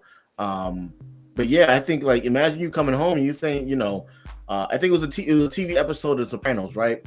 He wanted to cheat on her, but he said, you know what? No, he went because he has a therapist. The reason why Tony Soprano has a therapist because he just needs someone to talk to and vent. He wants to have that connection. So he went home and he said, you know, I'm not gonna cheat. He went home to talk to her. He sat down at the table and he's like, no, this is good. And how's your day? He was just trying to have a conversation with her, and she was just looking the other way and just like there's this no relationship. It's just like y'all just together for the kids. So he went out there and he fucked. I think he fucked the maid or some shit. You know, I was like, you should have just did her sister. But City Boys, we up. There you go. I mean, it happens, right? Because a lot, and then I hear, like, I listen to panels sometimes, and men say they can't have that connection with their wife, which I think is really sad. Like, they can't be vulnerable. I mean, granted, don't be walking around crying all the time. Look, you can't be crying like I be crying. She said, walking around crying. I be crying, y'all. Like, I listen to the right song at the right time of the month, I'm a cry. Okay, I'm a crier. She said, "You ain't shit. You ain't shit." My husband absolutely cannot be walking around here crying because he will be sent to a 72-hour holding facility. If my husband, bro, if my husband started walking around the house crying, you're going to get professional help. Like, let's not even pretend. But can he be vulnerable? Yes. But I just don't think it looks like me being vulnerable. Yeah, but even then you said it's a level of vulnerability. Like even a man has to restrain a level of vulnerability with his woman. It's kind of what you're saying. I hear y'all say that. I mean, I'm but you just said that. But you just, I know. I'm saying. But you just said that, bro. Yeah, he don't just be like, oh, you know what? I feel a little melancholy today. I mean, my husband is not. It just shows that men got to take all the shit in the world. Yeah, he was like, I just feel like you're not giving me attention. Like, you know, my rant, like, oh my God, I could not even imagine. I always listen, any guy I speak to, do not cry in front of your woman. Yo, go outside, take a walk, cry while you're taking a walk. Cry. Don't fucking cry in front of her, bro. No, if it's legit, like we've had like 1 or 2 times, and they were legitimate reasons to cry. Like your child being ripped out of your arms and taken away from you is a reason to cry. Oh okay? yeah, man. That's the reason to cry. Somebody you really cared about is a reason to cry. I think that's perfectly fine. But yeah, crying like I cry? Absolutely not. I've cried in every Pixar movie. Like I cry. I be crying. Okay, he can absolutely. I agree with AR. You cannot cry like. Wait a minute. So he can't cry for Titanic? You better breathe through his nose real slow. Shit, because Kate Winslet's ass got saved, but his ass had to die in the pool. I mean, nah, I've never seen my husband cry during a touching movie, so I can't speak to that. But I think you can be vulnerable. I just think it doesn't have to look like a femininity type brand of vulnerability. I believe my husband is, to some degree, to the capacity that he can be vulnerable with me, and he shows a range of emotions. I just don't think he knows that his emotions don't mean anything to some degree. It's like, oh, if I cry, are you gonna be like, you don't have to go to work today? No, so I'm not gonna waste my time crying. Like, I just think men understand it. Like I have 3 girls and they cry all the time because they think it's gonna get them things. And like boys their same age, like already know nobody cares if you cry. Matter of fact, you might get in trouble for crying. So like I just think men understand very early. Like my girls will cry all the time. Like my daughter, I didn't do my schoolwork, I didn't do my paper. I'm gonna cry when you confront me about it. Like, okay, you can cry. You gotta catch these. You know, it's like she just thinks that crying. You know, it's just like how they're wired. They're manipulative. You know, to some degree, they manipulate you with emotion. They try to. So I just think that men understand it. If my husband cried, I'd be like, okay, I'll put some Kleenexes in the car while you're driving to work. Like I'm not. Like, oh, you're thoughtful. You're such a thoughtful. Yeah, that's as much thoughtfulness as I can give to that. And if it's stopping you from going to work, now you have to get professional help. Like, let's be real. Yeah, I think that's one of the things, right? If you have a man that is crying, if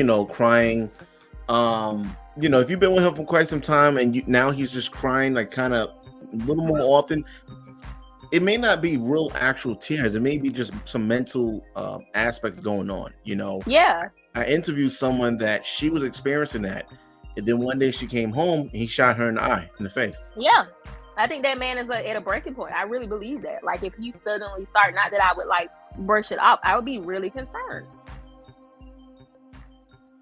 What is this?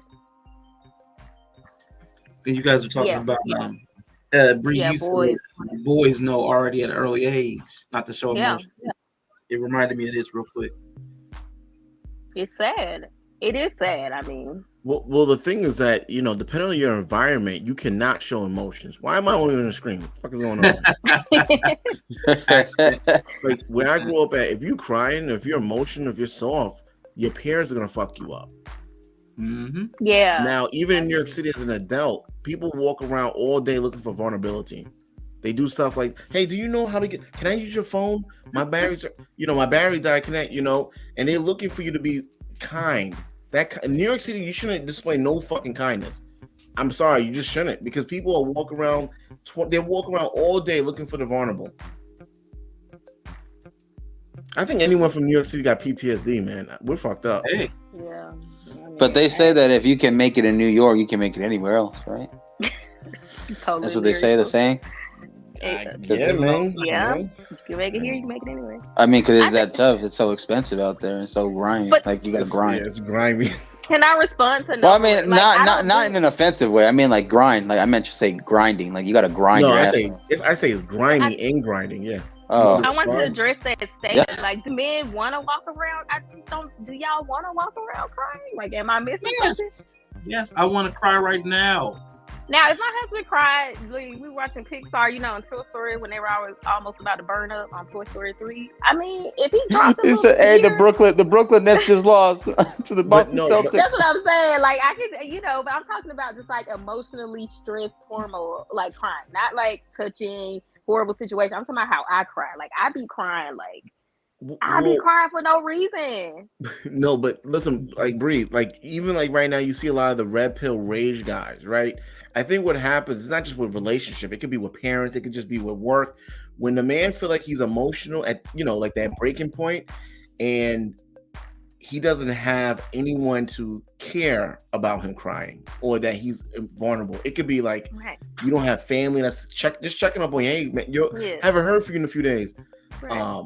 Yeah, so I think that's really what I've experienced. It's like, okay, no one's coming to save him. Like, if my husband did, like, I don't know, he doesn't need to cry for his emotions to be validated. I don't think because he's a man, I'm not like, he doesn't have to cry for me to know he's experiencing a complex. You sound like you be range of beating him emotions. up if he cries. Like, No, don't I'm just be saying, crying. like, I don't like. I just think a lot of women, Nah, I get it. it's like you don't have emotions if you don't cry. It always turns into crying. It's like he can have a complex range of emotions in the span of a day. Like, I don't need him to cry in front of me for me to be like, he's a sentient being with emotions. Like, that's weird to me. So, like, a lot of times I can just peep his energy. Like, if he's a little melancholy, he's a little aggy, like, I can feel that. Like, he don't need to cry for me to be like, oh, you're clearly upset. Like, it's weird to me. Like, that's kind of like somebody got to go real far for you to. You're one tough chick. I'm gonna say this, Bree. You're one tough chick. What do you mean? You tough. You tough. That's not. I'm just saying. Do I think you need to cry? Unless an event happened, if you're emotionally stressed out, stuff like that, man, go get help, man. But don't be fucking crying for your woman. I don't suggest it. But if you were to cry, I would take it really seriously. I'm just saying, like, unlike me, I cry all the time, so it's like, so let's say hypothetically he has a dog. Dog gets run over. Can he cry right there? Yeah, we gonna cry. So now it's a we thing. Oh, that's cool though. Yeah, at least you join in with the tears. Cause we crying. The girls crying. I'm crying. We all probably gonna be crying, and we've had situations in our life where we've all cried collectively because it was very sad. All right. And I don't. Raggy. I don't. I mean, it's not weird, but like, I'm just talking about to the degree in which women are emotional. I just don't. Yeah, I see what you're saying. I agree with that. I agree with AR too about the whole like, hey, don't be crying like a little itch every time for something small. I mean, I've seen some. I know some guys that cry. Oh my god, man! I'm like, man, I just don't think that we should be crying like females, man. That's what I'm saying. You can't be crying like me. No, okay. So what if your husband's crying with the snot down? Like. She says she's gonna give him some Kleenex in the car. What are we crying about? But the snot's coming down. Are we crying because we just woke up in a mood? Because I cry for that. I sometimes just wake up and I be like, "Oh, that dream was horrible." I'm cry a little bit. What are we crying for? What are we crying about? Did somebody pass away? Did the dog die? I cried in front of you. I'll cry you. You cry. What you crying about? I cried because they raised my taxes. Hey, that's legit. We gonna be crying. When I flipped crypto. One time I lost 4K. I mean, like small and big scale of things, but it's a little sad. Bree was like, "Y'all ain't shit. Y'all ain't shit." Yeah, I could have had 4K. It was just because I had like a stop. I had like a what was it? It was a stop loss or something like that. And apparently, like, it did one of those quick like flash bits, and so my stop loss kicked in. I sold all my stocks, and then it shot up. And then I missed out on like making a lot of money, and it was a very sad moment. So that's what I'm saying. What do you cry about? Like, in the span of a year, y'all don't have to. Okay, how often are men crying? Are y'all secretly crying like monthly? Like, I'm gonna be shocked. Well, I'll say this though. I'm gonna to answer, like, when I go hang out with the guys or the boys, even then I'm not gonna be crying all the time to my boys because they'll be like, "Hey man, snap out of it, stop crying, get yourself together," Like, even then, I don't think men cry that much towards their men because I don't feel like they need to all the time. Even my dad would have been like, "Hey," in Spanish, she would have been like, "Hey, snap the fuck out of it." Like, sorry, I didn't mean to cuss so much, but it's like, hey, just wake up. Like, you'll be fine. You'll be okay. But can I get through watching the game first and drinking my Corona? That's what I'm saying. I mean, you talk about I don't know. I feel like that conversation is weird to me. I just feel like, are dudes just out here holding in cries? All right. But you do hear a lot of women say that that's what they claim that's what they want, but I know damn well that's not what they want. No, that's what I'm saying. It's weird to me. Like, I cry a lot. I'm a crier. How much did you cry? I mean, like daily? Or I be crying. It don't take much to touch my soul. I'm empath. I'm an empathetic person. Oh god. So do you believe in freaking zodiac signs too? Not really. I mean, not really. Okay, making sure. I'm making sure. Okay. I'm just saying, cool. like, I can feel emotions. Like, I'm very, I was a nurse for a long time. I'm very empathetic. I put myself in the place of a lot of people, and so I'm a very empathetic person. So, like, if I'm watching a movie and like a character's going through, it's just easy for me to connect to other people's emotions. Therefore, I cry a lot.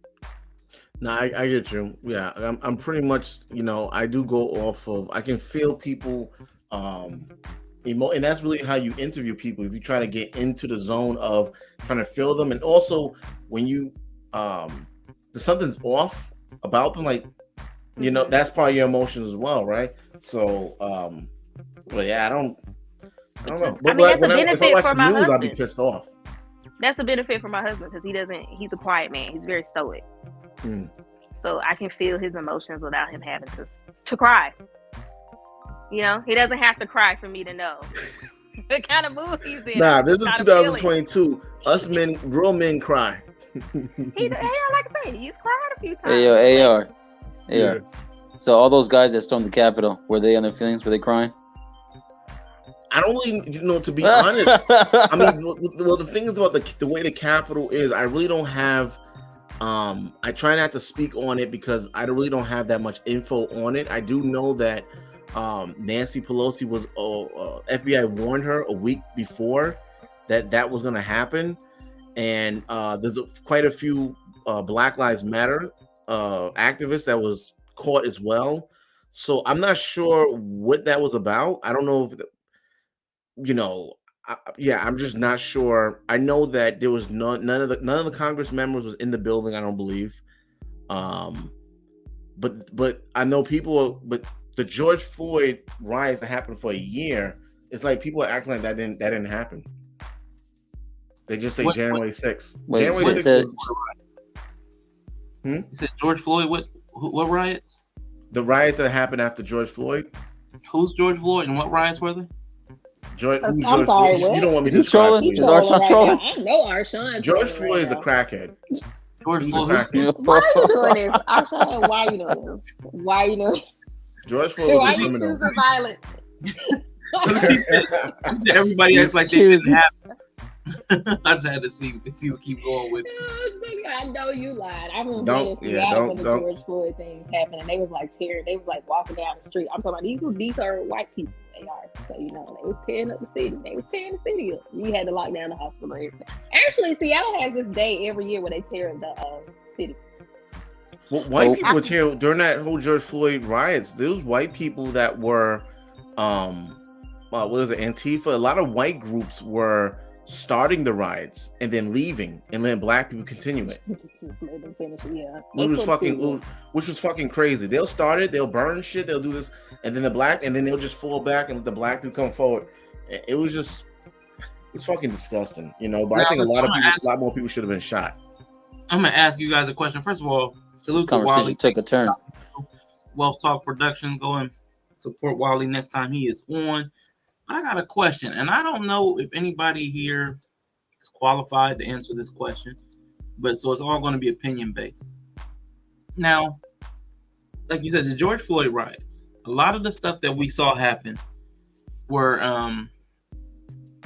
let's say white people. Okay, let me use that term. White people were like they were at all the protests. It was a majority white people at all the protests. The people I saw them. Yeah, a majority of the protests, there were more white people than black people. Because again, most cities in America are more white people than black people. So if you get tens of thousands of people out there in most cities, it's gonna be more white people than. I saw your face, AR. That's why I'm saying that. To cry, not to cry. But with all of the protests on both sides of it, the provocateurs and the protesters, I saw way more white people. So, and then you got January 6th. I'm throwing that in there too. So do we have a disaffected majority culture problem Like, are white people angsty and angry, and they're not getting their feelings addressed? Like, should we be more concerned about our white brothers and sisters because they're out here on both sides, January 6th and George Floyding? Like, do we need to pay more attention? Like, are we neglecting white people just because they're dominant culture? Are we neglecting them and what they go through? Well, I think a lot of the actual riots, the damage that was done was by niggers, right? Was by those type of black people.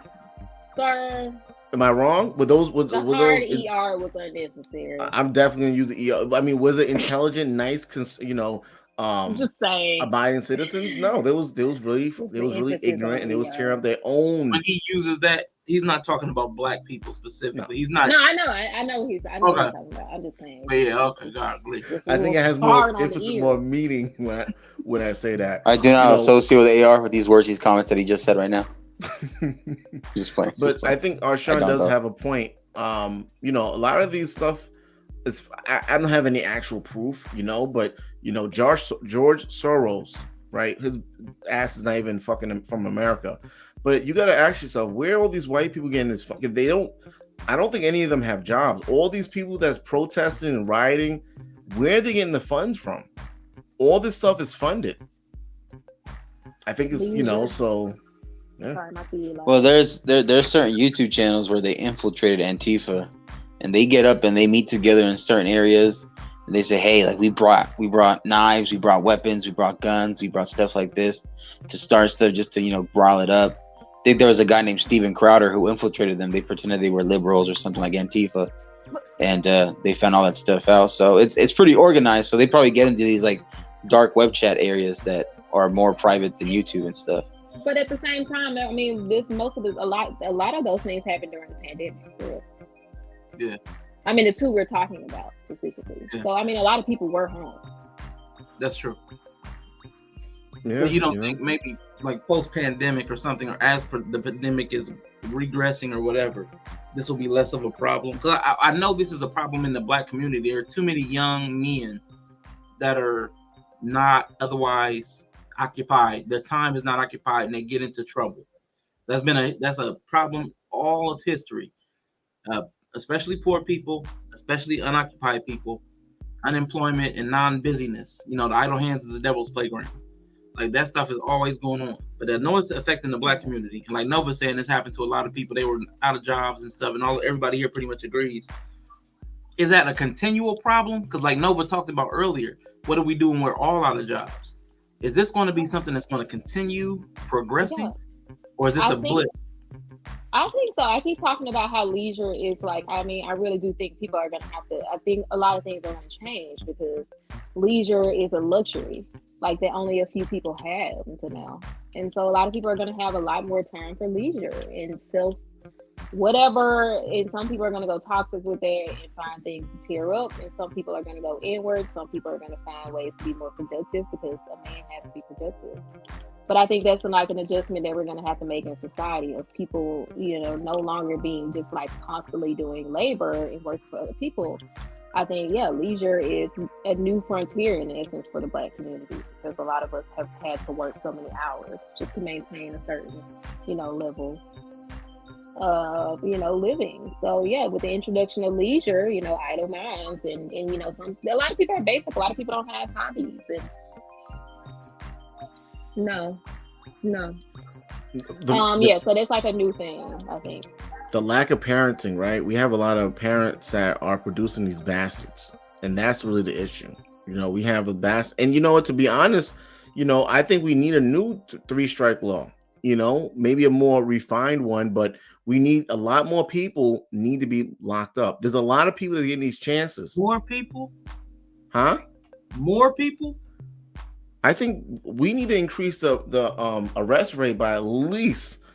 I mean, I think capital punishment needs to be brought back at least 3 times more than what it is, because it's just too many. It's just you can listen. You cannot stop a lot of these people. These people do not want to be reformed. These people They don't want to get better, bro. They got like whenever someone get arrested, you look at their rap sheet, like 40 times they've been arrested for very violent crimes. Why are they even out on the street? And then you got people like us on the panel. We gotta be dealing with this stuff when we're trying to come home and just trying to struggle to pay a stupid ass bill. No, we need to increase the capital punishment, and basically we really do need a restart. But especially in urban communities, we need to increase the. I don't believe the arrest rate, because just arresting them, letting them back out is not. I think depending on the offense, we need to increase the capital punishment. That's the only way we're going to help or stop people from people with a criminal record from reproducing. A violent criminal record. I'm never a supporter of eugenics, but yeah, I have a problem with locking up more people. I can't support eugenics because we just keep locking up more and more people. Because you're letting these animals run free. They're not animals, like they're people. They're the way they are for a reason. They don't just come out because they're evil, bro. 15-year-old killer. They're not just evil. Okay, but forget what happened to them. You got to get rid of mentally. Them. You think mental illness comes in through like sociopath, psychopath, like? But it don't matter. Like, see, AR likes to divorce a lot of topics. He also said people in New York, you don't say. PTSD. So a lot of people in New York have PTSD, and then you expect them to also operate normally. Like, then you also have all of the social. No. I expect them not to fuck with me. See, that's the problem we have. You're divorcing topic. I don't want them to mess with me. You're separating yourself. Like, you can't be divorced from the society you live in. That's not practical. Okay. Like, even for conversational purposes, you're a part of the society you're in. Like, you're going to be impacted by it, and it's going to be impacted by you. So we're connected. I'm gonna impact that shit as well. But that's what we got. So these people that you're talking about, I'm probably one of them too, because we can't listen. These criminals, it's out of hand. It's Arshawn, you know the news. Whatever, right? It's out of hand. A lot of these elderlies are getting fucked up. The elderly is getting beat. We just had a girl 2 weeks ago. She was shot on the stairs of her high school. She was shot and killed. Yeah. So, I just want to be clear. What I'm not saying is they shouldn't be punished. People, once they're committing crime, should be punished. Yes. What I'm saying is there needs to be more proactive steps to prevent them from getting to the place where they're committing these type of crimes. You mean rehabilitation? Prehabilitation. Like, before they become criminals, there need to be intervention type steps. Like, again, early childhood development. Money needs to be poured into education and programs in the early part. Otherwise, what we're doing is just getting the free labor of locking them all up, which is beneficial to the people that have money. But the rest of us, we're just being cast into a society where we're surrounded by a bunch of people who have been in and out of prison. And that's not healthy for the rest of us. We need to increase that rate of people being arrested, but give them more harsher punishment. People that are committing violent crimes, right? Violent crimes, hurting people, killing people, stabbing, slicing people. If you have mental issues where you feel like you gotta randomly go and slice someone or hit someone in the back of the head with a hammer, maybe your mental issue deserves the only solution is a chair, right? Or whatever else you want to do. There's no way to rehabilitate these people. If they got to the point where they're at, we need the only other suggestion I give is you got to stop these bastards from even being born. You got to neuter these. There's too many people that's reproducing, and they should not be reproducing, bro. This also goes back to like the woman taking the contraceptive as well, though. Like, she's got to be smart enough to say, hey, the guy I'm with is a bad boy. He could be a biker. He could be, a guy that's like pushing weight. He's not the actual guy that you bring in to show mom and dad. She should also be like, hey, I'm gonna take the Plan B pill because, but they're only looking at the short path. They're not looking at the long term path. See, okay, like Marcus, that's exactly what I was talking about earlier with the man and the woman, the leadership and the headship thing. Like, immediately, your thing is like the woman should take responsibility for taking birth control. Well, because they have 100% reproductive rights. Okay, but you as a man, you have a penis. It's your penis. Can't you just go and get a vasectomy? I want to have a kid eventually. Oh, sure, he does have a point. But he may not be in that point in life where he wants a vasectomy, though. But why put all of the way? Like, because if she has 100% birth rights, I think it's fair. Yeah, I think it should be on her too. We have more options. Well, because like Bree can speak more to this because she's a woman. You know, but no, she can't speak. I'm just gonna add this last point, and I'll let you guys spit. But if a person has 100% benefits, they should also have 100% responsibility of those said benefits with those consequences. Right. I think it's on the woman to protect her womb, because like we have more options. Y'all pretty much just have condoms or vasectomy or just don't do it. I mean, we have a myriad of options, and they escalate depending on like how early you catch it. Just because somebody has more options, I have more cereal options than somebody in I don't know what. Right. Okay. Just because I have more options doesn't mean it's my responsibility to battle the obesity epidemic alone because I have more options. Like that's a like I'm not trying to insult anybody, but that's a silly argument. Somebody has more options, so it's on them because you have more choice. But no, it's up to the person with the option to exercise the option. Yeah, but again, what I was talking about was the man. So like, and we keep going back to the woman. I get it. I know we're conditioned to put it on the woman, but the man could actually. Oh, don't do that, Arshawn. Don't do that. Don't do what? No, but honestly, you're making it seem like you're like putting us as like villains. He's the first line. He's the first line of defense. He's the first line of defense. Like he could just choose not to do it. He can wear a condom, and he could whatever. Right? I agree with that. It's a symbiotic relationship. You still have two whole adults that for the baby to show up, like two adults had to just like allow it to some degree. Oh, no, I understand. So I don't see it as him or her. It takes two to make it. So it's like by the time the baby shows up, that's two people who didn't exercise any of their options. But the thing too is that since the women have abortion rights and men have no rights to that. I'm not for abortions anyway, but since a man has no rights to that, then it should be on the woman. Unless we're going to give men the rights as well. Why don't we just make it even when we make it even? That's equality, right? But that would be considered equality, right? Wouldn't that be? Come on, I mean that's true. Like let's use some common sense on life. I think as a woman, it's ultimately up to me. That's why. Arshawn, come on now. You know what I'm trying to get at. You know how many kids you have, and I just don't think that's up to him to decide ultimately. Right. You I can say agree what with you want, but it's not your choice how many kids y'all have. Again, PSA. I'm not telling kids to go shoot up the club, or teenagers to go shoot up the club with their load. I'm saying wrap it before you tap it. You know what I'm saying? Like if you're gonna have, sensual relations with a woman. But I'm just saying, if it happens and the woman knows that, oh hey, the friends are swimming up in the sea, go take the Plan B bill. I'll even go with you. Or I can give you the money if you don't want to see me after this. Make sure you buy the contraceptive. I'll get the receipt, and I'll give you the pill, or we go together. The Plan B pill. I'm not talking. I don't agree with. I'm just staying with AR. I don't like the abortions either. I'm not for abortions either. But I do believe people who make at least under. We could start with $30,000 a year. If a household makes less than $30,000 a year, they shouldn't even be able to reproduce. We need 80,000. A household 80,000. I'm sorry, I had something. I say 80. That's my rule. I say you make it 80. What happens is that the people who make, there's some people that the annual income is like $15,000 a year, and if you look at it, a lot of these government funding, Section 8 and so forth like that, they're producing really badass fucking children. Now, why the children are so bad? Because the children go, it's much better for a teenager to be outside stabbing someone than to be home molested by the stepfather. Better, Jesus. In that child's life. In that child's life. Okay. In that child with that teenager, the vision in their head.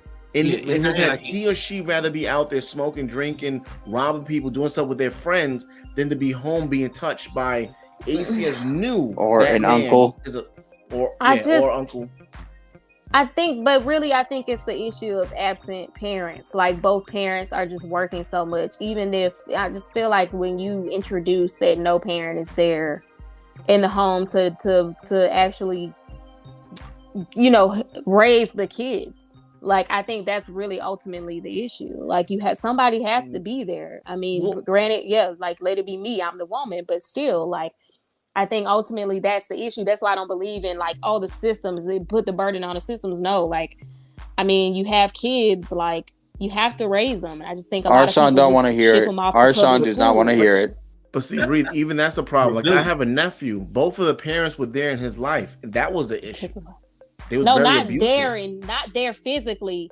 I'm talking about, like, raising, like, actually actively involved in culturing the child, socializing the child. The issue is that some of these people raising have the child. Extremely low IQs, and that's why they're on government assistance to begin with. Oh, yeah. A lot of people have very low IQs. I'm talking about outside of people in the system, because once you're in the system, it's kind of like a pipeline, right? But we know the system is like they shouldn't reproduce though. I mean, but you know, that's unfortunately a God-given, like, right. Yeah, you know, but I think the government should stop it. You know, the government controls everything. You're talking about, okay, so you go from the government is burdened with all these horrible people, but you're gonna burden the government with policing reproductive, like, which is a God-given right, and it's like almost nearly, you got parents who can't even stop their kids from, like, having sex, like, and you think the government has the eyes and the money and the time and the resources to do that?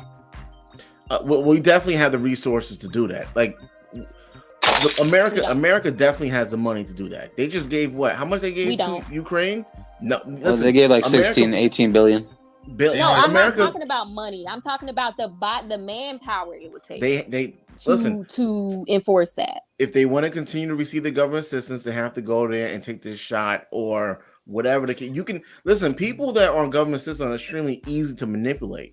Because if that's how they got on the system. Then you run into the problem of if a woman has an adverse reaction to the chosen method. And I will say that if you're on Medicaid, you can get birth control. Well, Obama did do that. I mean, he made your health care should cover your birth control. And also, when you are on Medicaid, you can in fact get your IUD put in at the delivery. It covers you getting an IUD after you have the baby. It covers that, you know, it really does. And so, I mean, in essence, they have tried to encourage these people to do it, but you can't force. You can't impose on somebody's God-given right, which is their body. This is not. You can't do that. It's just not a thing. They force people to get a shot, to get the Rona shot. They don't force people to get vaccinated. They don't. The federal government does not force people to get vaccinated. They tried. They tried. Failed. But now, if you want to start receiving this, against our Constitution.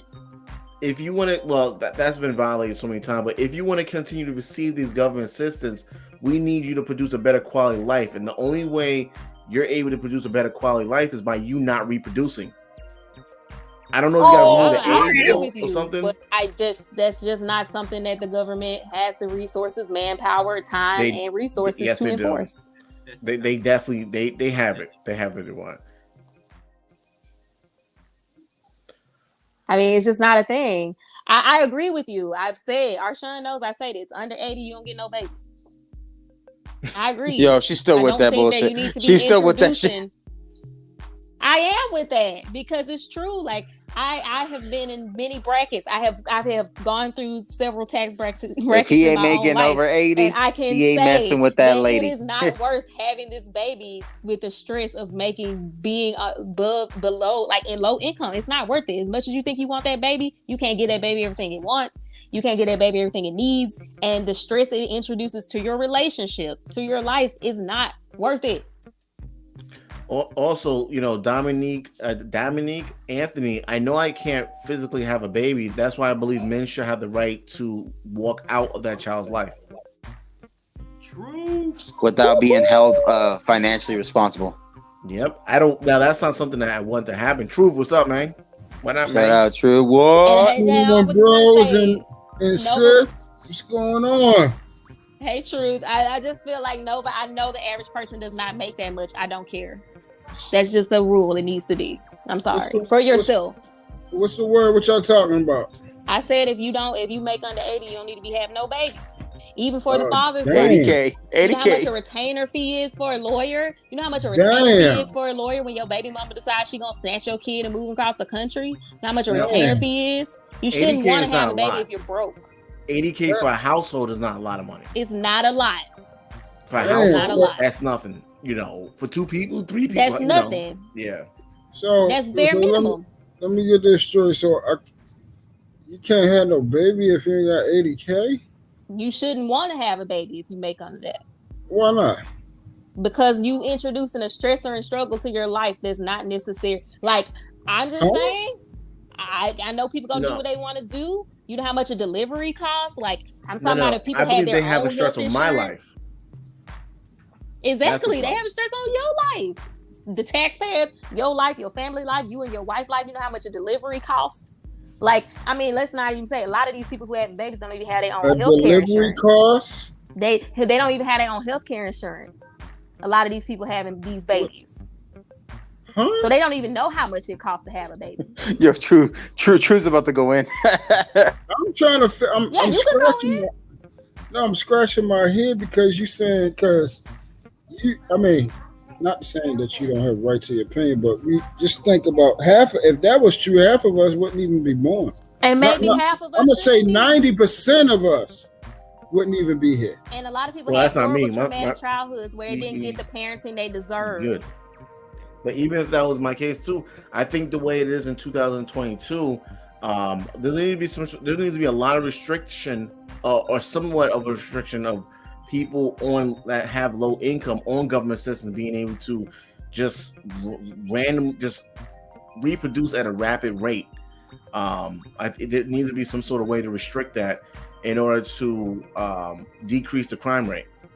So when we be talking about this, I tell people, do y'all actually be doing things on a calculator to see I know the statistical data of how many people make and don't make that. I said I don't care about that. I didn't say statistical data. I didn't. With everything that you're saying, that is not what I asked. I asked, do you ever look at what you do on a calculator? So in other words, if you're talking about 60K for somebody that do a whole bunch of crazy sherbet, then yes, you ain't gonna make it. You ain't gonna make it. But if you make 60K and you actually live within your means, and things like that, then yeah. You're right, but we're talking about the average person who doesn't. Most Americans have. Because we know we a lot of stupid motherfuckers out here. Yeah, right. You're right. So I mean, we're talking about the average person. Yeah, so that's what I'm saying. So if you're intelligent like myself, then you can make it. You can make it.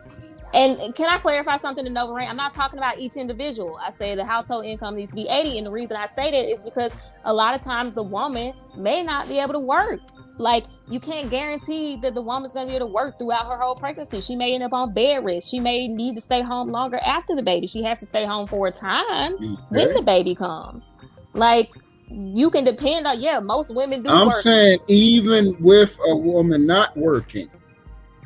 That's what I'm saying. You said the total household income need to be 80. Needs to be 80K. I'm saying with the total household income being 60. No. I mean, because depending on what city, I mean, my maybe father, some my father, town somewhere.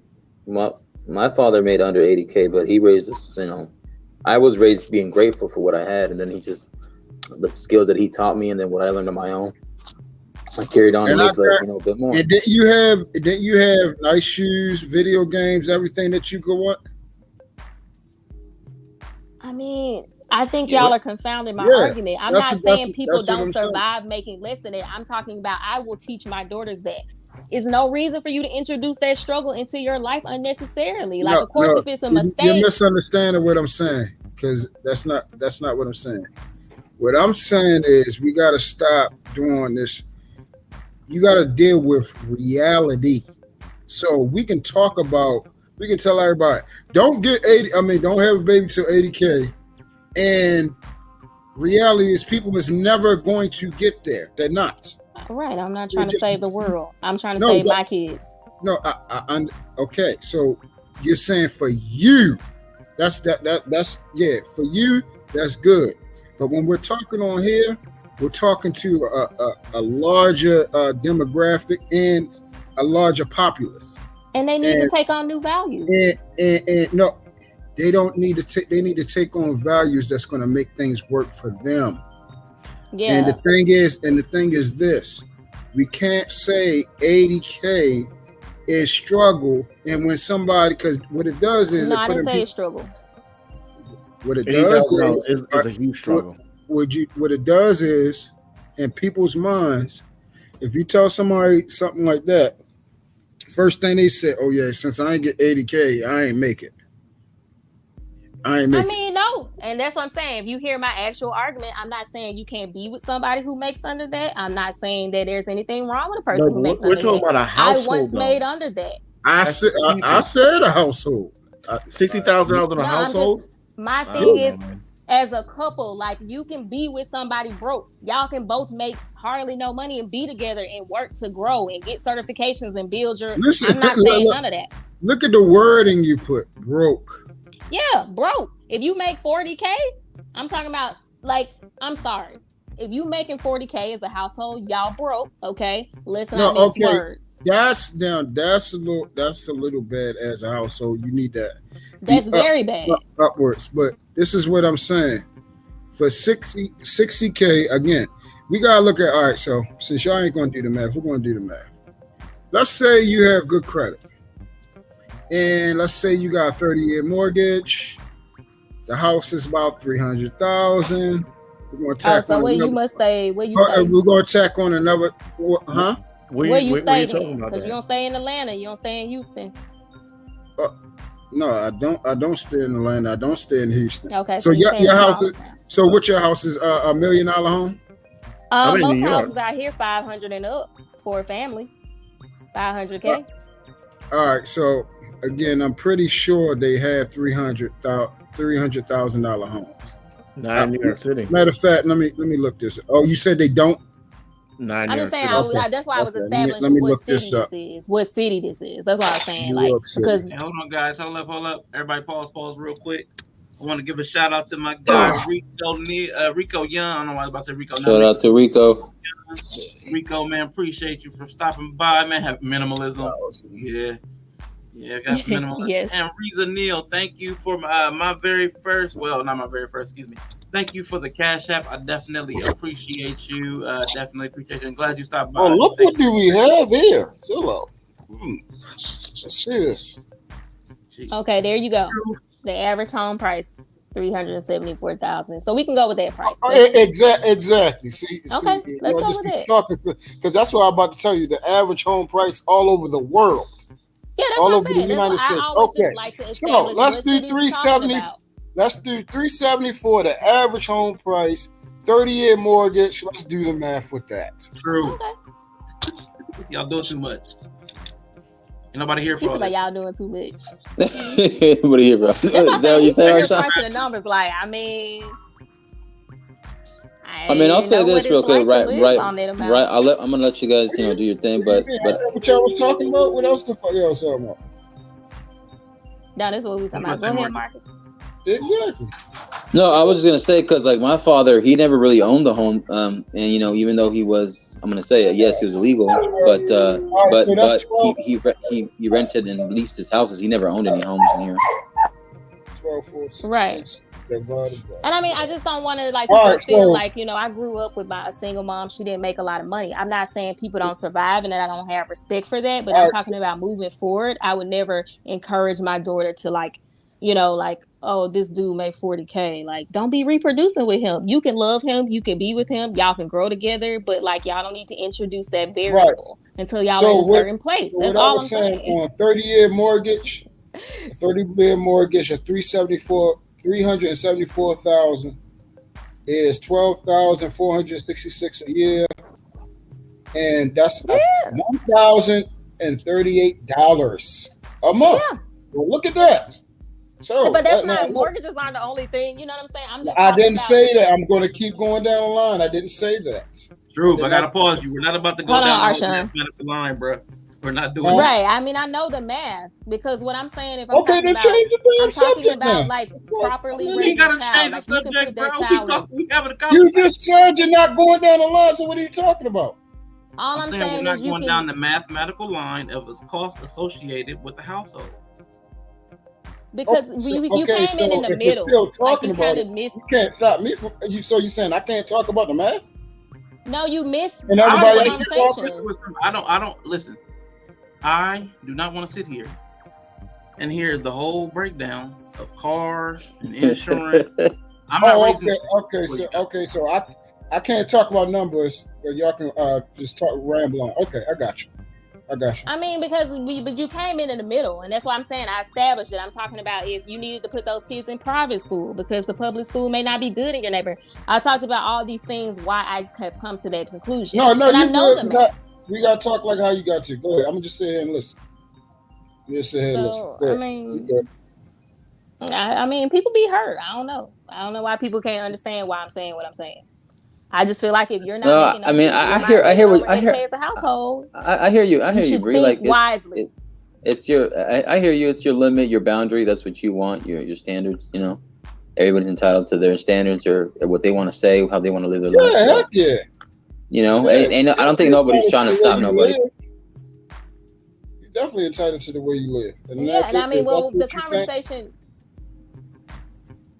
the conversation we were having before that was some of the problems with the system and how some kids go to the wayside and they don't get the raising they deserve, the attention they deserve, and all these things, and they kind of become just like vulnerable to the system and stuff like that. And I'm just saying, like AR was talking about sterilizing people. I don't believe that, but I do believe if people can have a more realistic terms of like what it takes, right, to be able to give your child options. You know what I'm saying? So they just don't become vulnerable to the system. That they falling by the wayside. A lot of kids are just like they're just, you know, they have to, you know, you get the cards you're dealt in this sense. You know, if your parents don't make a certain amount and you have to live in a neighborhood where maybe the school district isn't that great. Maybe okay, are you talking about like the hood or the ghetto? Private school. Is that what you mean? Yeah, the hood. Like I grew up in the hood, right? So the public schools in my neighborhood weren't great, but it was the house that my mom could afford as a single mom with 3 kids. Right? Mm-hmm. So it's like in some ways we were vulnerable to that, right? And then if you talk about her going to school, she can't necessarily homeschool the kids, right? So I'm just talking about this will put you in the best position to have options for your children. Right, you can maybe move in a good neighborhood. So yeah, I mean, I hear what you're saying as far as like mitigating risk and less, more conducive, healthy environment. I hear you on that. But at the same time, I'm not saying people should move to the good. They just maybe can't get out yet because maybe they're saving up money to get out of there. But like I met people on both sides that even though they were raised in the hood, they didn't follow the hood politics or the hood street code or the hood rules. They didn't want to become a stereotype. They strayed away from it, and they stuck to their education. They got out of there. They did the thing they strived and they conquered. So like there's good and bad because even in these rich neighborhoods or these like more more suburbs and stuff. There'd be some severe menace to society because like a lot of these mass shooters, 90% of them are Caucasian people from a single mother household. I'm just saying. Oh, well, that's what I'm saying. I still believe like I'm not, like I said, I grew up in the hood. We got out. We were that, right? But if you're talking about your kids, right? We can't fix what cards we were dealt. I'm talking about the cards I deal my kids. I don't want, like, why would I not want to give my kids the best option? Like, why would I be like, fair. Yeah, that's maybe fair. They'll make it I out guess of that's the hood. fair. Like, maybe they, like, I'm just saying, like, I respect what my mom did, and she did what she had to do. She's a great mom. Degree in child psychology, we all made it out. We did great. But I would never purposely put my child in that position. That's all I'm saying. I'm talking about with the cost of 2022, inflation. You know what I'm saying? Why would you purposely put your kids in that? I mean, yeah, I get you. I mean, I think that's why people move to different states, and like it's more affordable. The income tax, the housing, property tax, like the cost of everything from like food and gas. I mean, we did that. We did that. You move to the country. Yeah, but also like I'm gonna point back to what Rico said. Also, be a minimalist. You know, don't live above your means. You know, also live on a budget. You know. Yeah. It's better for you if you take that on. Like I said, and Arshawn's heard me talk about this. Like, I'm not talking about transitory. I call it transitory brokenness. You know, like sometimes you won't be a little broke if you're transitioning into something else. That's fine. Like, you know, sometimes you got to sacrifice to get to where you're trying to go. I get that. You know what I'm saying? We did that too. I'm just saying, as far as like, I think at some point we have to change, like be intentional about what we teach our kids. What would you want for your daughter? Right, I hear you on if that. your daughter came to you and she loved this guy, but they only made $40K, would you be like, y'all should have a baby right now? Like, you'd be like, no, maybe just work on y'all. I mean, I hear what you're saying. I agree with that because I don't have kids, and right, you know, so I can't really speak much on that. So I don't think I'm qualified as much as, you know, y'all that do have kids, you know. But I do say this too, like, I'm not saying a person should be dating somebody with the risk or like, how do you say, potential to date somebody to get better. Right. But at the same time, I still see some great couples where they make it, you know, they're making 40, 50K and then they go up and then they, you know, they're still striving to be together. They're still together to this day that I know. Certain couples, not all, but certain. My oldest brother and his wife was like that. My oldest brother, you know, he was in the military. He actually was in the military. You know, y'all didn't make much, right? They had like, they had like one kid and didn't make much. Luckily, she stayed on base and stuff. But now, you know, he disappeared. But they're good now. Hey, Bree. So I don't know. How do you do a raid? Where do you go in Twitch to do a raid? So are you on a PC or? Mm-mm. Can you do it on the phone tablet? Or you have to My bad. I left out. My bad. What you were saying, Bree? I didn't mean to. No, I was just saying they started that way and now they're great. They're great. They're the, you know, the 6 figures, blah blah blah blah blah. They make all this money, and they started off that way. So and they're still together. They've been together like 18 years. Well, God bless them. God bless them. So I don't know. Yeah. No, I hear you. A little controversial. I don't know how to do it from the phone, Arshawn. I'm sorry. You got anything you want to say? Truth. No, I hear you.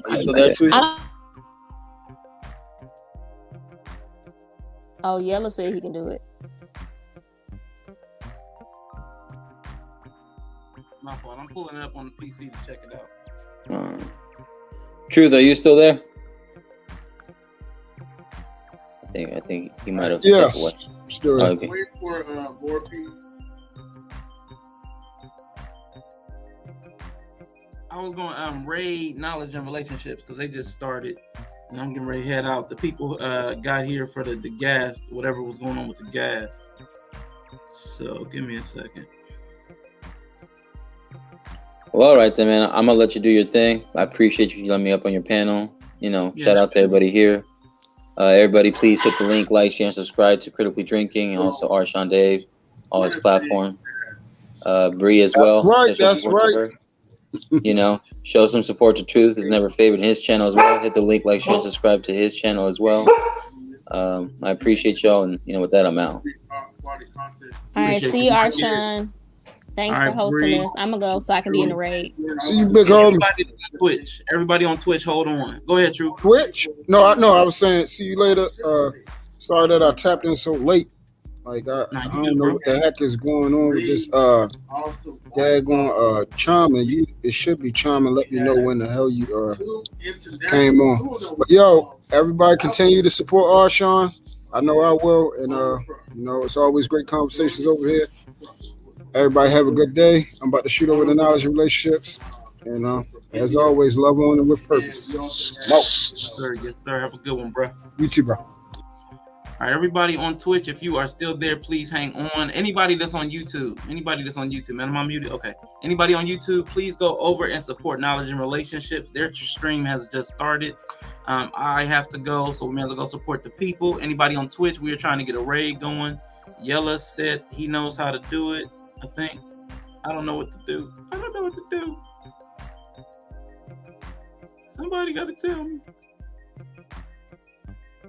Report Rashawn. That's not what I'm trying to do. No. Okay, so Yellow said, who you rating? I can do it. Then the name too in the chat bar. What? Oh, X-ray. Okay, got it. So X. Oh, Ray. Nah. All right. Want to try this, guys? Let's see if it works. Invalid username, of course. Need to put at? No.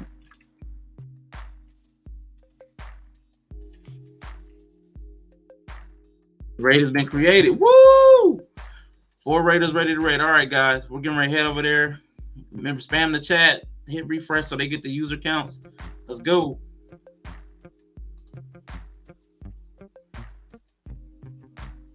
I'm up.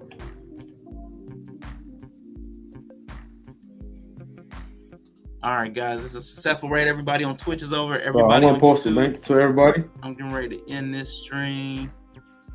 Definitely, I appreciate you for being here on Critically Drinking. Thank you so much. Hope you appreciated the conversation. But before that, I hope you appreciated the little when disaster strikes little thing going on. So I have got to go. I appreciate all of you, and I will see you. Oh, crap. Anybody that's still left on YouTube, I forgot. There was one last question. It's the last question. Are you prepared for Jehovah's return? I forgot. I did a question of the day. I forgot to do the last question while everybody was here. Man, I'm an idiot.